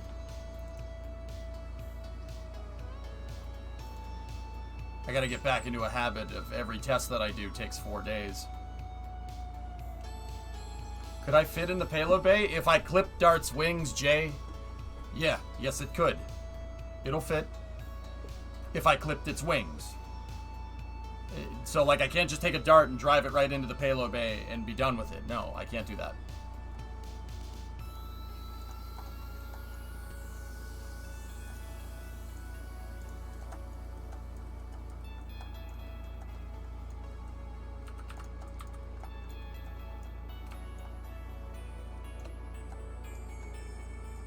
Oh, the X-brace isn't even attached to the... Okay. The X-brace is attached to the tank behind it. That explains a lot.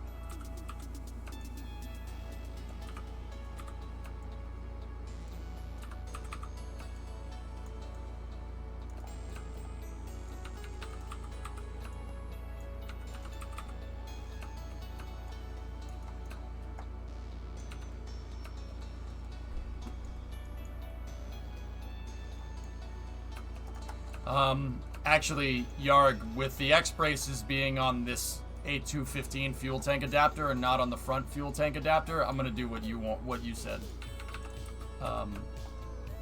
Because, yeah, it would be better to do that way. Is the payload bay gonna be in the middle? Yeah, there's gonna be a payload bay right here. Yep.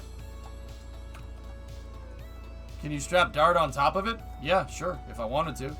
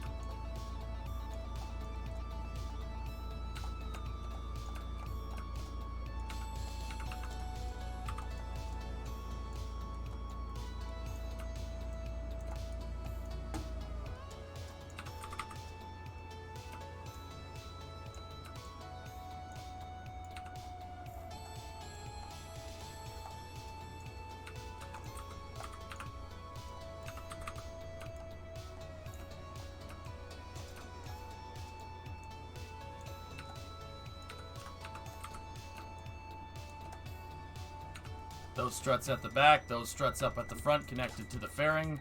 This thing shouldn't move.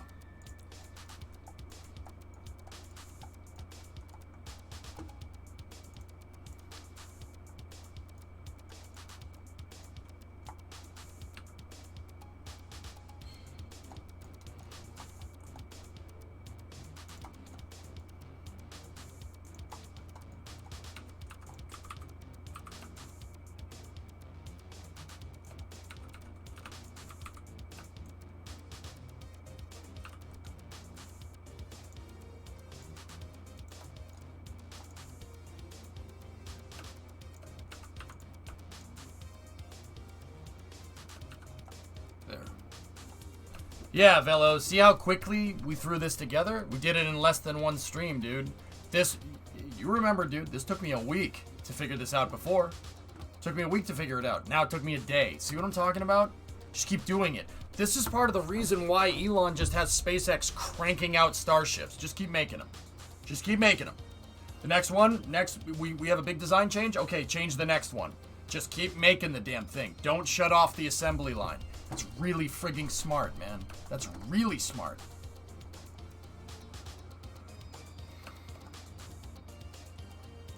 NASA didn't want 4 windows, Reagan. That's why Dragon has windows covered. Yeah, the side windows are covered. Weirdly enough, NASA didn't want them. So SpaceX said, all right, we don't need those. Bye-bye.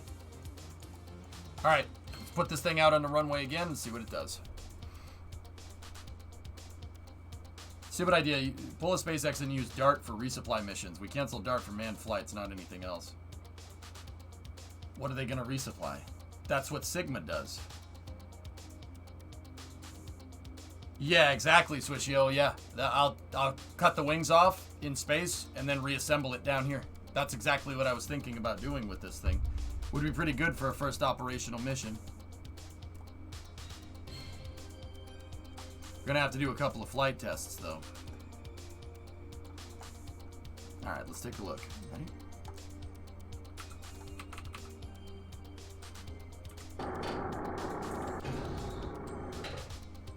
It ain't moving no more. All of my friends know the things that ride low. Yeah, it's still moving a little bit, but that's okay. Not that big of a deal.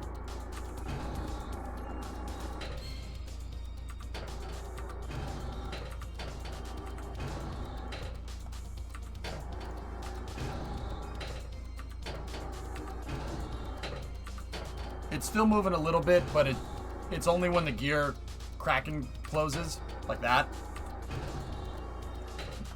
Yeah, we're good. Low rider gets a little lower.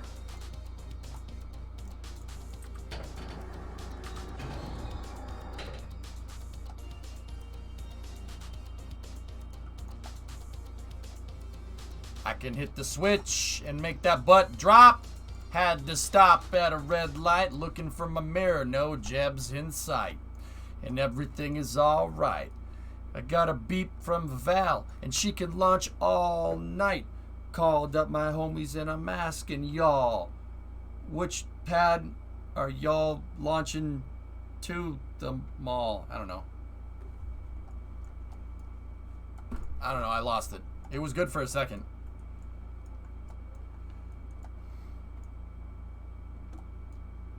Don't change careers? Hey, shut up. That was good. All right? Let's sit here. Don't quit your day job. This is my day job. And that just made you laugh, so I'm good at my day job. Punk. Punk. All right. I'm happy with this.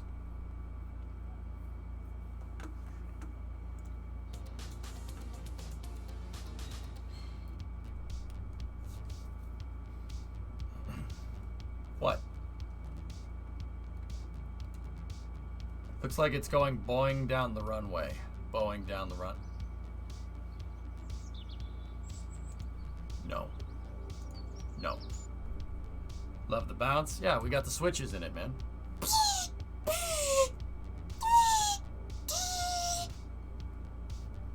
pretty sweet.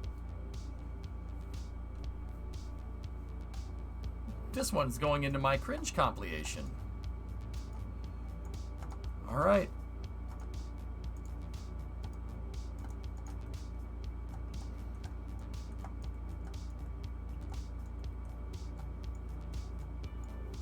It's looking good, man. Looking real good.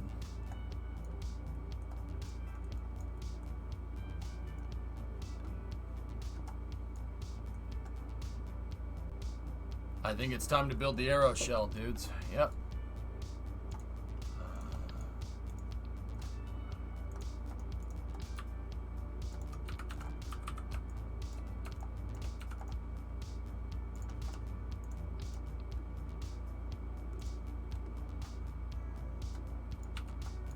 Okay.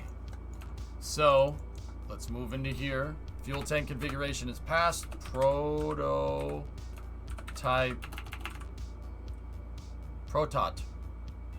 Prototo? Alright.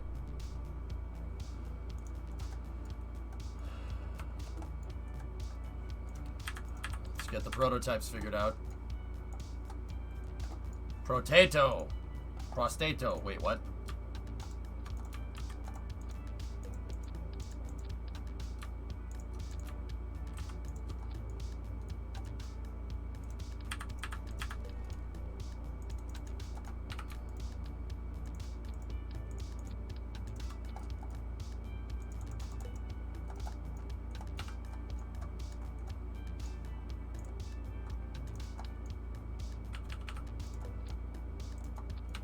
I wanted to add one more additional strut right here.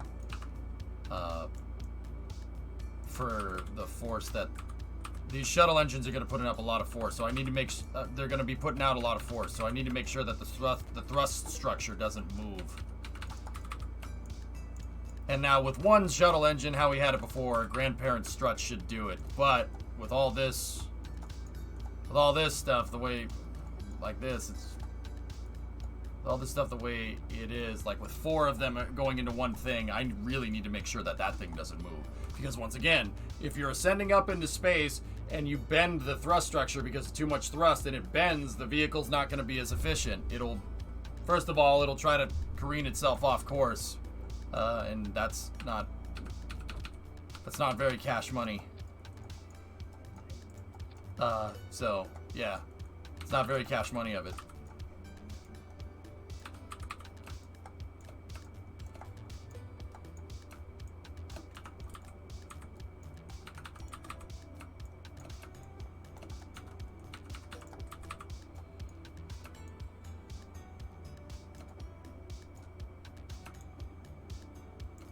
What's the best auto strut and why? Application based. It depends on what you're doing.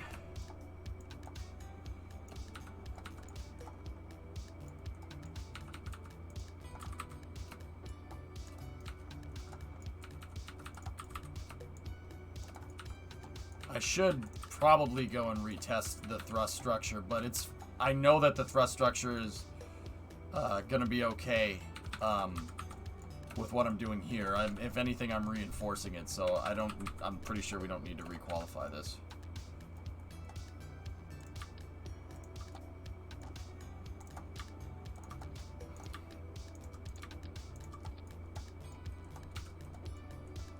Good. All right. So, move all these down here. There we go.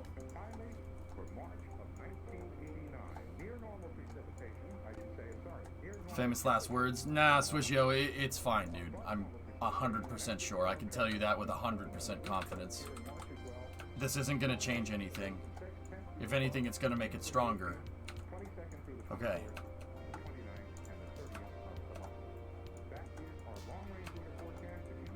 Alright, so now we gotta... Alright, where do we want to get this? Where do we want to get this to? Back to story. Why are there 9 engines?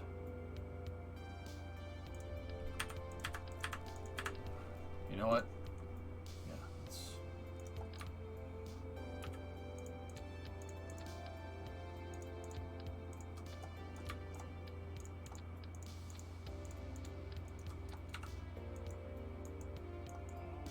One, 2, 3, 4, 5, 6, 7, 8.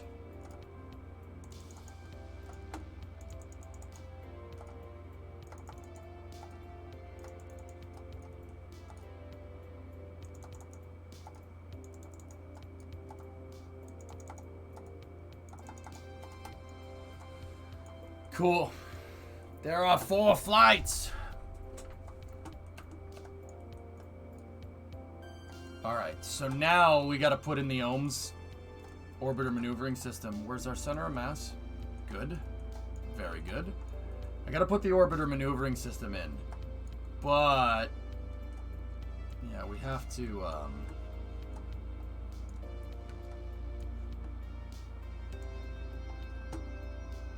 this is what we figured, right? That. For the ohms. But I can't put it there because the fuel delivery overlay won't work. I want these on separate systems, right? They need to be on separate systems. So, Mac, happy birthday, man. It's your birthday? That's cool. Are we gonna party like it's your birthday? Thanks for autocorrecting me. I learned more structure and how English should sound this year. I learned more about structure and how English should sound this year than in 12 years of school. Nothing is better than speaking it, Swishio. That's what I'm trying to do with Russian.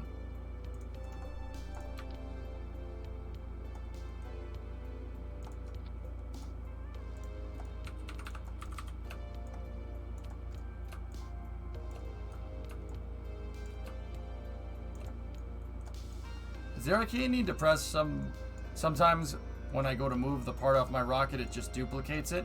Holding left alt will duplicate a part, and holding shift will pull the part off. Nah, but don't break this whole month. I can't wait to start work on the 7th. Kind of bored. Dude, I took 2 days off the other day, Mac, and I was like out of things to do. I'm like, this is boring as hell.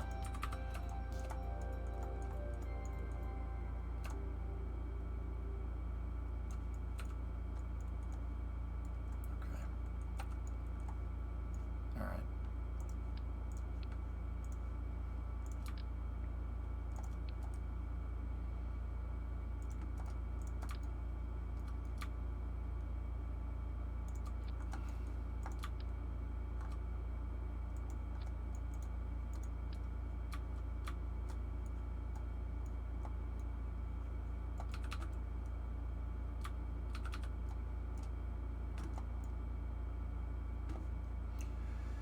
I wanted to attach on the center node, but the game doesn't want me to attach it on the center node, but I know more than the game, so what I'm going to do is attach nose cones to every part that isn't the node, right? We're going to have a little party here. Attach nose cones to every part that isn't the part that I want it to attach to, and boom, there we go, now it's attached. Haha, I win.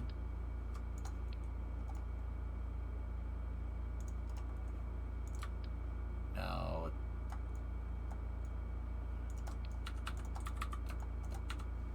Oh, you... Oh, I didn't win. It attached to the front node, not the aft node. Oh, you suck, game.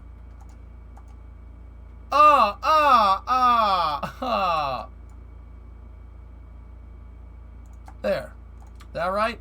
Boom. Put you in your damn place, game. Put you in your damn place. I'll turn this damn bus around. That'll end your precious little field trip pretty damn quick, huh?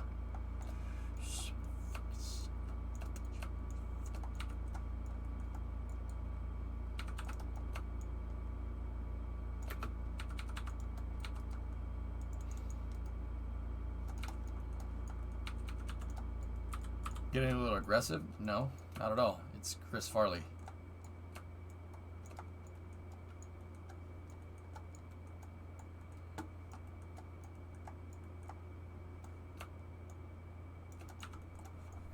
And then for right here, what should I use? Something like that, maybe?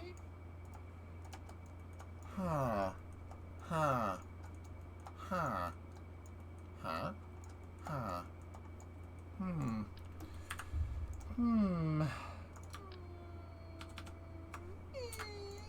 Eh.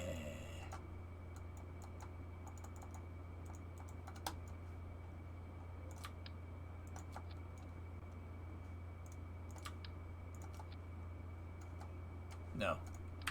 No. No. Yes.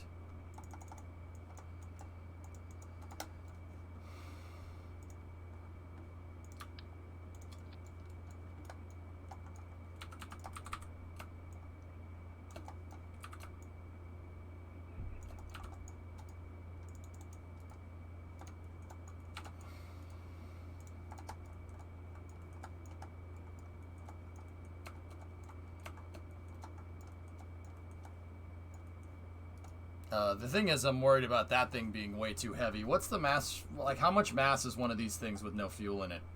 5.62 plus 6.87. So 12, that's 2 tons. 2 tons? 5.67, 6.87, or 5.62, 6.87. So, no, 12.5 tons. So, okay, yeah, it's not ideal. That's 1.8, that's about a fairing. That's not bad. Give me water with sugar. More. Alright, I'll leave that in there, but if we have to find another way to do it, we will. Like, if I have to put a fairing here and make a fairing, but then again, a fairing would be, no, that should be fine. Yeah, that'll work. Won't the fuel be worth it? Yarg, that's too much clippy for my taste. This is being used as a fuselage. In my mind, it's a fuselage. So, yeah, no, it's...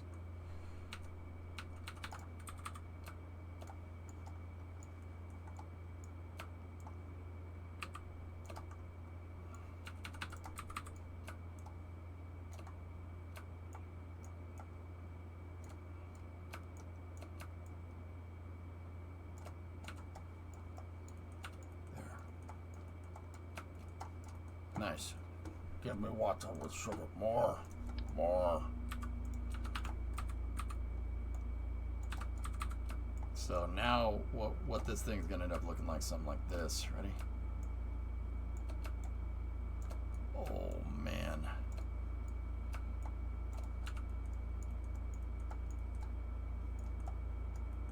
It looks like it has bunny ears. I'm not gonna lie. This thing looks like it's got bunny ears right now.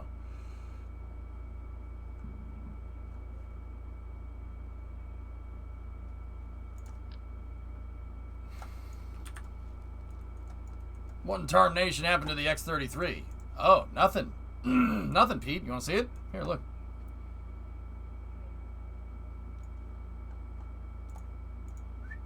That's where we're at right here. Oh, I'm just building its bigger brother.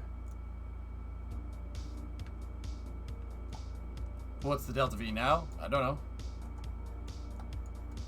I'm not sure, Snackless. This thing has negative mass fraction to orbit, Pete.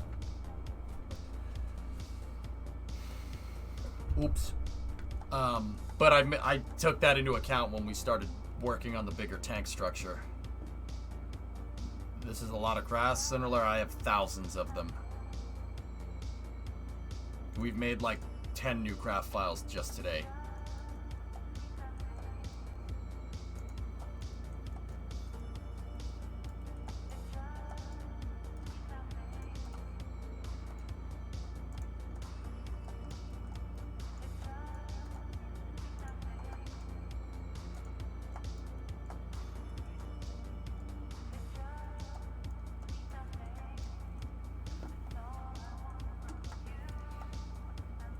Dude, this thing's gonna look nuts with the air shell on it. It's gonna be pretty cool. Hey, Glitchon, looks ready for takeoff? Almost.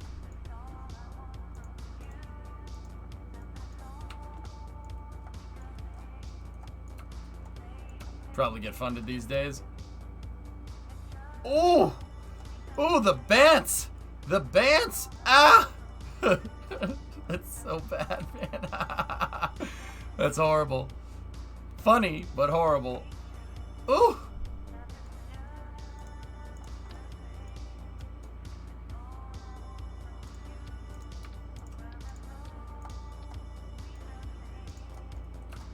Excuse me, one hop. Soon.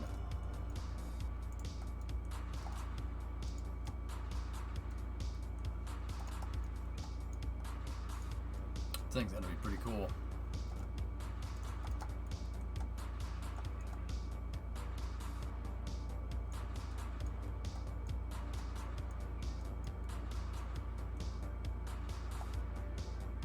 No, it's not gonna fly this stream, Swishio. I have to make the shell, which is what I think we'll start on right now.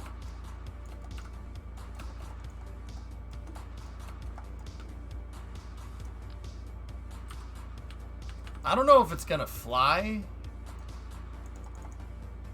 I don't know if it's gonna fly this week, guys, but I'll definitely have a finished prototype.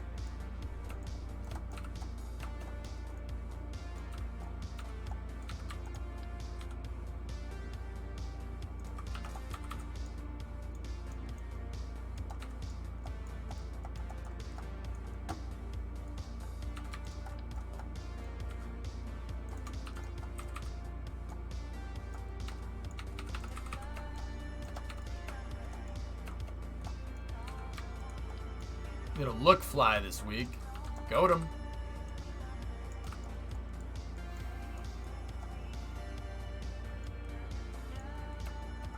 What do we do with all this empty space? It's just empty space, man.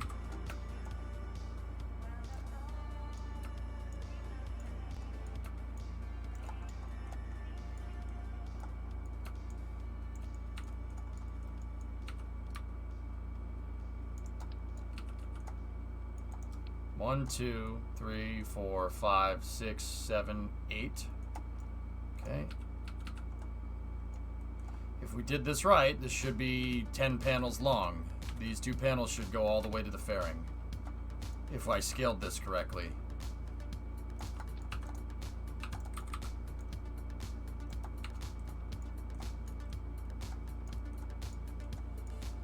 Actually, a little bit shorter than it should be. That should be basically right there.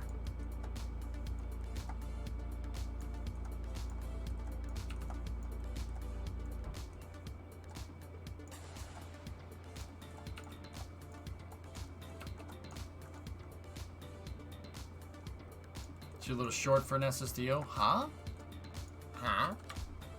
Oh, the uniform.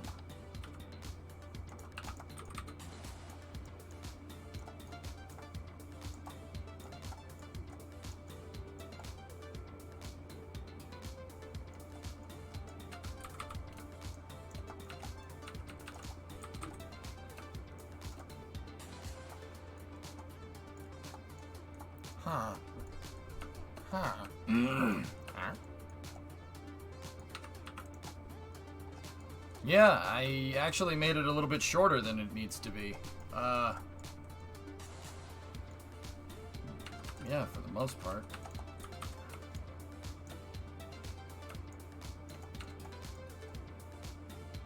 Huh.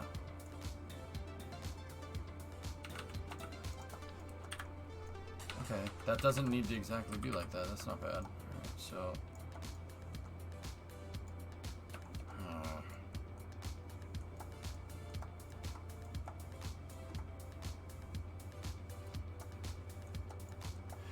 Power sites and main landing gear. Again. Roger, ready for liftoff. Hey, need some fire here, man. Need some heat here, man. Need some heat. Take that. How would engineer deal with the empty space? There's no dealing with empty space, Swishio. The empty space here is intended there for a purpose. My guess is on the real Venture Star, all this empty space would have been for avionics, life support systems, batteries, stuff like that, nitrogen or helium tanks. There's no wasted space, dude. Fuel lines, yeah, fuel lines coming from these engines probably came down through here into the thrust structure. If I had to guess, I'm just putting it out there.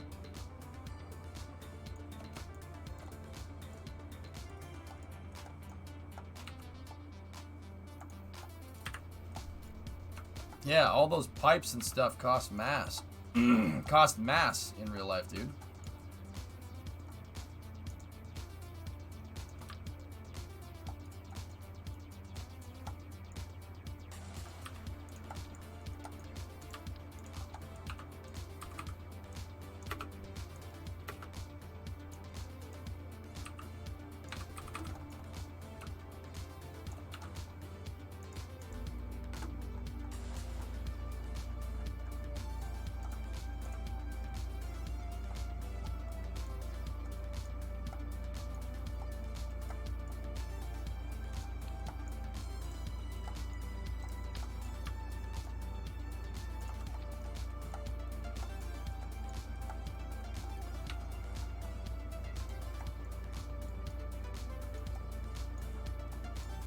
There's no wasted space in any design, dude.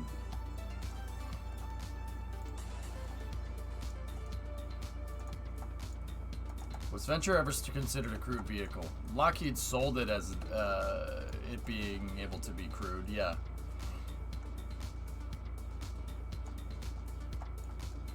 That's how it was marketed.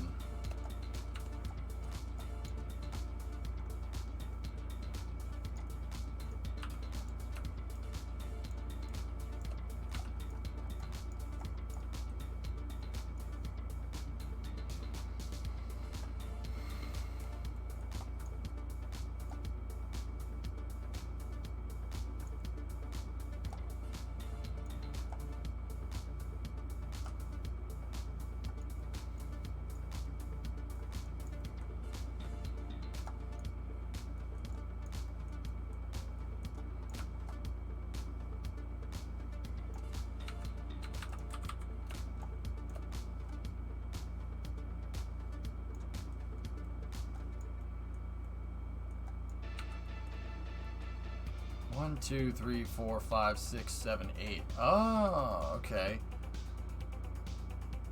1, 2, 3, 4, 5, 6, 7, 8. Yeah, okay, cool. I was like, it couldn't be 10. 9, 10, we're including those panels right there. That one and that one. Got it. Got it. Cool. That's where I was getting confused. That's where I was getting confused.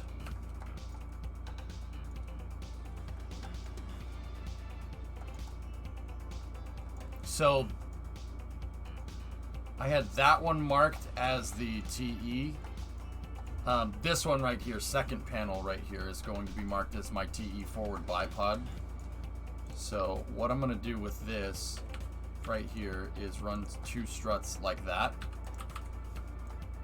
And the reason is because this panel I want to have same vessel collision on, right? And this panel needs to push up on the it needs to push up on the vehicle when it's on the transporter erector, when it's on the transporter, when it's on the strong back. So I'm going to have the front struts go to the fairing just like the landing gear, and the rear struts will go to the tanks. And I know that both of those things are strutted into stuff that's really, really strong, so this should be a good anchor point. And this is where we will push up on the vehicle when we go to rotate it onto the pad.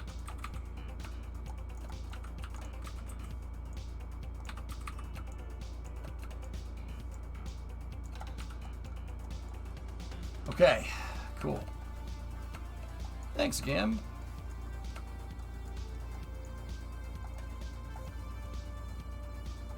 Been a crazy couple of weeks. Have I missed a truck stream? I haven't worked on the truck, Pete, because I took Memorial Day off. I actually took 2 days in a row off. First time in a long time. Yeah, that's what I was working on. That's what I was up to. So I haven't really worked on the truck, but I want to get it done before the end of June. That's basically where I'm at. Thanks, Gam. I appreciate that. Thank you, guys. It was nice. You know, it was nice. I'll be honest, by the end of the night I ran out of things to do. I'm serious. I just was like, okay, now what?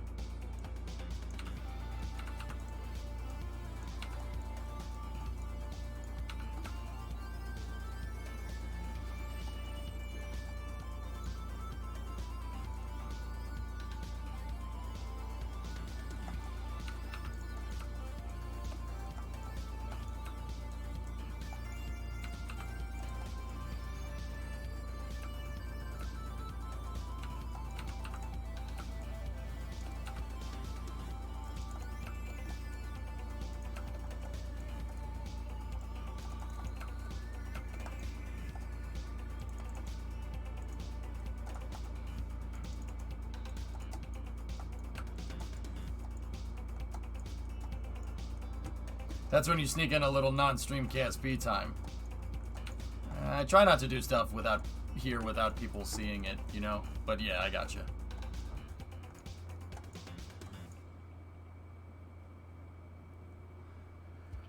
Okay.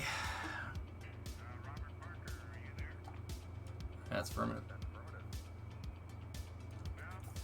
Alright. Let's start working on our wing shapes. So that shape... Okay.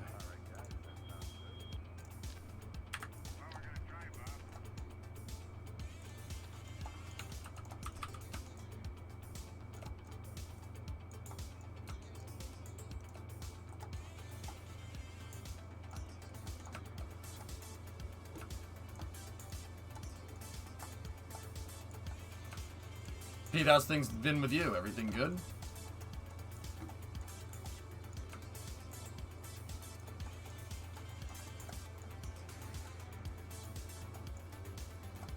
Remember Dot's calling you out about those panels? Yeah, you remember that, huh? This is panels revenge, man.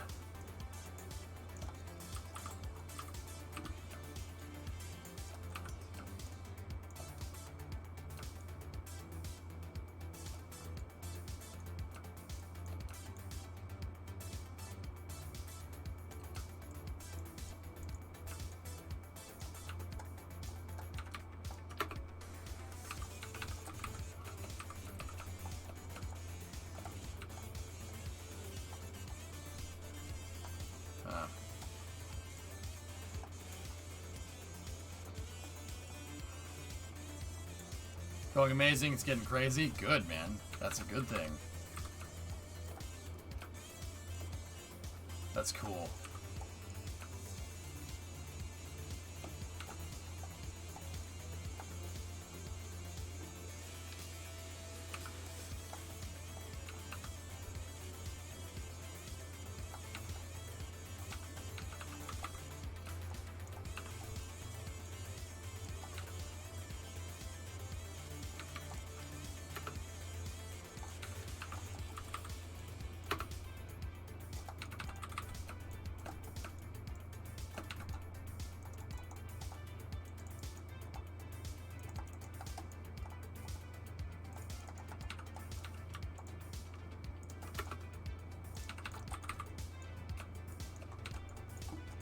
All right.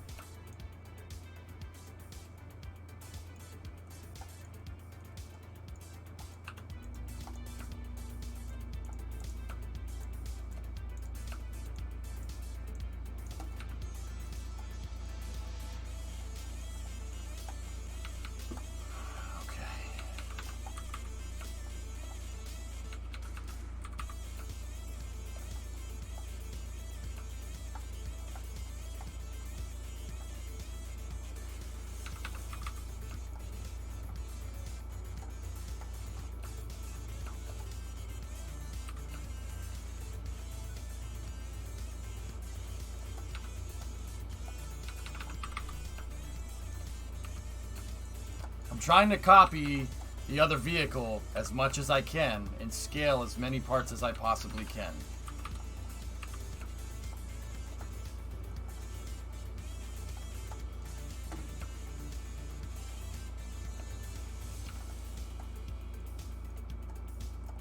There's the start of the arrow show. Yeah, I could put orbiter maneuvering fuel in there and most likely will. Yeah, that's what I'll do. It's a good idea, Hip. What was I using? 360? Yeah, we could, like, do something like that. Work just fine. Put it right there, for the most part. I mean, we'll get the exact way right in a second. Maybe lower the payload bay and don't open the doors quite as much. Nah, the real one has the payload bay sticking out like that, Swishio. So yeah, I'm gonna stick with it, dude.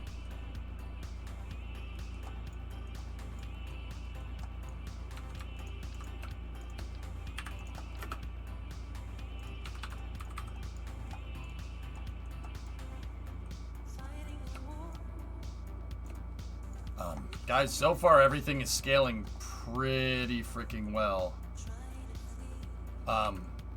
Yeah, that's scaling really well, actually.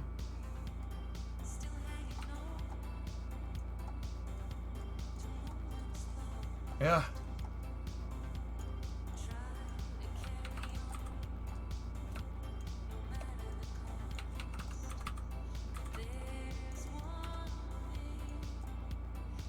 Yeah, that's pretty damn good, actually.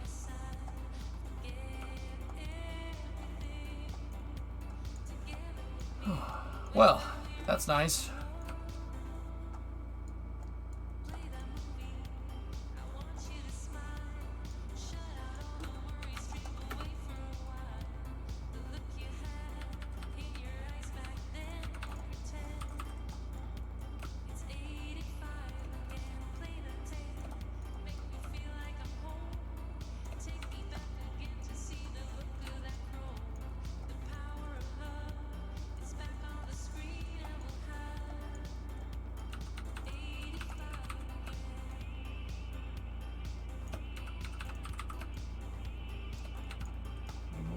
Just a teeny weeny bit. Yeah, that's perfect. Cool. Awesome. That one obviously can't be like that.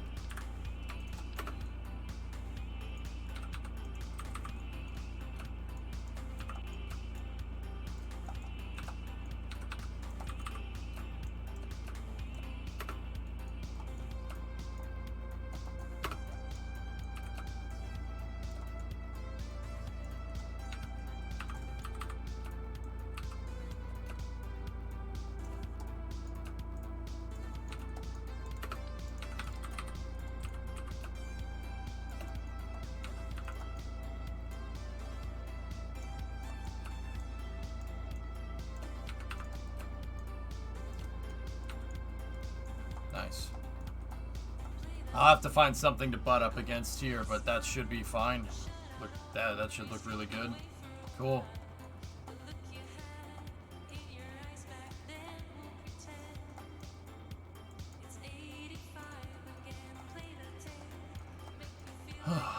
Not bad. Really, this is... Okay, so, I mean, what do I have here now?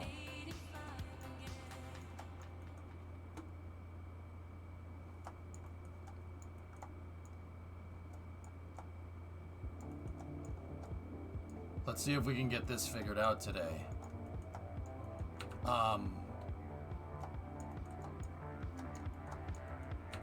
So if I scaled this, right?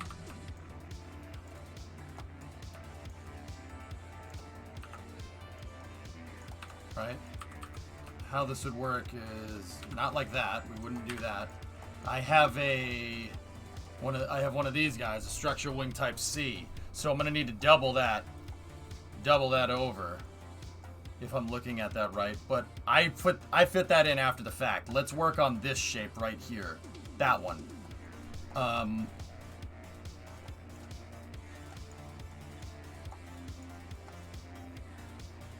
Let's figure out how we're gonna make this thing look right. We should go back and get this thing flying, shouldn't we? Eventually. We should.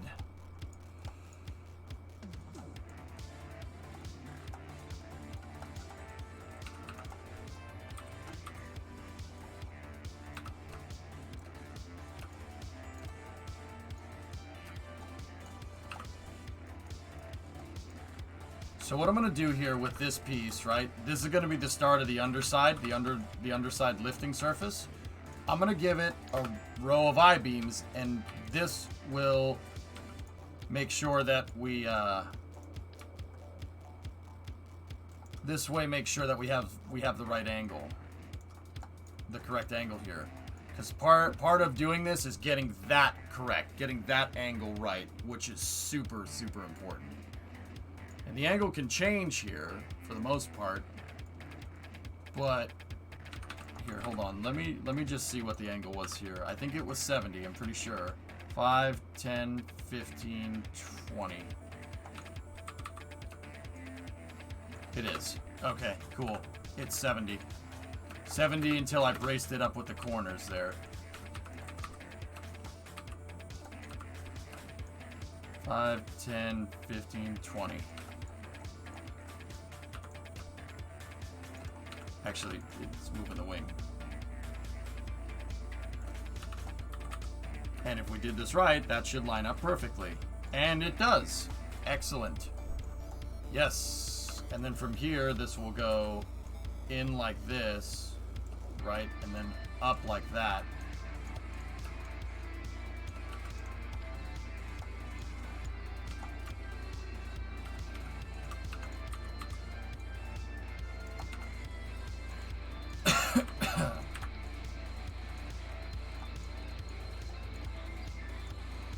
It doesn't fly? No, Murado, it flies great. As an atmospheric flight test article, LV-5A worked perfect. It worked really good. It doesn't make it into space. It's 120 meters a second delta V short. It'll re-enter just fine. I'm positive of that. I didn't get a good re-entry with it during its orbital flight test, but I'm confident in all the systems. I know it'll work.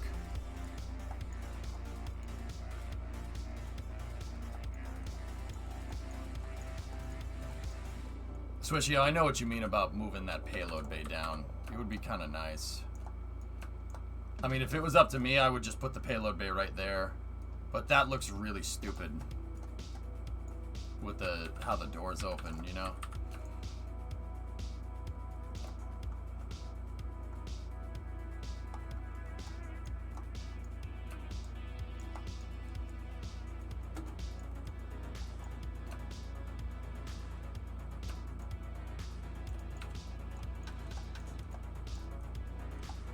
Yeah, you can mess with the deploy limit, but I don't really want to.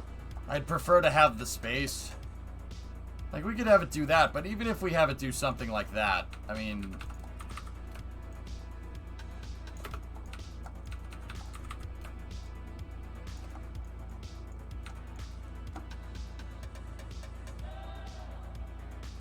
Then it could work.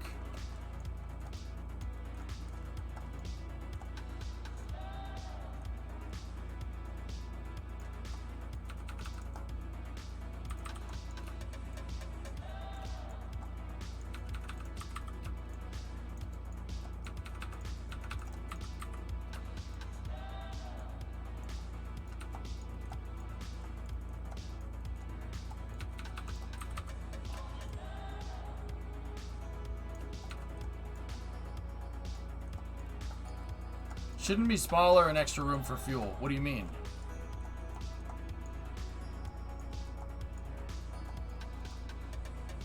Yeah. Yeah, exactly. Once the... There we go.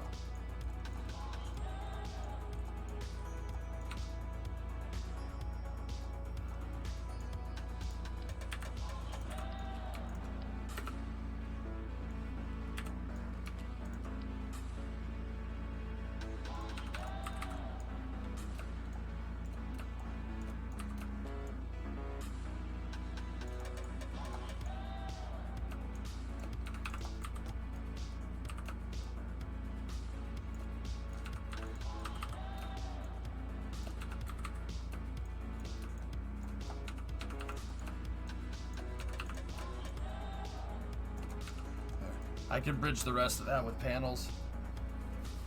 Projected delta V with 18 tons of payload is 3,900, and that's overestimating different dry masses on the vehicle Punzister. So yeah, we should, dude. This thing should be a freaking monster of an SSTO. What is this that I'm seeing? What's up, Funny You? Long time no see, man. How are you? It's a big freaking SSTO, dude.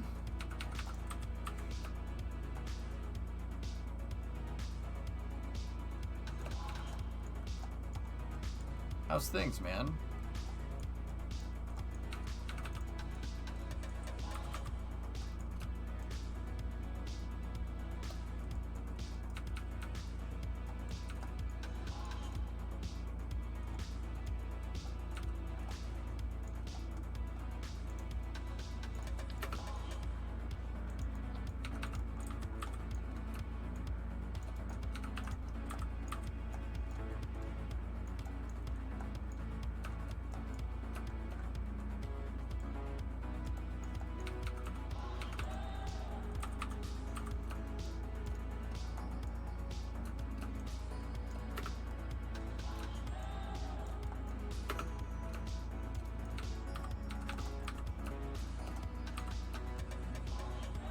Building something like Venture Star, Funny You. That's really what I'm working on.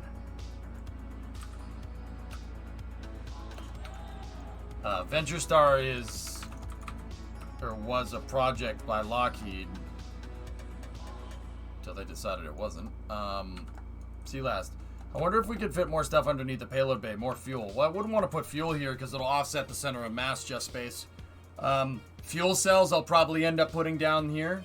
Batteries, I'll probably, actually, this would probably be a crappy spot. You'd want them in the payload bay or something, dude. Chungus Star, yep. Chungus class. Large Chunguski. Large Chungusker.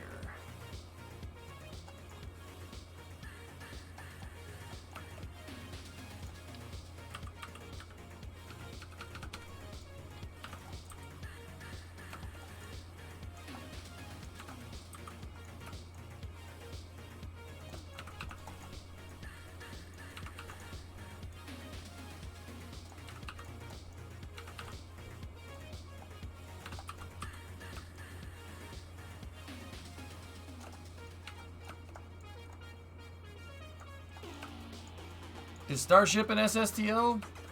Discovery, go at throttle up. No. Why would it be? No, it can't be. It's it has a stage attached to it. Just don't keep 5B. It'll be pretty funny if it'll crash on some of your buildings. Just don't keep 5. Okay. Hey, Kuju. Excuse me. One resub. Excuse me. Excuse me. One resub.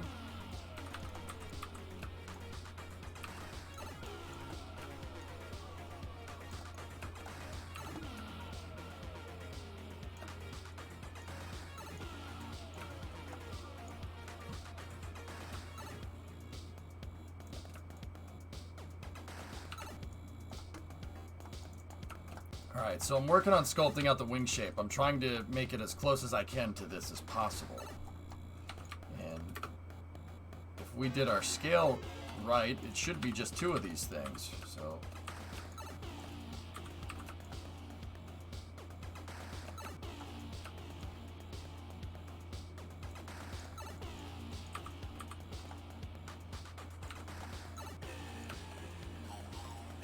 is mayonnaise in SSTO? No, Patrick. Mayonnaise is not an SSTO. Horseradish is not an SSTO either.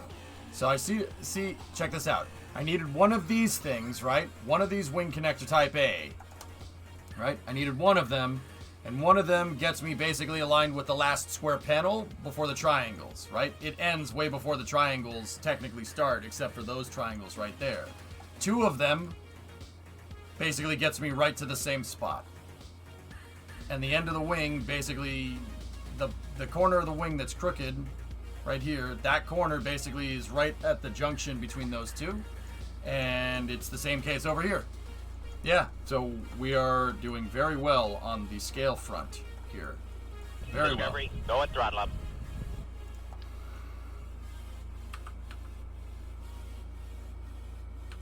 Bubba Tub!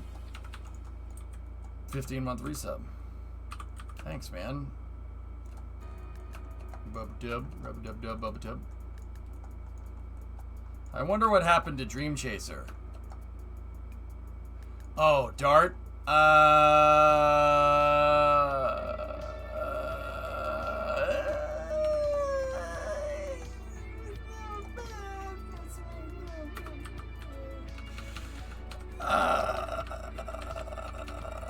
Chat may have canned the project because I had a slight,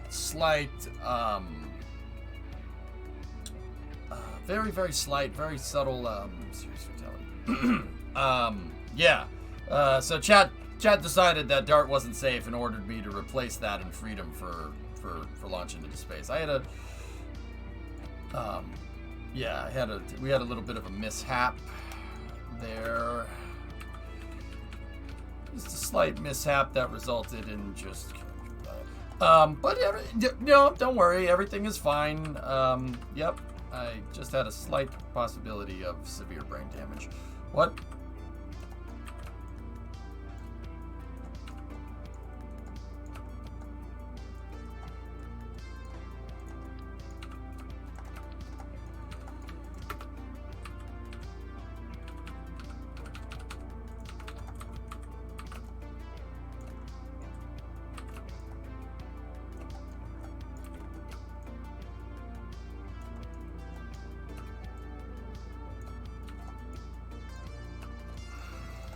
Dart did what?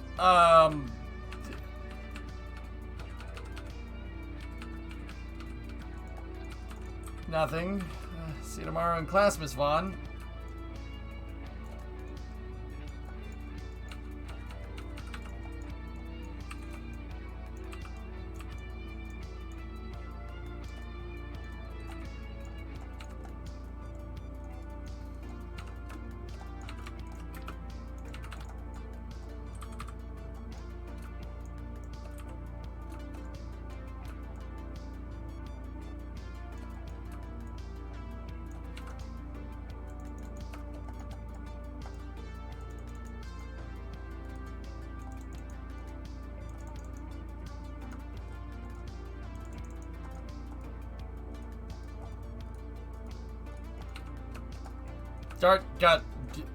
Dart had an accident.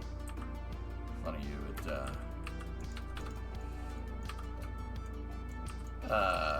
it wasn't, I never really got to engineer it to the spec that I wanted. And yeah, it killed Jeb. Because I never really got the re-entry for it completely dialed in. So yeah, killed Jeb, dude. Sucks. It really blows.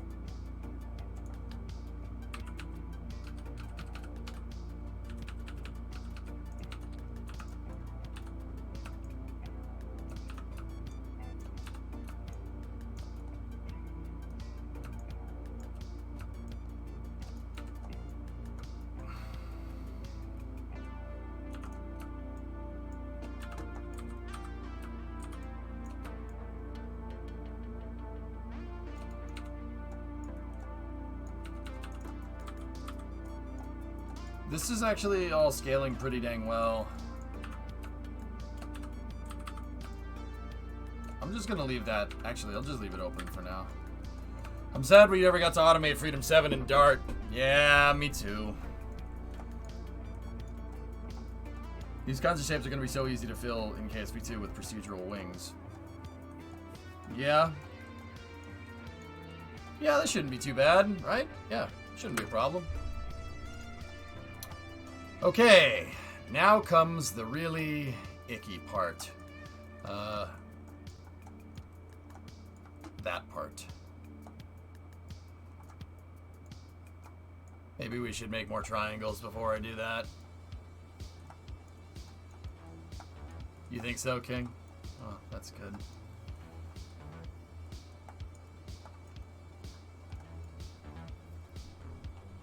Who do I got for NASCAR this weekend? Logano. Joey Logues. I'll be honest. I don't care as long as it's someone in a Ford. I'm serious. I freaking can't stand watching Hendrick win all these races. It's really annoying.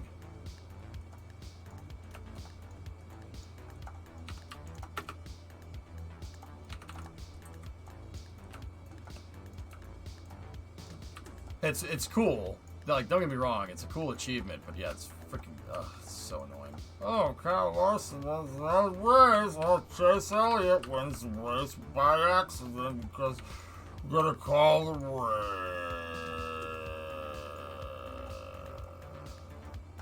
How long did it take you to build the Lego shuttle? About 8 hours.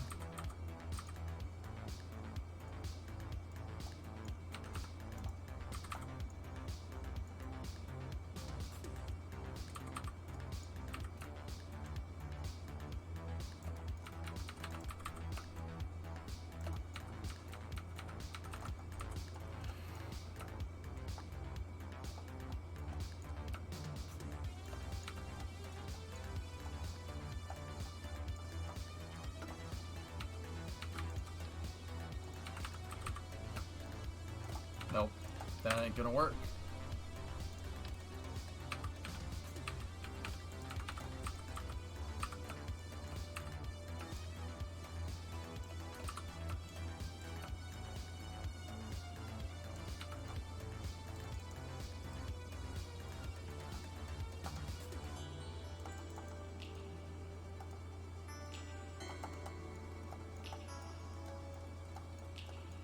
Sweet.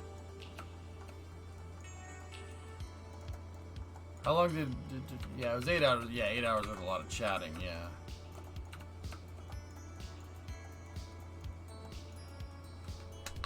There's a chance that if Montreal wins versus Winnipeg, Boston versus New York, we could see Montreal versus Boston like the good old days, but for the semifinals instead for the first round. Funny you, 2 weeks ago? 2 weeks ago, yeah. Yeah, it took me 8 hours with chatting. Yeah, it took a while, dudes. That was a long build. Yeah, longer than I thought.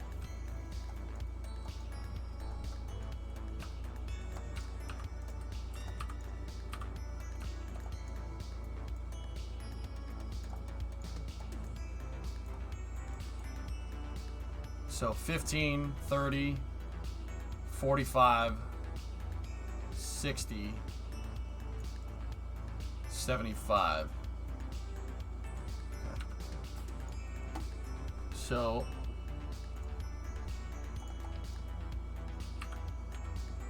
is that the biggest triangle?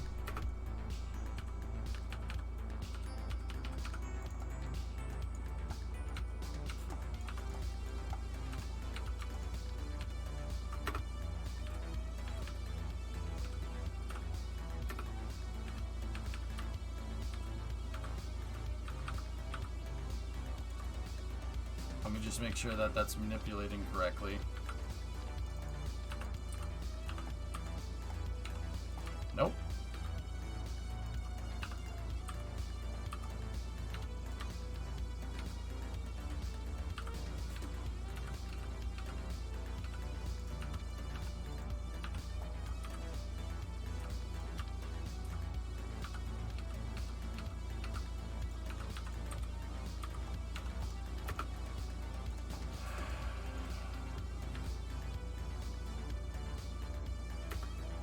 You got to make sure a node attaches.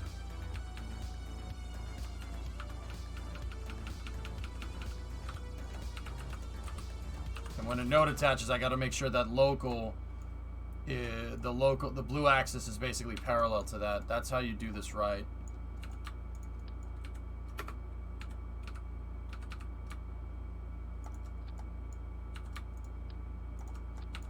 Okay. So 1, 2, 3, 4, 5, 6. 1, 2, 3, 4, 5, 6. Okay, cool. So 70 degrees on the first one, or more or less 75. So 15, 30, 45, 60, 75.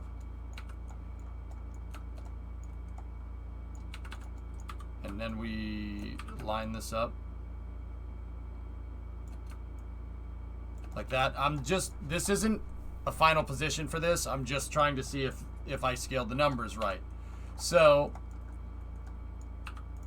this one right here, 15, 30, give or take, 30 degrees. Okay, so 30 degrees.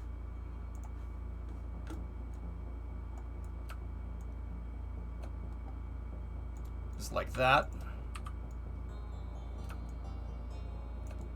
Then line up the bottom. I'm really still impressed you're wearing the same headphones. I've repaired them 4 or 5 times, funny you. But yeah, dude, it's good to see you. What have you been up to? Where have you been? Don't take that the wrong way. I'm not saying, oh, where have you been? How dare you not watch the stream or any stupid stuff like that. I'm just generally curious. And hopefully whatever got you away from the stream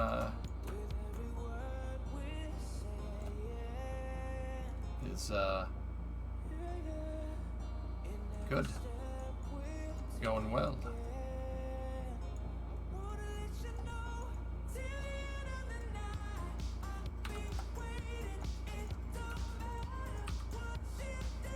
Discovery, go at throttle up.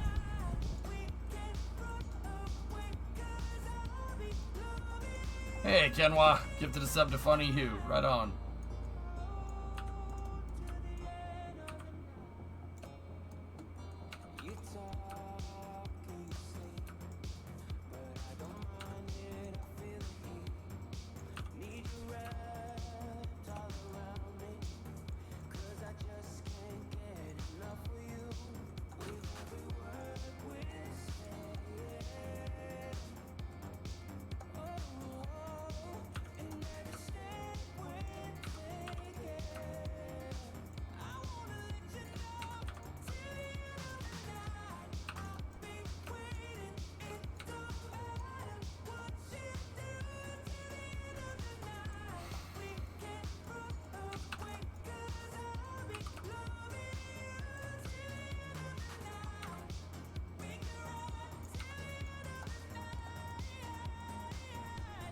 Been doing aerospace engineering in the Netherlands, and then you're back in Brazil. Right on, dude. I went to the Netherlands. Hey, the Netherlands. That's very good. I am from Holland. Isn't that weird?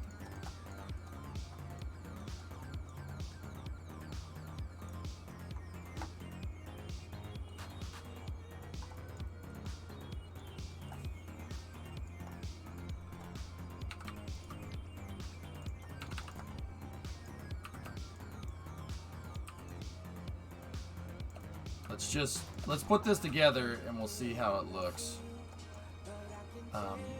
This isn't the finalized arrow shell, but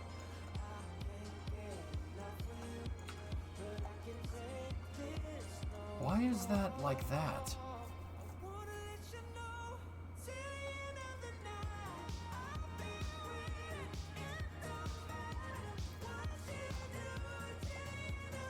How many rows of these do I have? 1, 2, and 3. Oh, yeah, that's way too far back. Okay, so these need to go... This needs to go up here somewhere. And I basically have 3 rows of arrow shell. But what I'm looking at here is that... Like, look at the angle. So...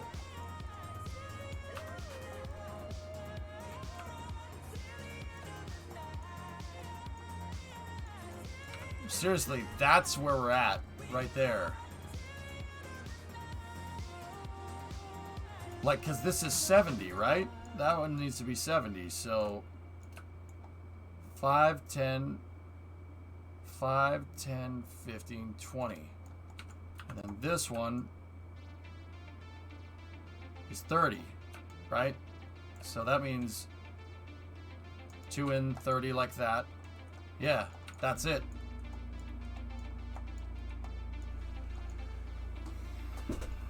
No, Yarg, it'll screw up the mass. Okay, we hit our first weird obstacle here.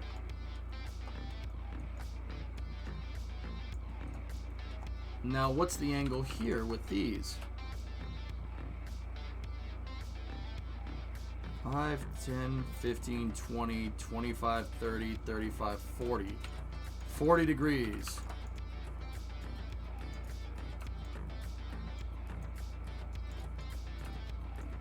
Five, 10, 15, 20, 25, 30, 35, 40. Ooh.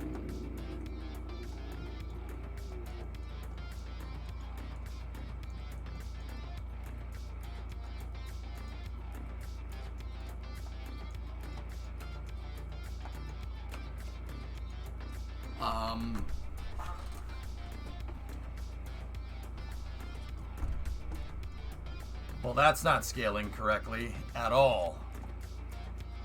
Why? What did I miss?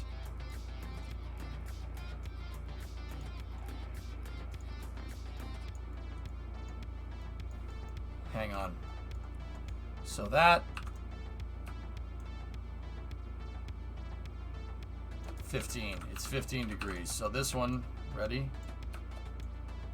One click over. And then what's this one right here?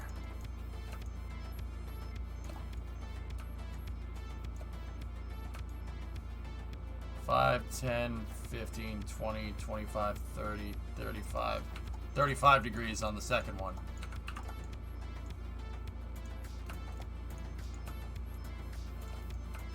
Five, 10, 15, 20, 25, 30, 35.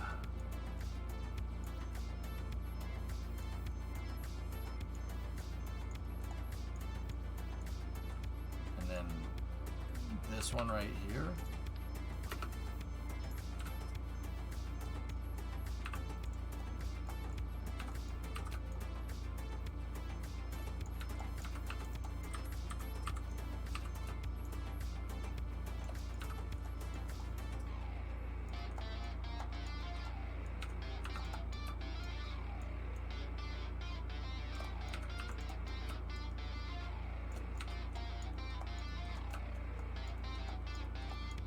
Oh.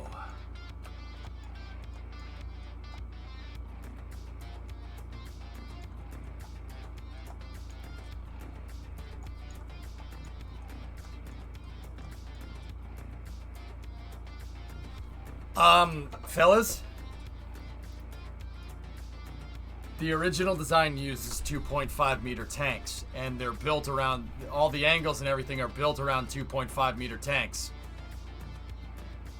We're for the most part doubling the size of the vehicle. If I double the size of the vehicle, 2.5 times 2 is not 3.75. There you go. That's the problem. That's what's going on.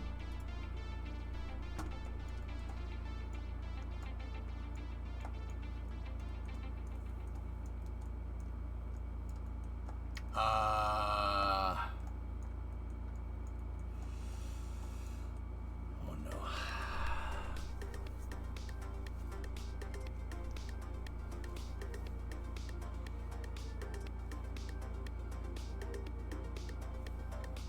Someone didn't do the maths budget. Yeah.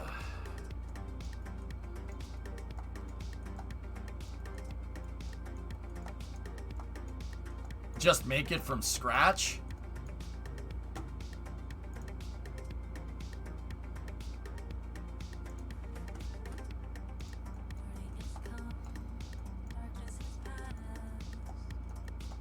Yeah, goalie. Yeah. Yeah, use one. I'm fricked. Pretty bad, actually.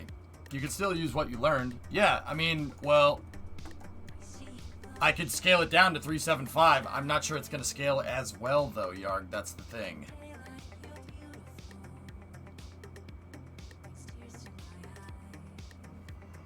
I don't have 5-meter tanks, guys. I don't have 5-meter tanks unlocked.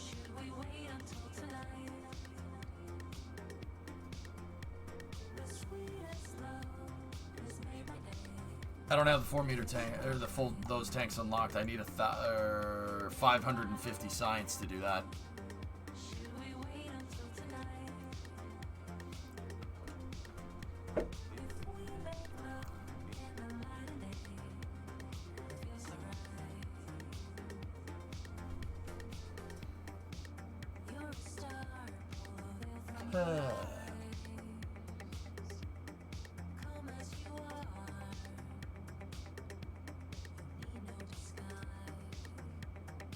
Yeah, I don't know why I thought 375 tanks would work. That makes no sense. This is what we need.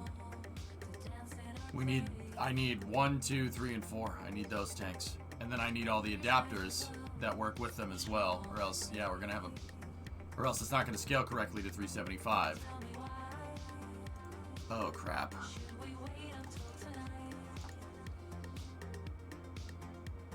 Just go ahead and have empty space. You know the Delta V is okay.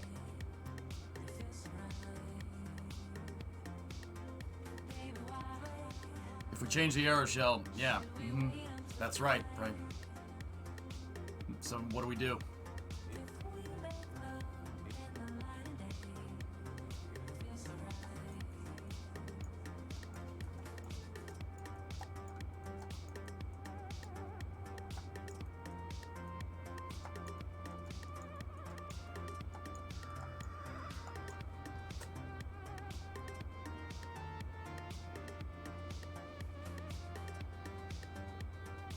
So that means we would be dealing with...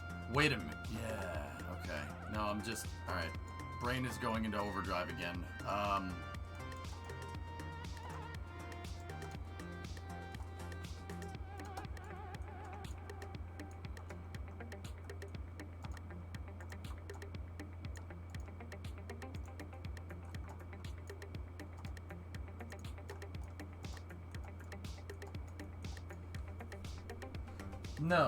No, Yarg, it's not.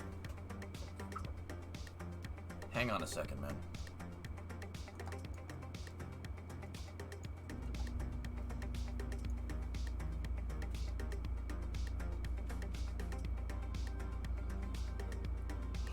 Hang on a second, guys, okay?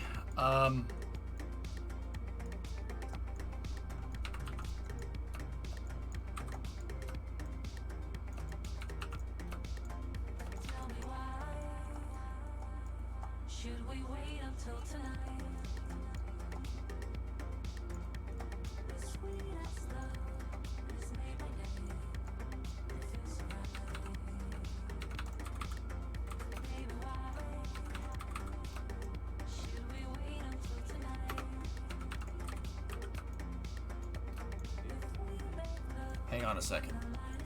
We're at a little bit of a crossroads here, dudes.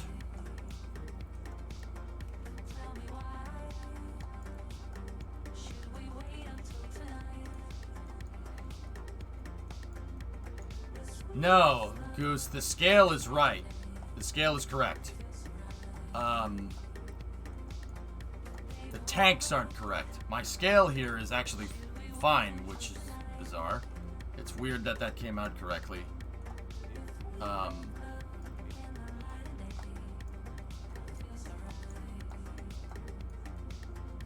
Yeah, it's actually quite close.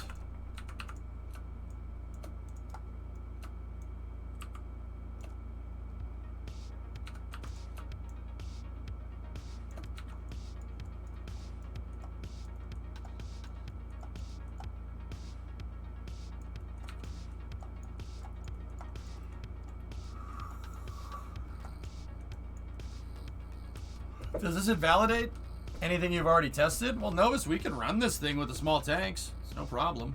It'll work. The math proved that it worked. That it would work, excuse me. I'm really debating in my head whether we should just grind out some science here by driving around KSC, grind out some science, and just get the 5M tanks. It won't take that long.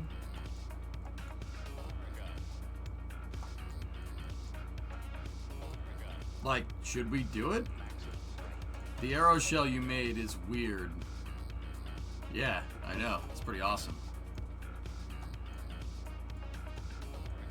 Are all the needed parts available in 5 meter? Oh yeah. Yeah, Yarg.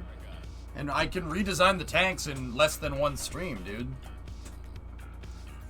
Is it gonna be enough, though? What do you mean, is it gonna be enough? Look, if 375 was enough to scale this thing, dude, this should be...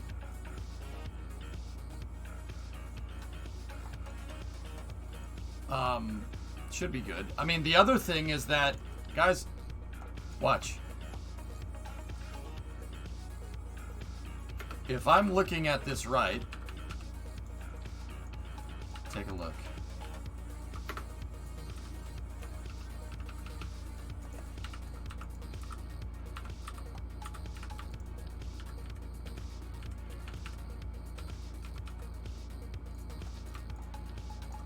Alright. One more thing. Alright.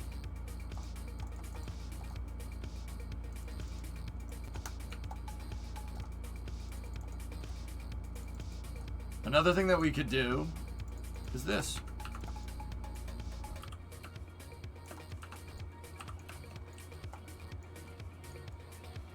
Watch. Because these tanks are basically... Just like the 375 tanks are about 2/3 the size, these are about 2/3 the size of that, so 70, right? And then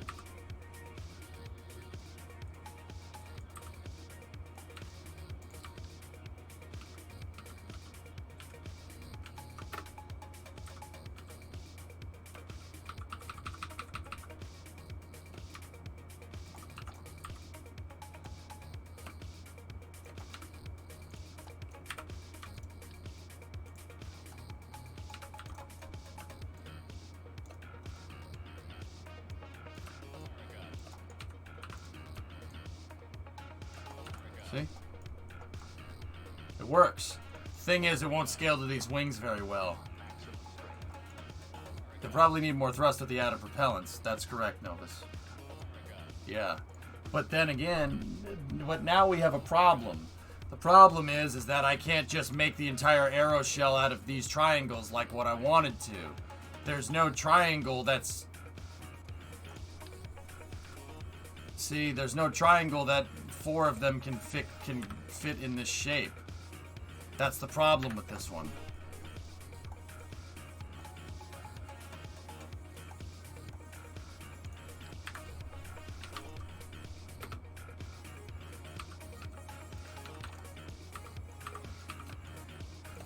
But these will fit, but they won't scale with wings correctly at all, because I have no wing that's half the size. Damn it.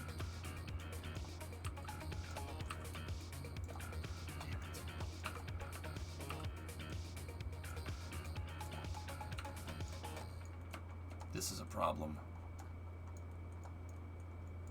I think you're really overthinking this. I'm not. Explain to me how I'm overthinking this. Exactly. What? What are you talking about? I know it sounds stupid, but what if you used a bunch of really small triangles? Well, yeah, I have been. But the problem is it doesn't scale right. Yeah, Prey, I'm with you on that one. Actually, yeah, I agree with you.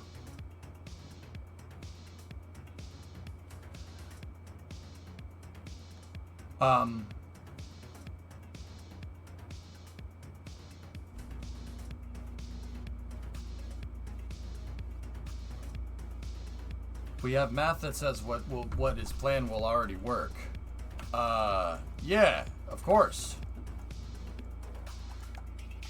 But I made a miscalculation with scale, though.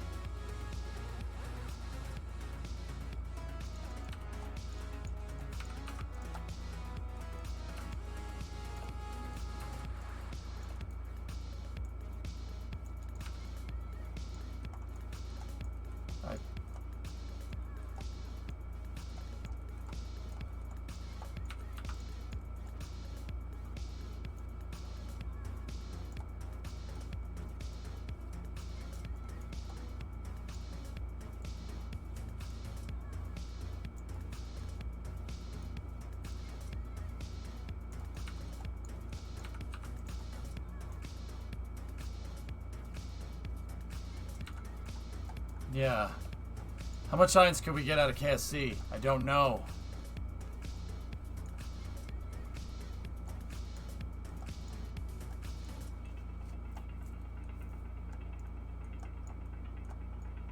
Can the budget afford a 5-meter version? I don't know, man.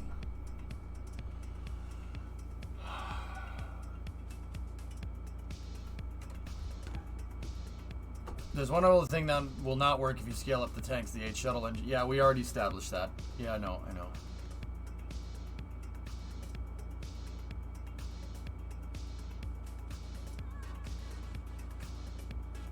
Have a weird solution, develop a 5-meter frame with small tanks for now. Yeah, that's what a bunch of people are saying.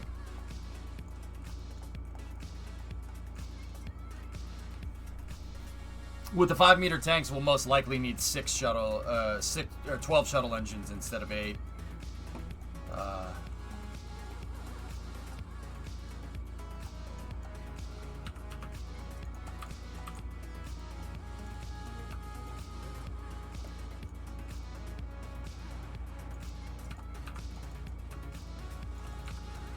Yeah, those things fit perfectly. Damn it. If you don't get the bigger parts, what are the center of mass, center of lift implications? Nothing. We're scaling glitch, so they should stay exactly the same.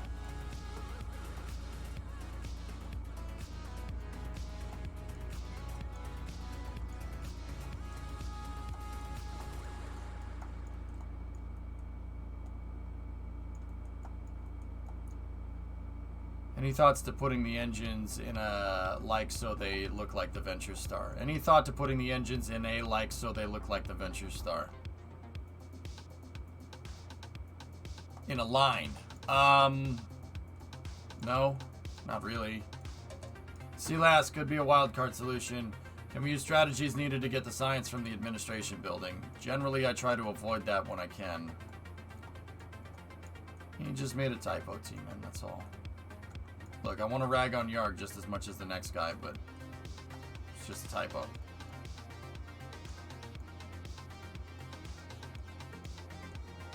Another thing because of the hierarchy. Well, the only thing we're really going to pay for at Prey is with the front tanks. I'd have to redesign the front tanks, and I have to redesign the front fairing as well.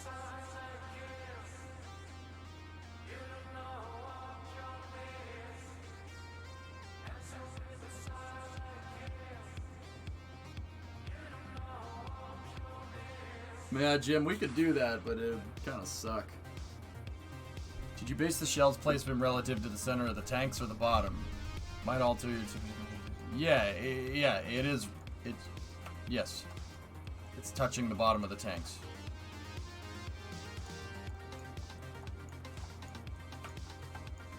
Yeah, no, Novus, it's the tanks. The tank scale isn't right.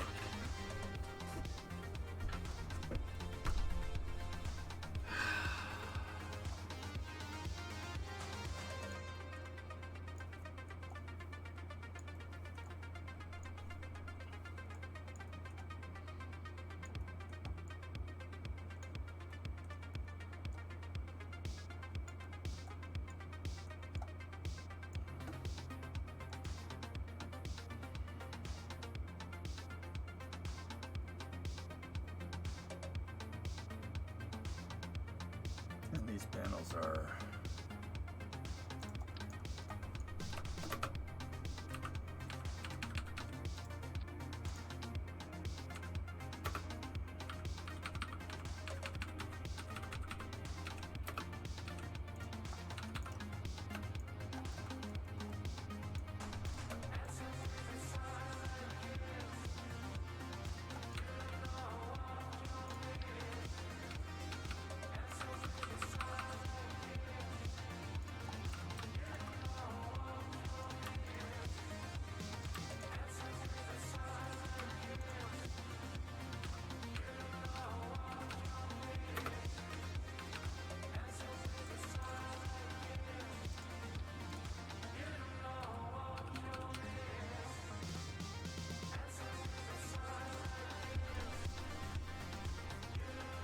So, 10, 20, 30, 40, 50.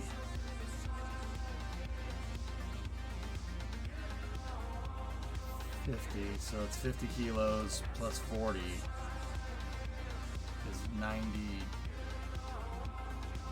kilos, and that one's 85.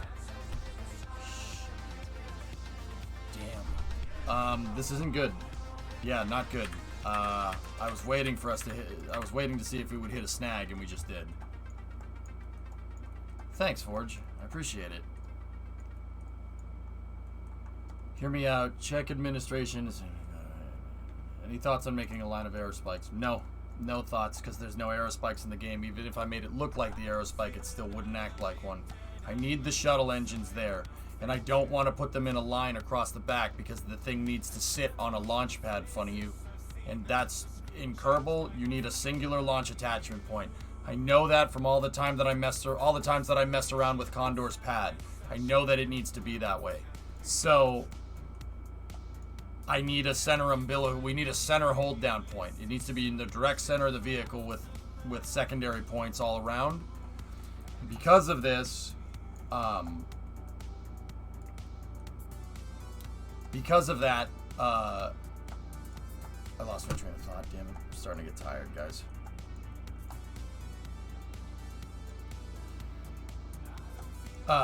Because of that, I need the hold down. I need the attachment point to be in the center, and I need it to be a hard attachment point with same vessel interaction. So I can't really do a line, guys. I don't really want to do that. And that's also not how I tested this one. So hear me out. Check admin to see how much we would need to spend for the needed science.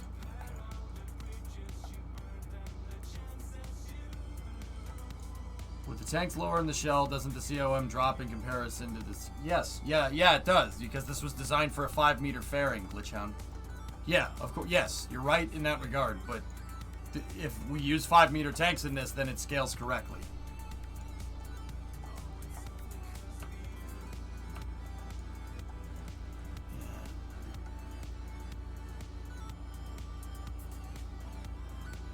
Fair enough, didn't think about the attachment point.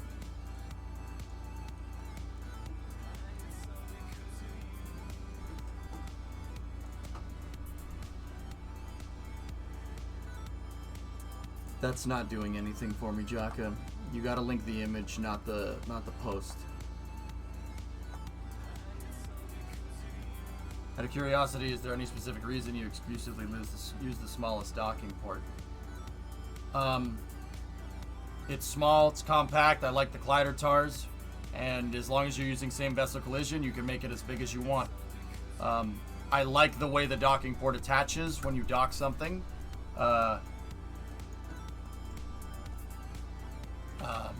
So if I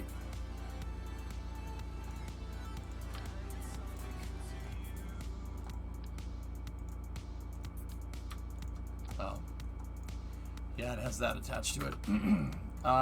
If I attach something to this docking port, right, you notice that the flanges on the docking port are basically aligned, right?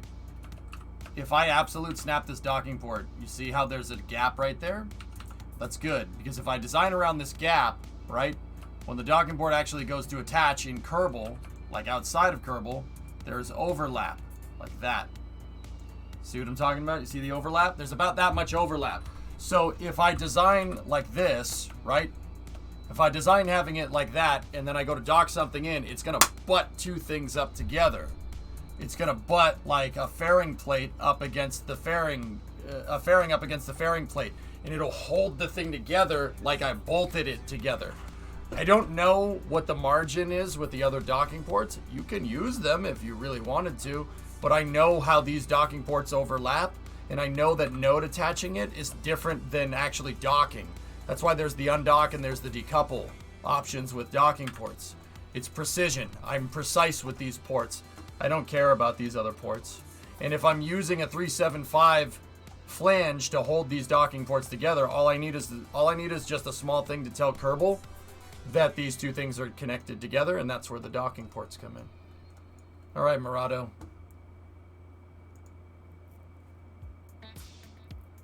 Yeah, still not working, Jaka. Okay. Oh, okay, got it. Thank you. I got that picture. Well, it seems like you've got a couple options. Maybe do a trade study to the pros and cons of each op.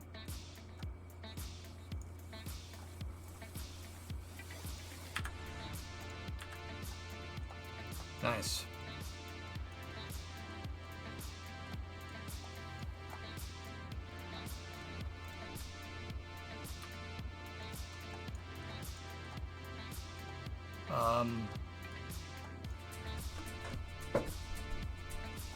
Can you explain undock versus decouple?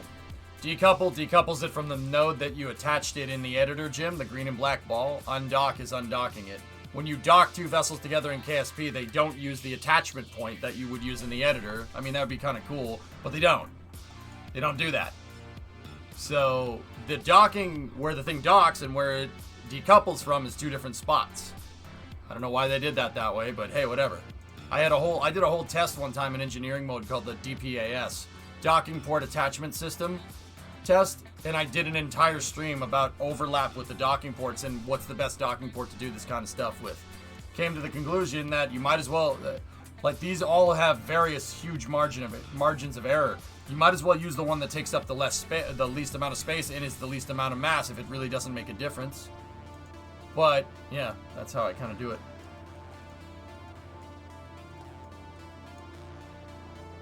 Each spot marked with the flag can grant you around 45 science with all science options used. Yeah, okay, so we'll do our trade study here. I don't know which one of these I have, Jaka. Some of this stuff I probably already...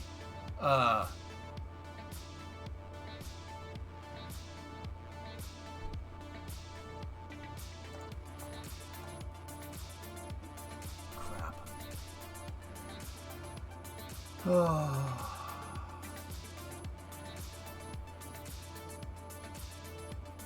I have a...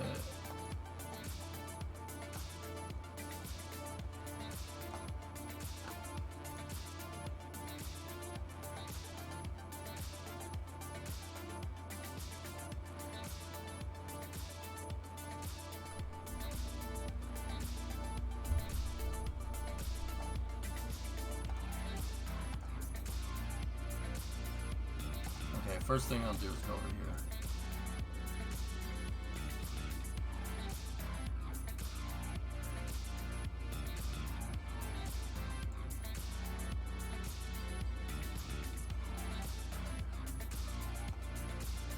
Discovery, go at throttle up.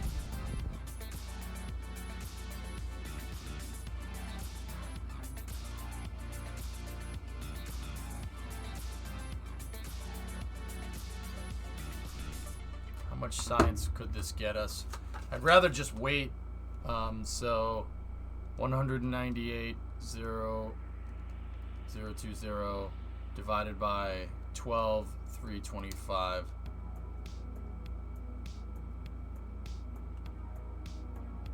This will get me 16 science. 16. Yeah, no. Yeah. Waste of time. Jetpack Maniac, 7-month resub. Yeah, that's a waste.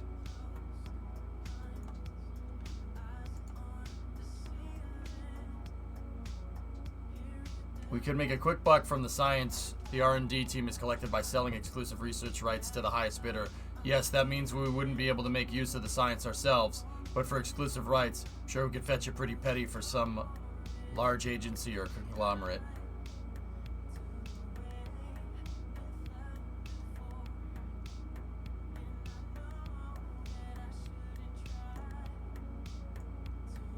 Wow, this rate sucks.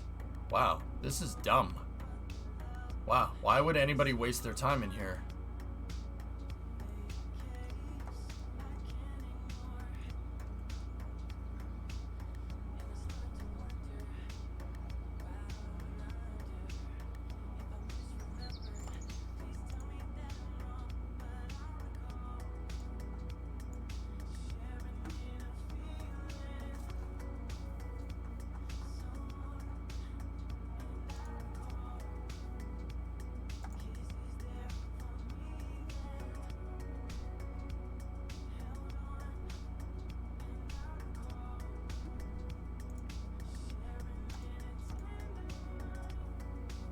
Banana.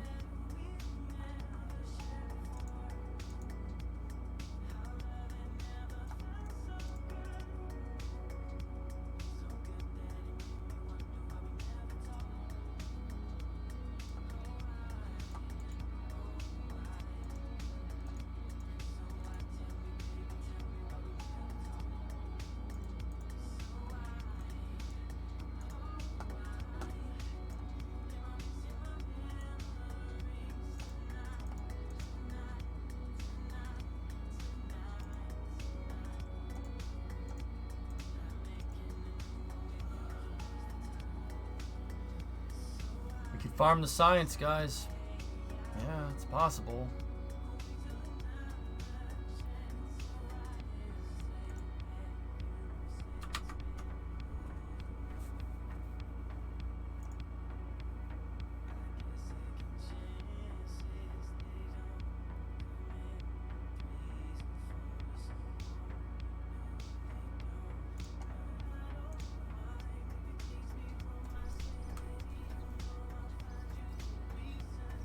Another Minmus Lander? We could do that. Minmus Lander would probably get it in one mission, dude. But hang on one sec. Let me think about this.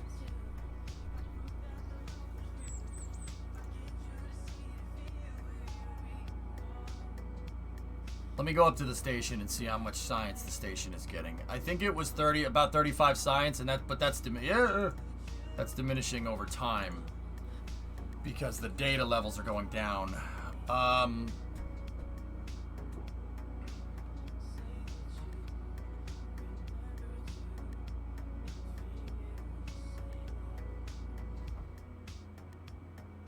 We can get a lot of science from KSC. I'm not sure if it's 500 worth, but let's see. I generate about 40 science a day, a stream from the labs up there, right? We generate about that.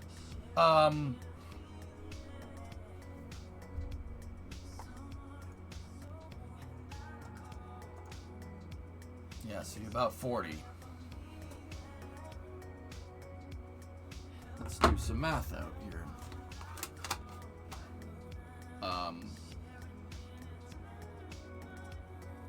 We need 550 divided by 40. It'll take 2 weeks if I just sit here and do nothing. Okay.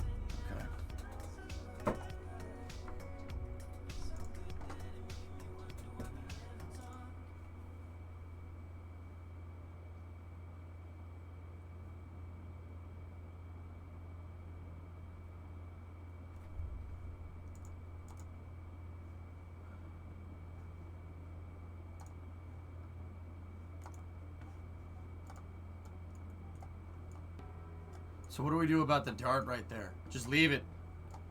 Just leave it there, Loopy. And if I have to bring them down in any way, shape, or form, dude, I'll either send a Sigma up here and we'll attach some parachutes to that thing, or we'll do research. I don't know. Sorry, I'm starting to get tired, guys. Or I'll,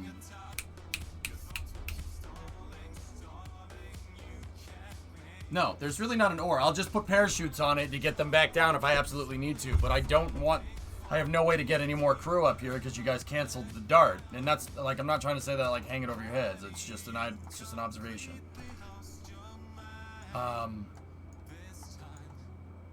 We could always go build it in engineering and then buy it.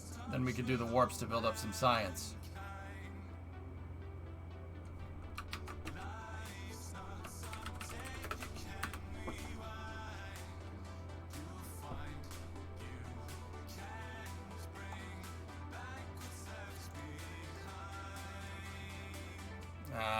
I don't think that's in good faith.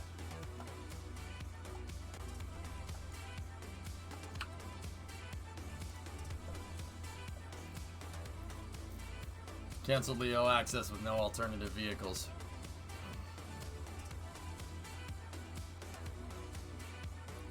Elvis, I said there would be lessons learned. I don't know what you want to hear. Saw this coming from a mile away, dude. That's the whole point of mission mode. It's to teach. We're being realistic.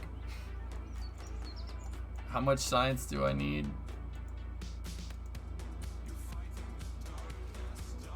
550. No, yeah, they didn't like it, Loopy. It's all right. I could have fixed it. Could have made it work. Could have made it work great. But you know what? I don't. Like I said, I said I would do the SSDOs in good faith.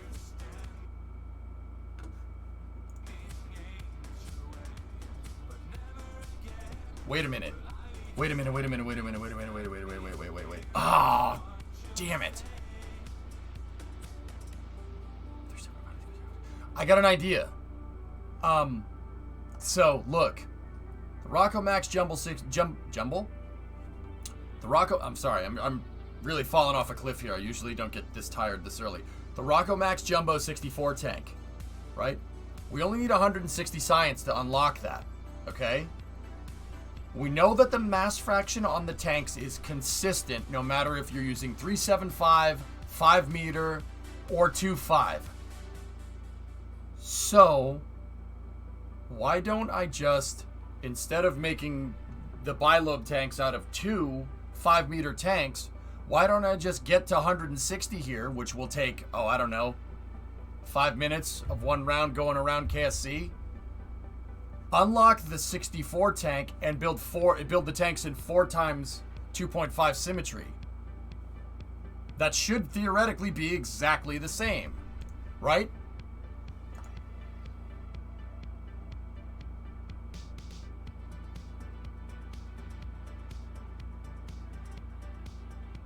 Yeah, why don't I just make the tanks in 4 times symmetry? It's going to be a little bit more parts, but should be just fine.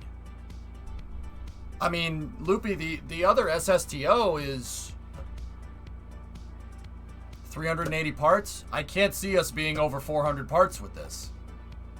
I mean, how many parts are just the fuel tanks for this? 7? Well, that's not 70. That's with all the struts. I mean, I will need more struts. So even if I add another 70 parts, which is, once again, a gross overestimation, right? So what? We're at 400 and change, a little bit over 400 parts. So actually we're at 450. Still not bad. Still not bad.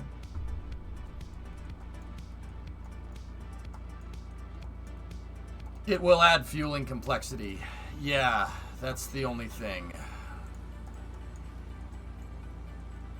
I can make it line up with the cluster, Novus. If anything, I'll have more control. I'll have more fine control over it, dude. Yeah.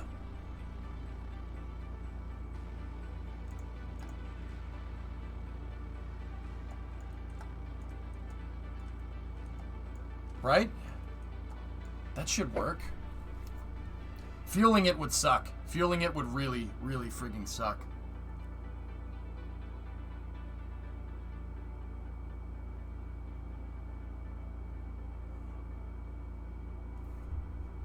And then, yeah, it would. Oh man! And then in the future, I could just redesign the tanks, no problem. I could redesign the tanks and then attach the aeroshell to the redesigned system. Loopy, I built today's aeroshell thinking that 375 was the correct scale if I wanted to scale this design up. But if I want to duplicate the aeroshell works off of the idea that this triangle on a small triangle on this equals one of these triangles on that one. So that's double the scale. I just didn't put 2 and 2 together. That 2.5 times 2 is 5 meters, not 3.75 meters. So I went to engineer the aeroshell today with 375s. And then when I went to start making the aeroshell for this, I started noticing some things. Started noticing that, well, nothing lines up. And then, just to see if my findings were right, I used the triangle here that is 2/3 the size of this, and it wraps perfectly around the 375 tank just like it does over here. The problem is, if I use these 375, if I use these panels right here, I have no aeroshell equivalent to make this look correct. I'd have to go and sit here, and every time I wanted to, like, I have no small versus big triangle in this design. It would require a lot of extra triangles and a lot of sculpting, rather than directly scaling using these parts here, which, because this is about 4 times as big as that, it's double the scale, right? Double the scale. It is. Anyway. Also, what's the solution for the extra thrust?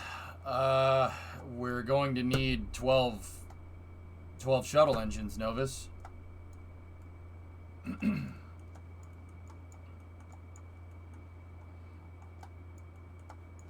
Here, let me just check something. Let me just take a look here. Yep. Almost perfect. It's actually pretty damn exact right there.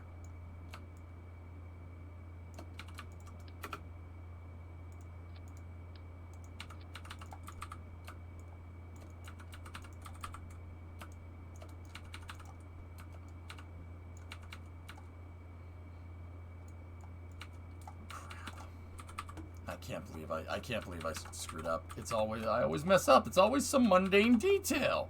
Ah! This is not a mundane detail, Michael!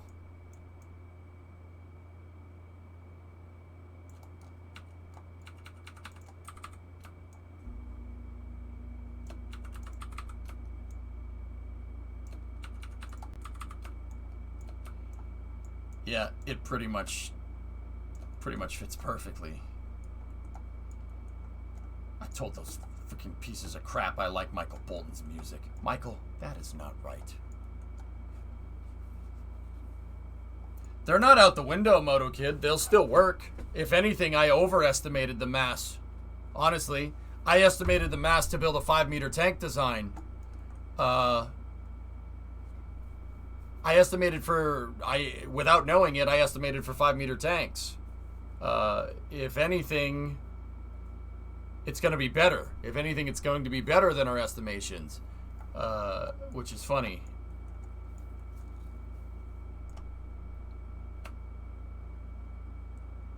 So, yeah, well, guys, the aeroshell has to be an exact replica of this. If it's not an exact replica of this, all the flight data that I got from that thing is useless.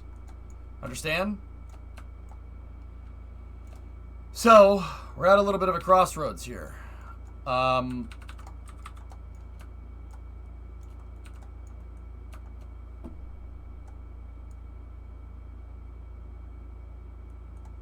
Like some kind of clown, like I'm here to amuse you. We should absolutely use the Jumbo 64s. Look at the tank design. Discovery, go at throttle up.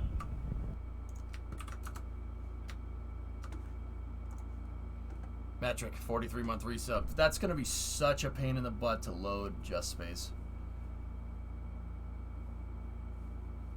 See, I could keep building out the 375 version, then the aeroshell won't scale, so we'd be in uncharted territory. All the work that I did with the first one is useless. Yeah, that is how it's made. Look at that.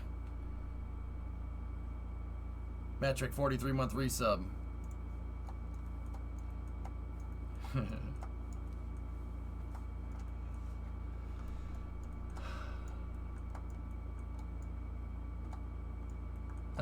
No, Cal controllers can't transfer fuel.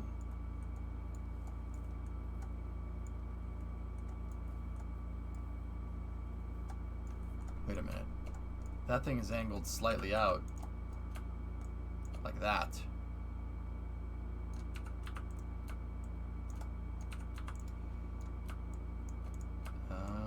Hold up. Just on a side note. Let me see. Yeah, see? Now that lines up freaking perfect. Yeah, okay. Okay. And then, if I'm remembering right, I move these up. And then I move them in. Like that to make a nice clean shape.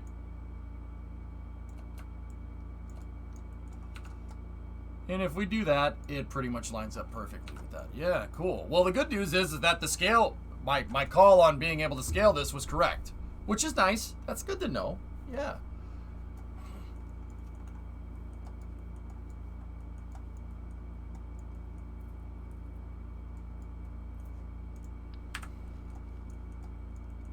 The empty space is not that big of a deal, I guess.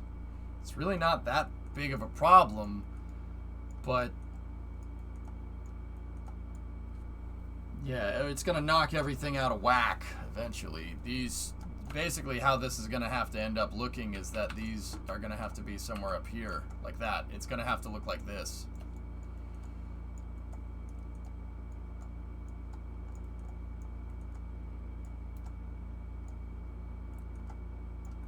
Scaling the aerodynamics is the most valuable info we have. Correct. Yeah, no, exactly. What's wrong with using the 375 tanks now? Other than the wasted volume in the short term? Nothing. Nothing really, Loopy. I mean, yeah, nothing. And that's why, I mean, that's why I'm kind of like, we could just grind the science out. We could just grind the science out. It won't take very long.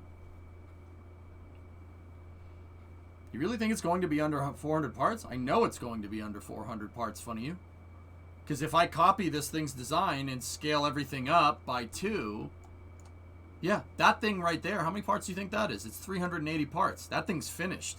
That's a fully working vehicle. It doesn't have fuel cells. It doesn't have a fuel cell on board, and it's missing a couple of things here and there. Then build it out and change the tanks later. You think that's a good idea?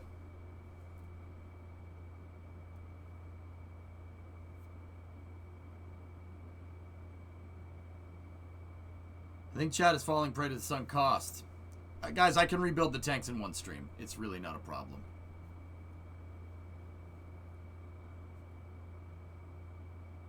Yeah, Loopy, that's true. That's true. Last. Okay.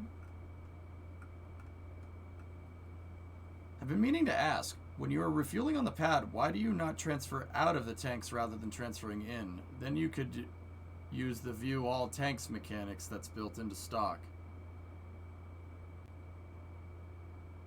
I'm not transferring, because the fuel on the pad isn't in one fuel tank, Shady. I have 6 fuel tanks on the pad, 3 on either side. If I select all fuel tanks and hit this fuel tank and hit out, it's going to transfer fuel to the other fuel tanks.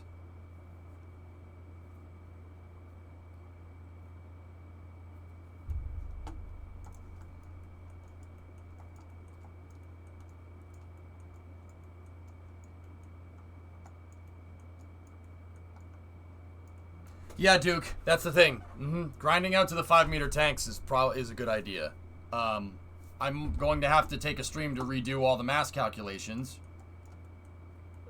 with the upgraded tanks, but honestly, it should be 4 more shuttle engines. Seriously, 4 more shuttle engines, and I gotta redo the tanks, which took me less than half of a stream. It's really not a problem because I have the design in my head. I can scale the design. All I gotta do is copy this thing's fuel tank configuration with 5-meter tanks. If anything, it's gonna be less parts than what we have right here. Funny I had to delete all the VODs because Twitch went bananas with DMCA stuff.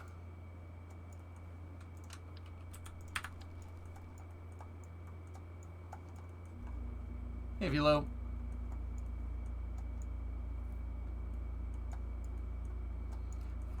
You know what the thing that pops into my head with this thing is though right now? How the frick am I gonna make a launch pad for this?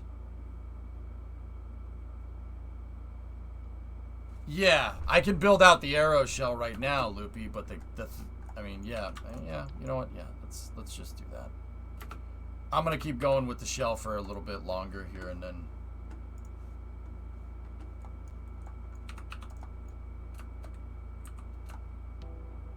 Here, let's see if the rest of the arrow shell can scale correctly, okay? We'll build out the back here and we'll see what it does, okay? Isn't that kind of iterative design philosophy though? Get something working now and upgrade it later? Yeah, but what happens if what I wanted to upgrade now isn't what I planned on upgrading, Novus? Does that make sense?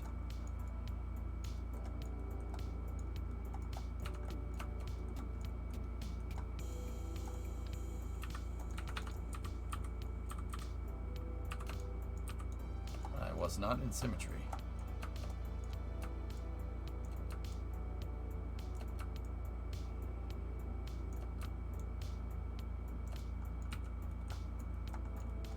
How many rows do we have here?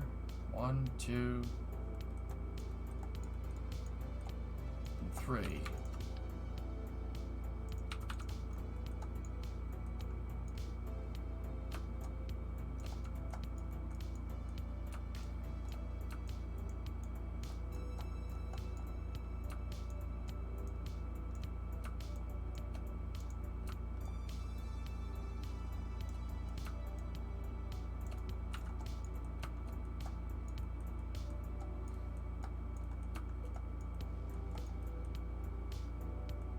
And then the third one is just 3 triangles. 1, 2, 3. So we can get rid of that. Right?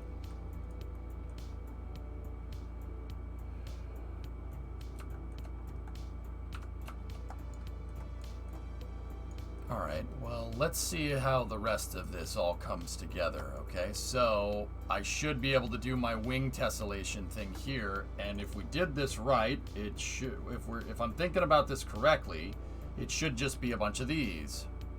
So if I take one of these guys here. Wait a minute, hold on. How far am I away? 1, 2.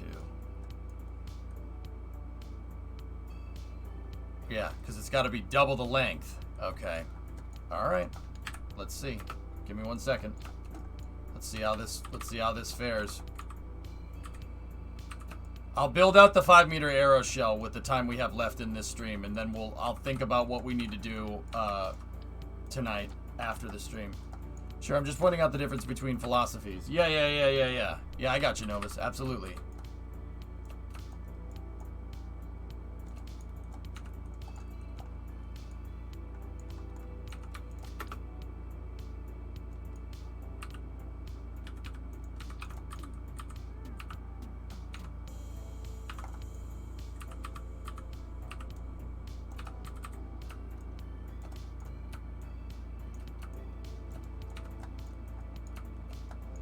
I want wings that fold out like this.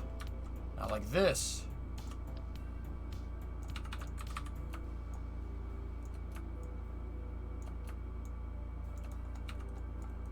How many of these are there? 1, 2, 3, 4, 5, 6, 7. 1, 2, 3, 4, 5.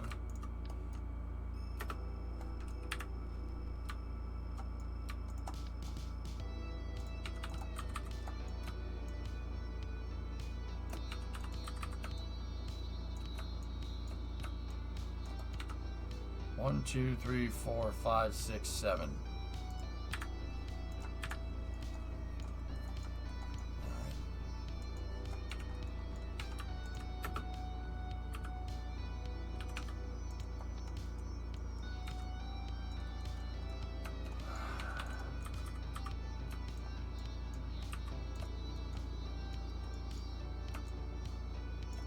Let's make this one first.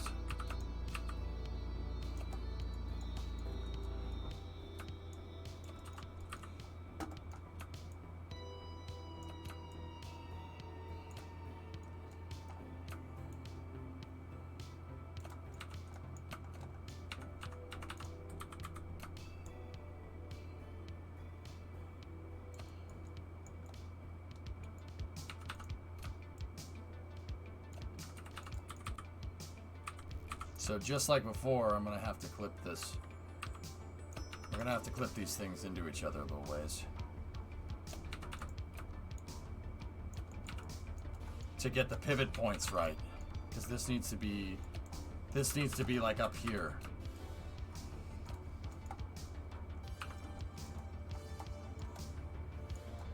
And since this thing is only out at 5 degrees and this one's at 70, we're going to need to move this inwards a little bit, like that.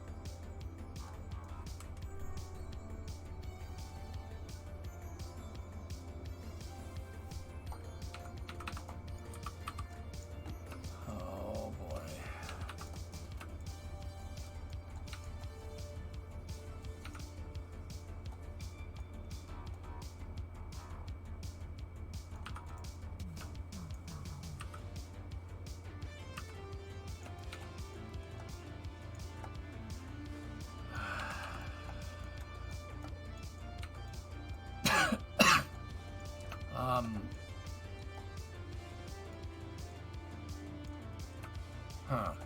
Huh.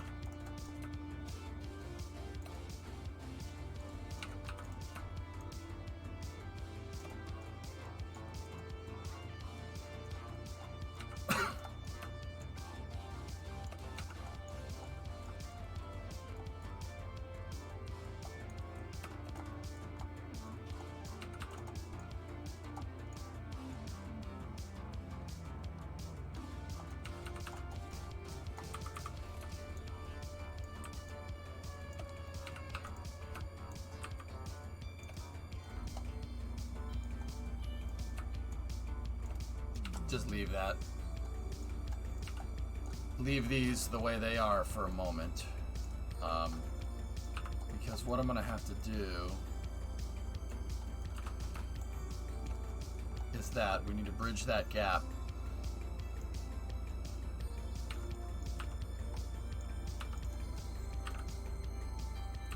Now that it's bridged, I should be able to just move that one into position. And it should line up perfectly.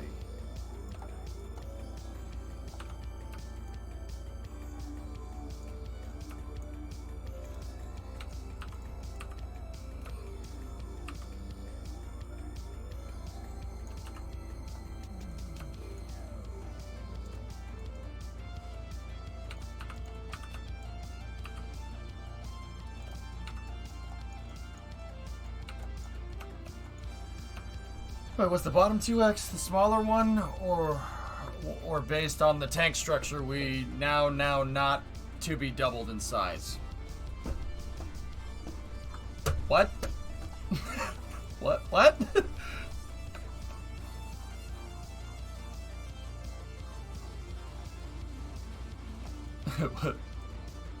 What? You okay? I'm sorry, King. I tried to figure out what you're saying. I couldn't get it, man. I'm sorry. Oh my goodness. That's sorry. That made me laugh, dude.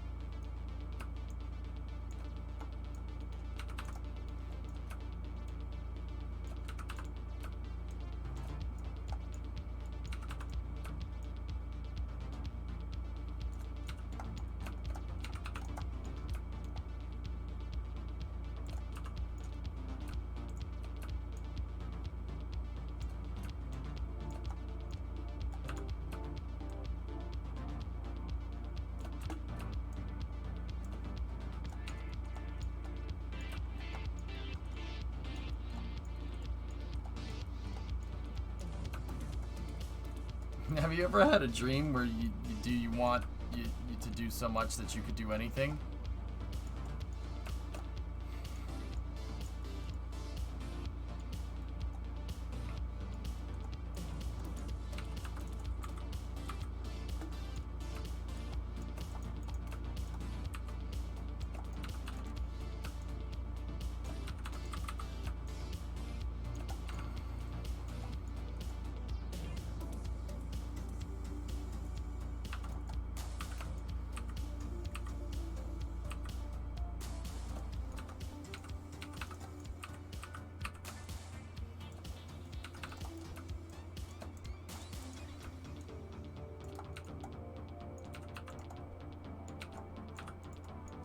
All right.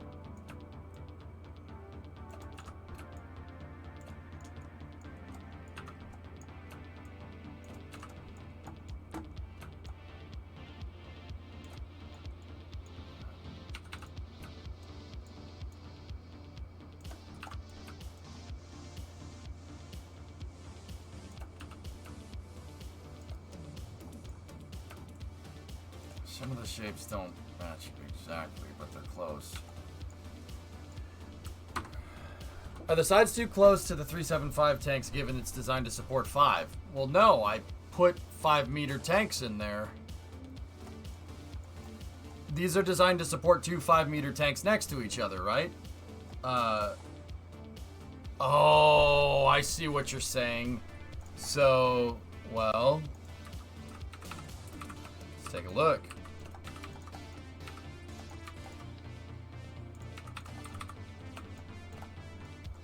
Right? That's where we need to be. Right? And then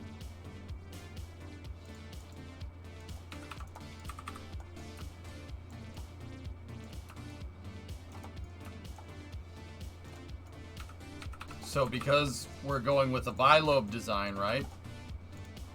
I'll change the skin on these, make them easier to see.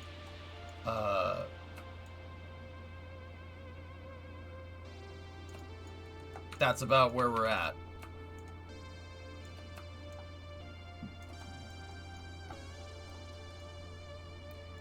Oh shoot, there goes the planet.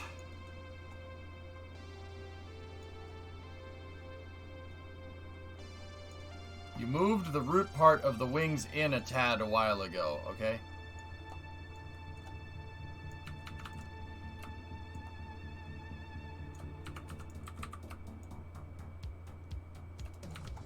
Like that.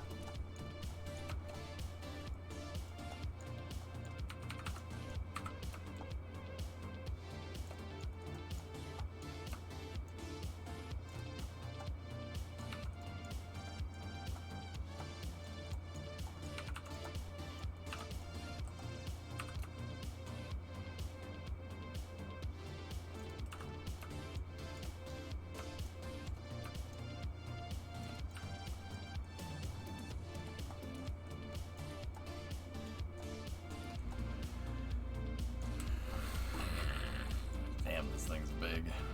Man, this is a big honcho of a ship right here, if I do say so myself.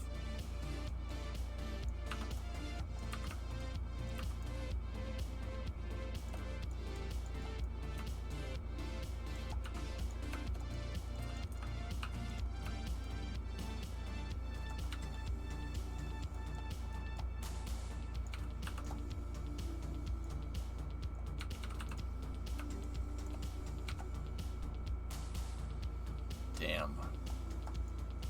It's big. Very big.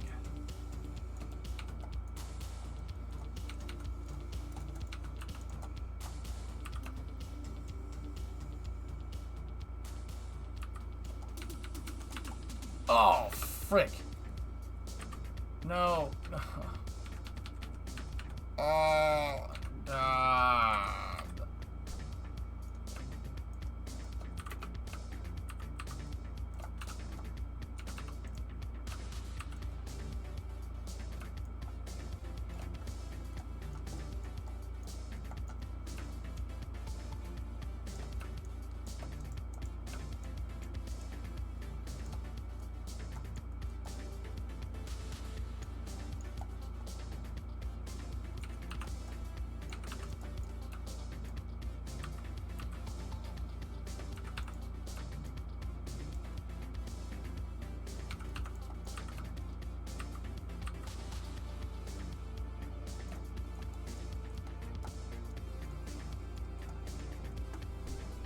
Llama! Wait, what?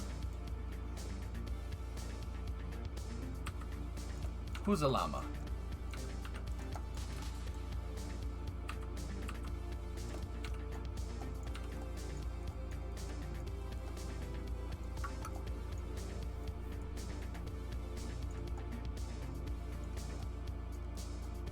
So who is llama?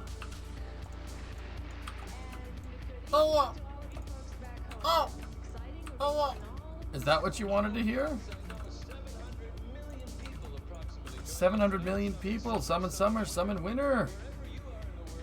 Swimsuit segment to be sure to warm your farts. Our first stop will be on the grounds of the world-famous National Palace Museum, which houses Chinese treasures dating back some 4,000 We should years. probably hit the road.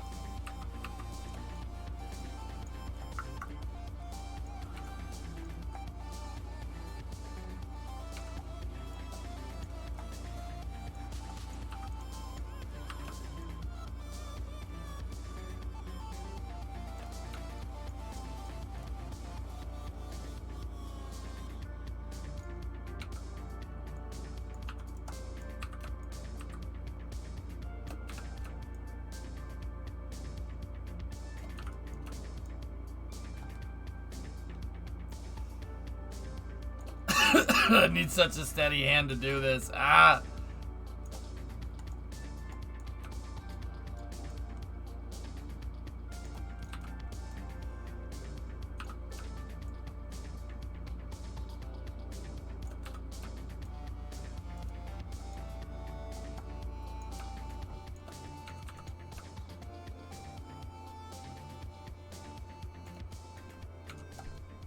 It's close enough.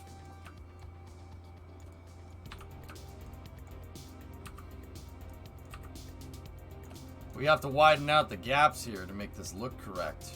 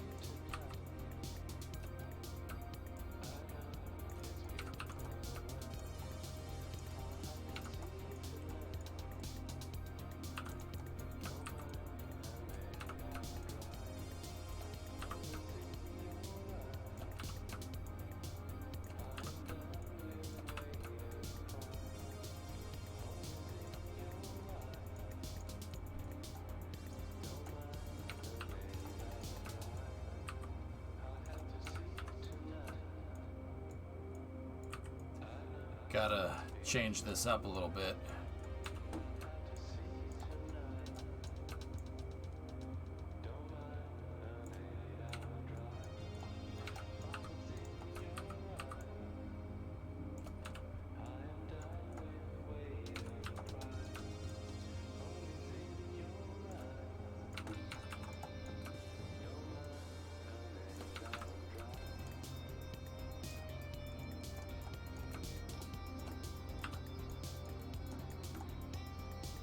No, they don't. That's why the tanks are in fairings, Jim. Remember how I said, you know, I gotta put it in fairings and stuff. It's super important. There you go. Because they don't. They don't do that. The Adventure Star is shaping up nicely. Thanks, man. Thank you.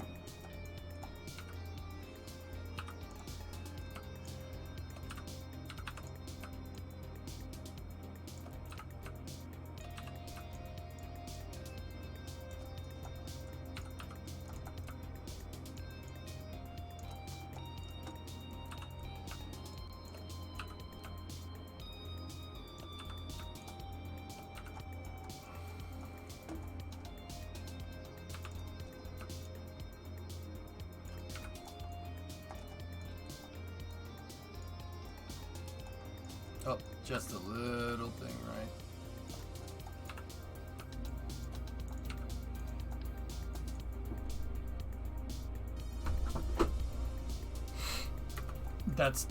That hurts. I clicked the wrong button. I'm starting to get tired. That one hurt. That one hurt a little bit. I'm alright though. That one hurt a little bit. I'm not gonna lie to you. It shouldn't be that hard to fix though.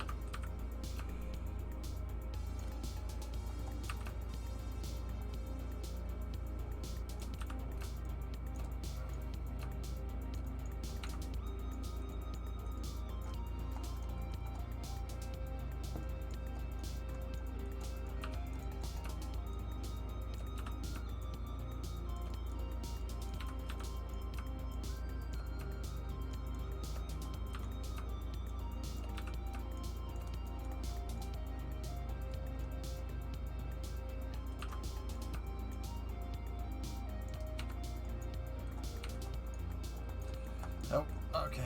Alright, I fixed it, guys. It's fine. I don't want to pull my hair out. I don't need to worry about that because I don't have any hair. Did you enjoy building the Lego shuttle or the Saturn V more? Shuttle, dude, because I love the shuttle. Yeah.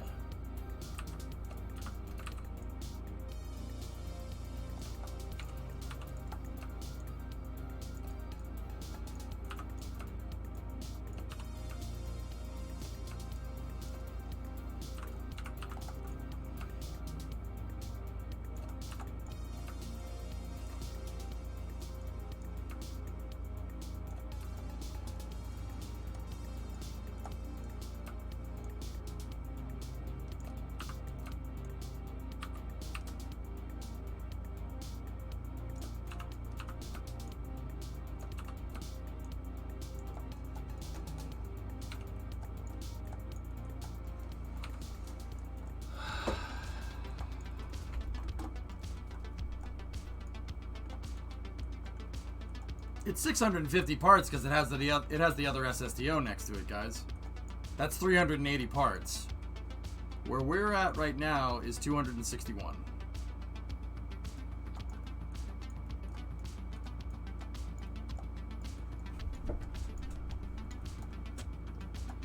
I don't know, guys.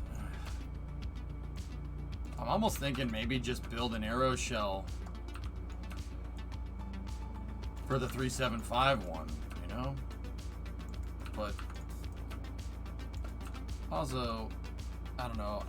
The real answer to this question is I know. I played way too much late night Kerbal to know that if I thought about it and I'm turning ideas in my head and I'm not sure what to do, that means go get sleep, because that means when I wake up in the morning, I'll be like, yep, that's what I need to do. Usually that usually nets us with the right decision.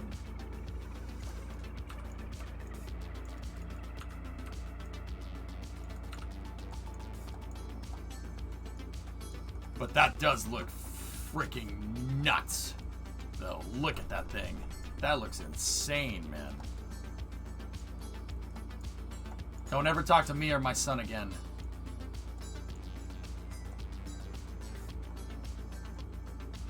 Oh, that's hot. Right, Zukal? Do you have any plans for the empty space? Fill them with 5-meter tanks is the answer to that question, man. Yeah.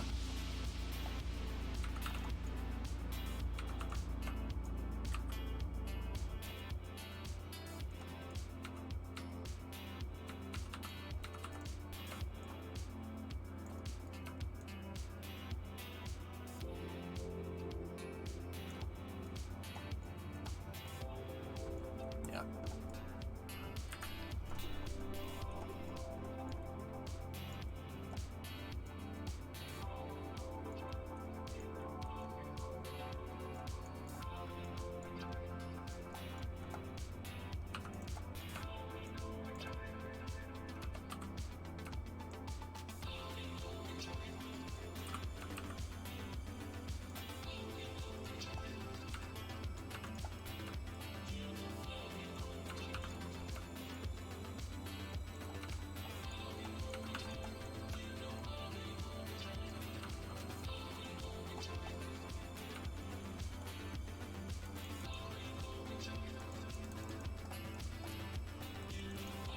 I mean, this thing is gonna be nuts.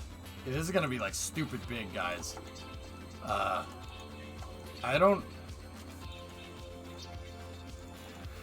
know how this is gonna end up, man. Like, we might want to build out the 375. This thing is gonna have like 36-ton payload capacity, dudes. Like, it's gonna be insane. It's gonna be way overkill for anything that we would ever need.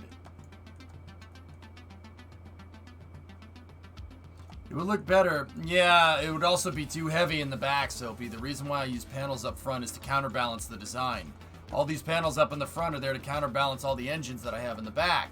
Gotta keep it on an even keel, or else the thing will want to nose into the ground, or it'll want to fly backwards, right?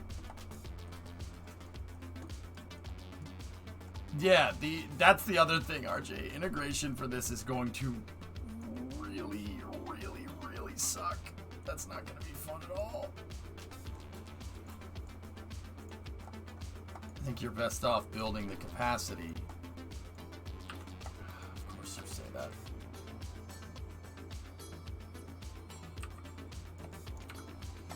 You would say that. It's two times the size.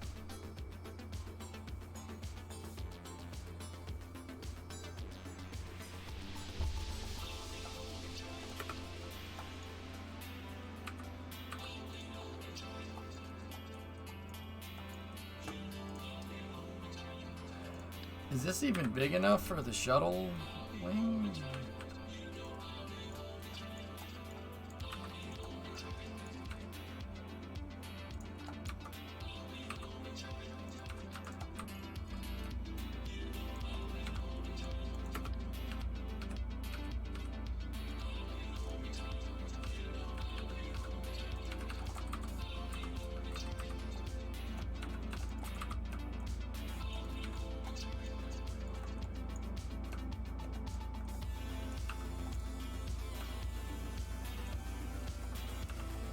Dude, I don't even think that wing is big enough.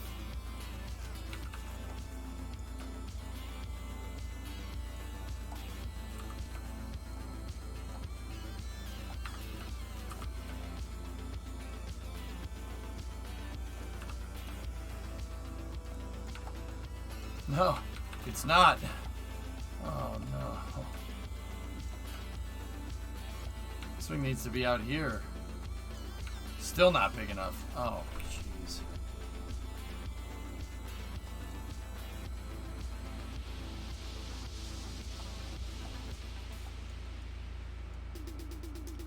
Yeah, Loopy, I would have to, but all of our stuff that made the thing easy to design, the scalability and stuff, I wouldn't be 100% sure if I redesign this thing that it would scale correctly. Like the vehicle could handle different than what I experienced with this.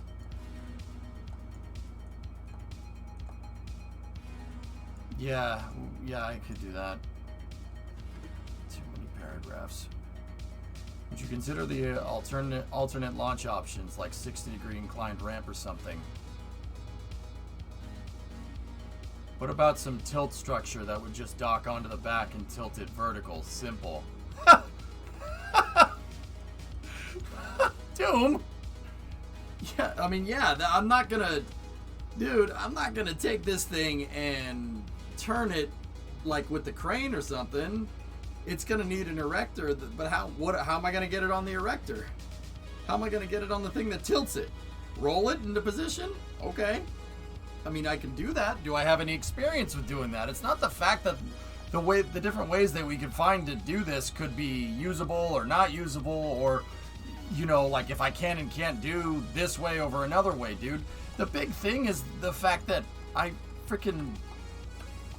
if it's a way that I haven't tried before, dude, it's a way that we could get potentially hung up on, man. That's all. Like, it's not that I couldn't just tilt it. Simple. Dude, I wish it was that simple. You know, like, we could run into some problems. A frame that docked on the back and the craft tilted vertical on the runway.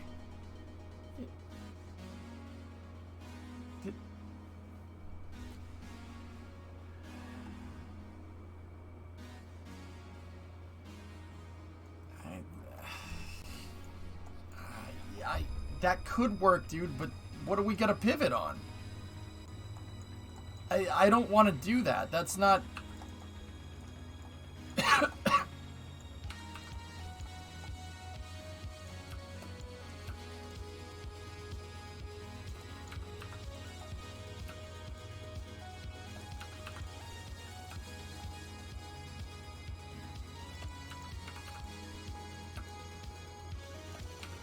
Like, that's... I don't really want to do that way, man.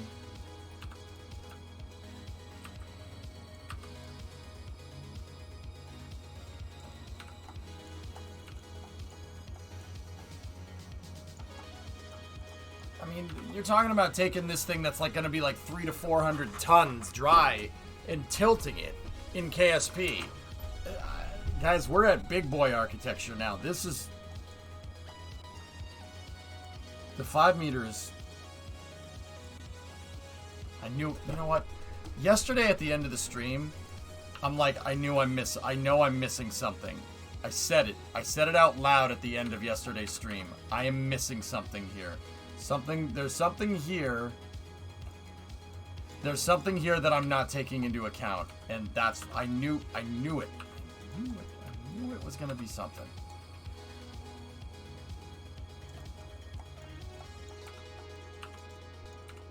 This looks like trash, by the way. I can redo that. Energia style erector.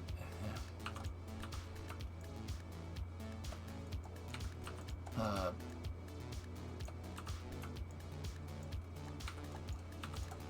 guys know how complicated that is to make, right? Like...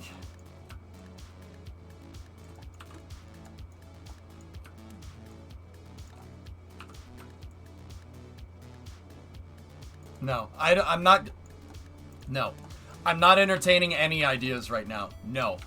You could say, hey, AJ, what if we did this? I'm not gonna pull the trigger on one idea or another. No, not right now. Not right now. I'm starting to get tired, and I think I don't want to make a hasty decision. That would be stupid.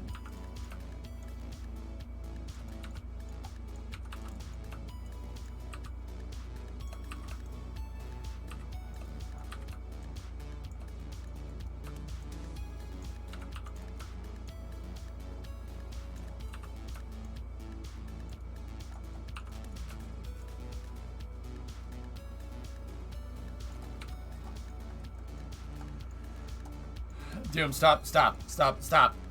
I mean, like, don't, but I'm not. I understand what you're saying, dude. And it's not like, okay, so here's the thing. You say, oh, just do this. That's simple. We could just do this. This is a really simple thing. Sometimes taking a simple task and putting it into KSP is really difficult. Operative example, cranes. Building cranes in KSP is difficult. I don't have cables, so I have to find other solutions. Now, I'm not saying, oh, something that just grabs on and then just tilts the whole thing up onto the back. Yeah, sure. High five, guys. We physics today. Dude, yeah, that might work. But the thing is, I know that whatever I do, whatever I want to do, yeah, I mean, I'll be honest. I could get that to work. I could get anything to work. I seriously could. I could flip this thing on a slingshot if I really wanted to. I know how to do that. I could do it. No, I'm not going to. The thing is that I already have some experience making a different type of launch pad, and the reason why I don't want to pull the trigger on whether we should do this, whether we should do that tonight, is because I haven't weighed all those options in my head, and I'm frankly tired right now. It's not a good idea to make a decision based off of that right now. I don't think that's wise. So, like, it's not that I can't do any of these other things, right? But can I pull the trigger on a way that we've already tested? Can I pull the trigger on the way that we already have experience in doing? Like, what, like, is there another thing that I can do to find a simpler solution that rather than trying to engineer a brand new launch pad for this vehicle from the ground up? That's why I don't want to pull the trigger on anything,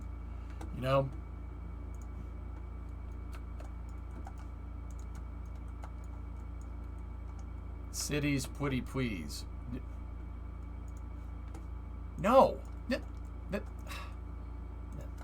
No.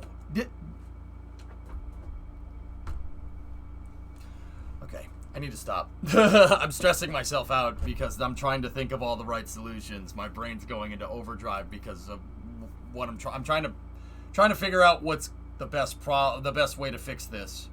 And my brain's stressing me out and it's getting me grumpy. I'm gonna stop. We'll figure out what's the best option soon. Here, this is where we're at.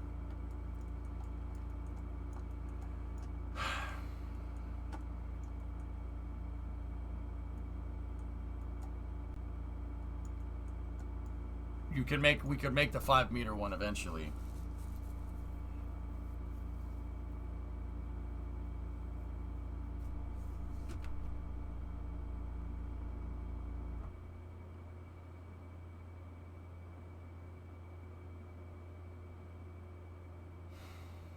Yeah, this is gonna suck.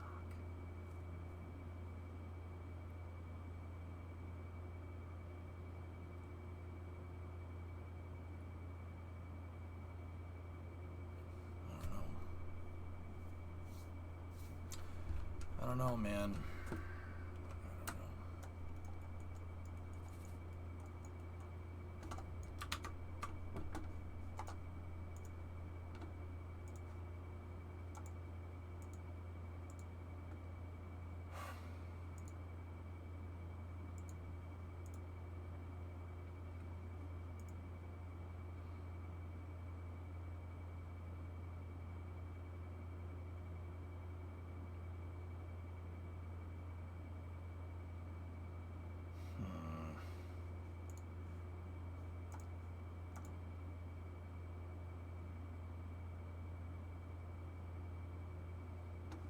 No, Doom, it's no problem, dude. Don't apologize. Don't apologize. Don't apologize. I just don't want to pull the trigger on it, dude. That's all. I'm just trying to. So, like, this happens late at night. You've probably seen it from me in the past. Like, I want to solve this problem now, but my brain is potato. I'm having trouble. Like, a really good indicator if I'm getting tired in KSP is that I try to read somebody's paragraph and it just doesn't register at all. And before you say, well, come on, really? Like, okay, you try reading something for 8 hours straight, or 12, or 13, or 15. You know what I mean? Like, eventually you'll go to read something and it'll just be pudding. Pudding. So, why?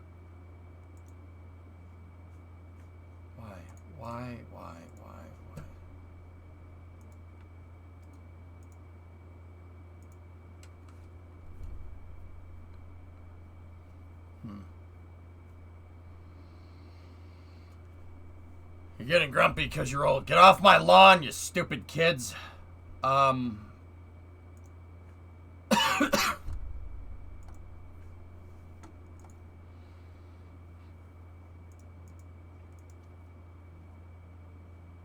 Yeah, guys, I gotta think about this. It's best to stop right now. It will scale. This will scale. I know it will.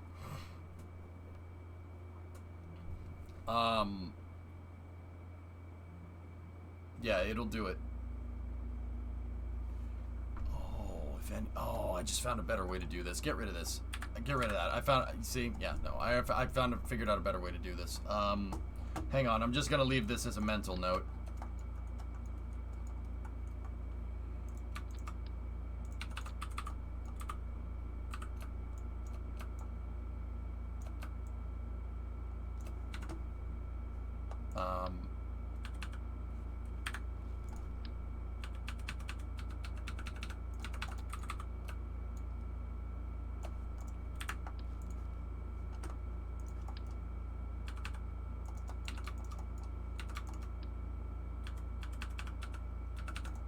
This is a better way of doing it.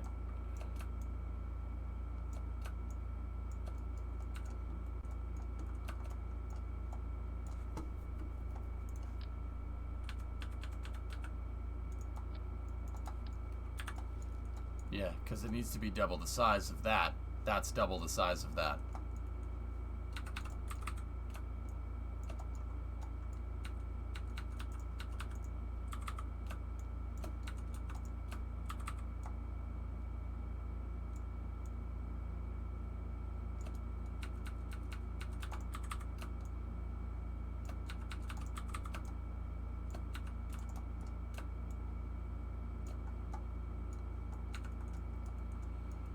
Okay. Yeah, it's not that many more parts. It's actually the same. There.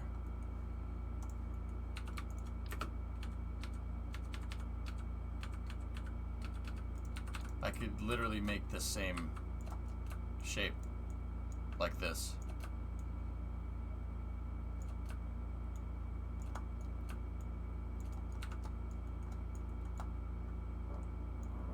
Cool. Wow. That actually works. Sweet. Alright, cool. I'll leave that there. I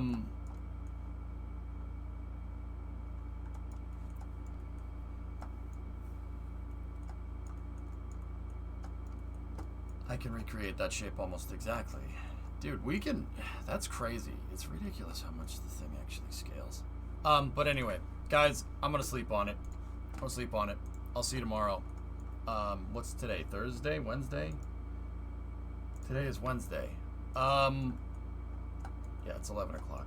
Alright, we put in 9.5, almost 10 hours today. Okay. Yeah. I need to... Yeah, I gotta figure out what I want to do here. That's gonna take. Give me a night to sleep on it. Give me a night to sleep on it. And, yeah, we'll go from there. Let's see who's up and about streaming.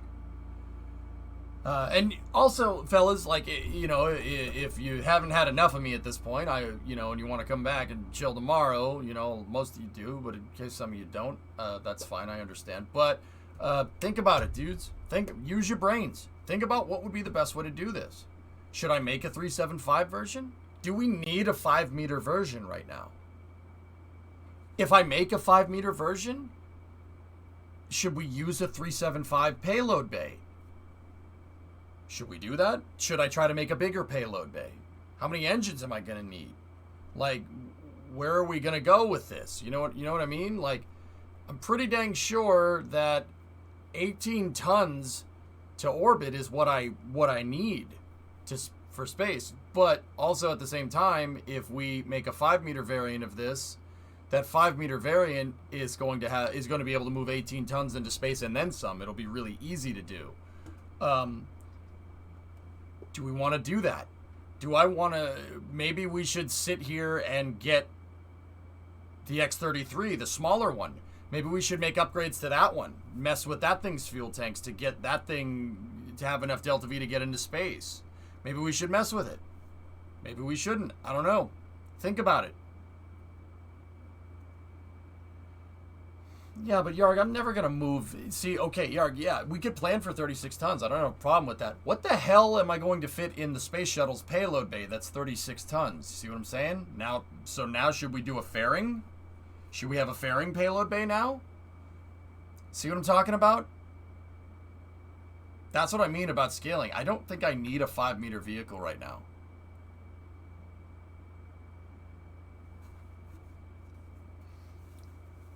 And how the heck am I going to make a pad to turn that thing? That thing's going to be 300 tons. It's going to weigh as much as a Neptune for a stage. See what I mean? These are problems we got to turn in our heads. We got to turn these problems around. You won't. What I mean is it will probably not end up being able to do 36 tons. If you plan for 37, it will end up being able to do 18.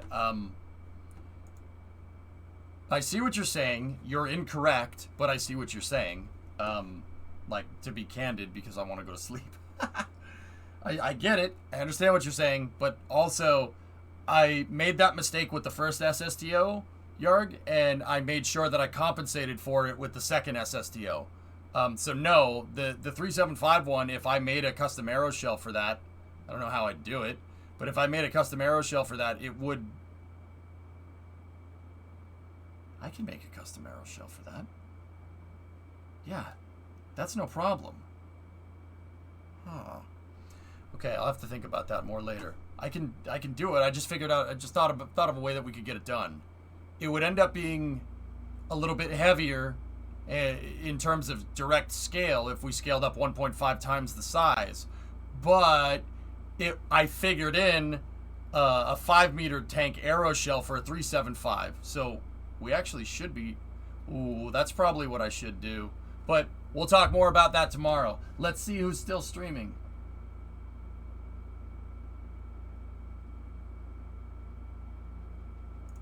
Roger's playing some SnowRunner. I want to watch some SnowRunner. There he is. There's my guy.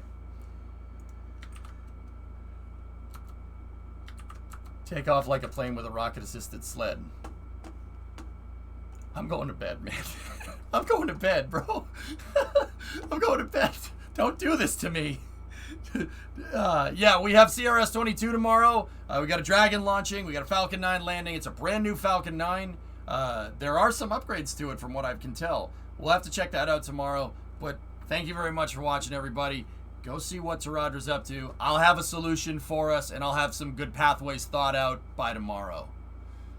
Thanks, guys. I appreciate it. Sorry, you got to bear with me on this one. This is we're getting into the thick of it. It's going to get complicated. The next 2 weeks are going to be insane. We've got a lot of problems to overcome. We got a lot of problems to overcome, but we'll get it.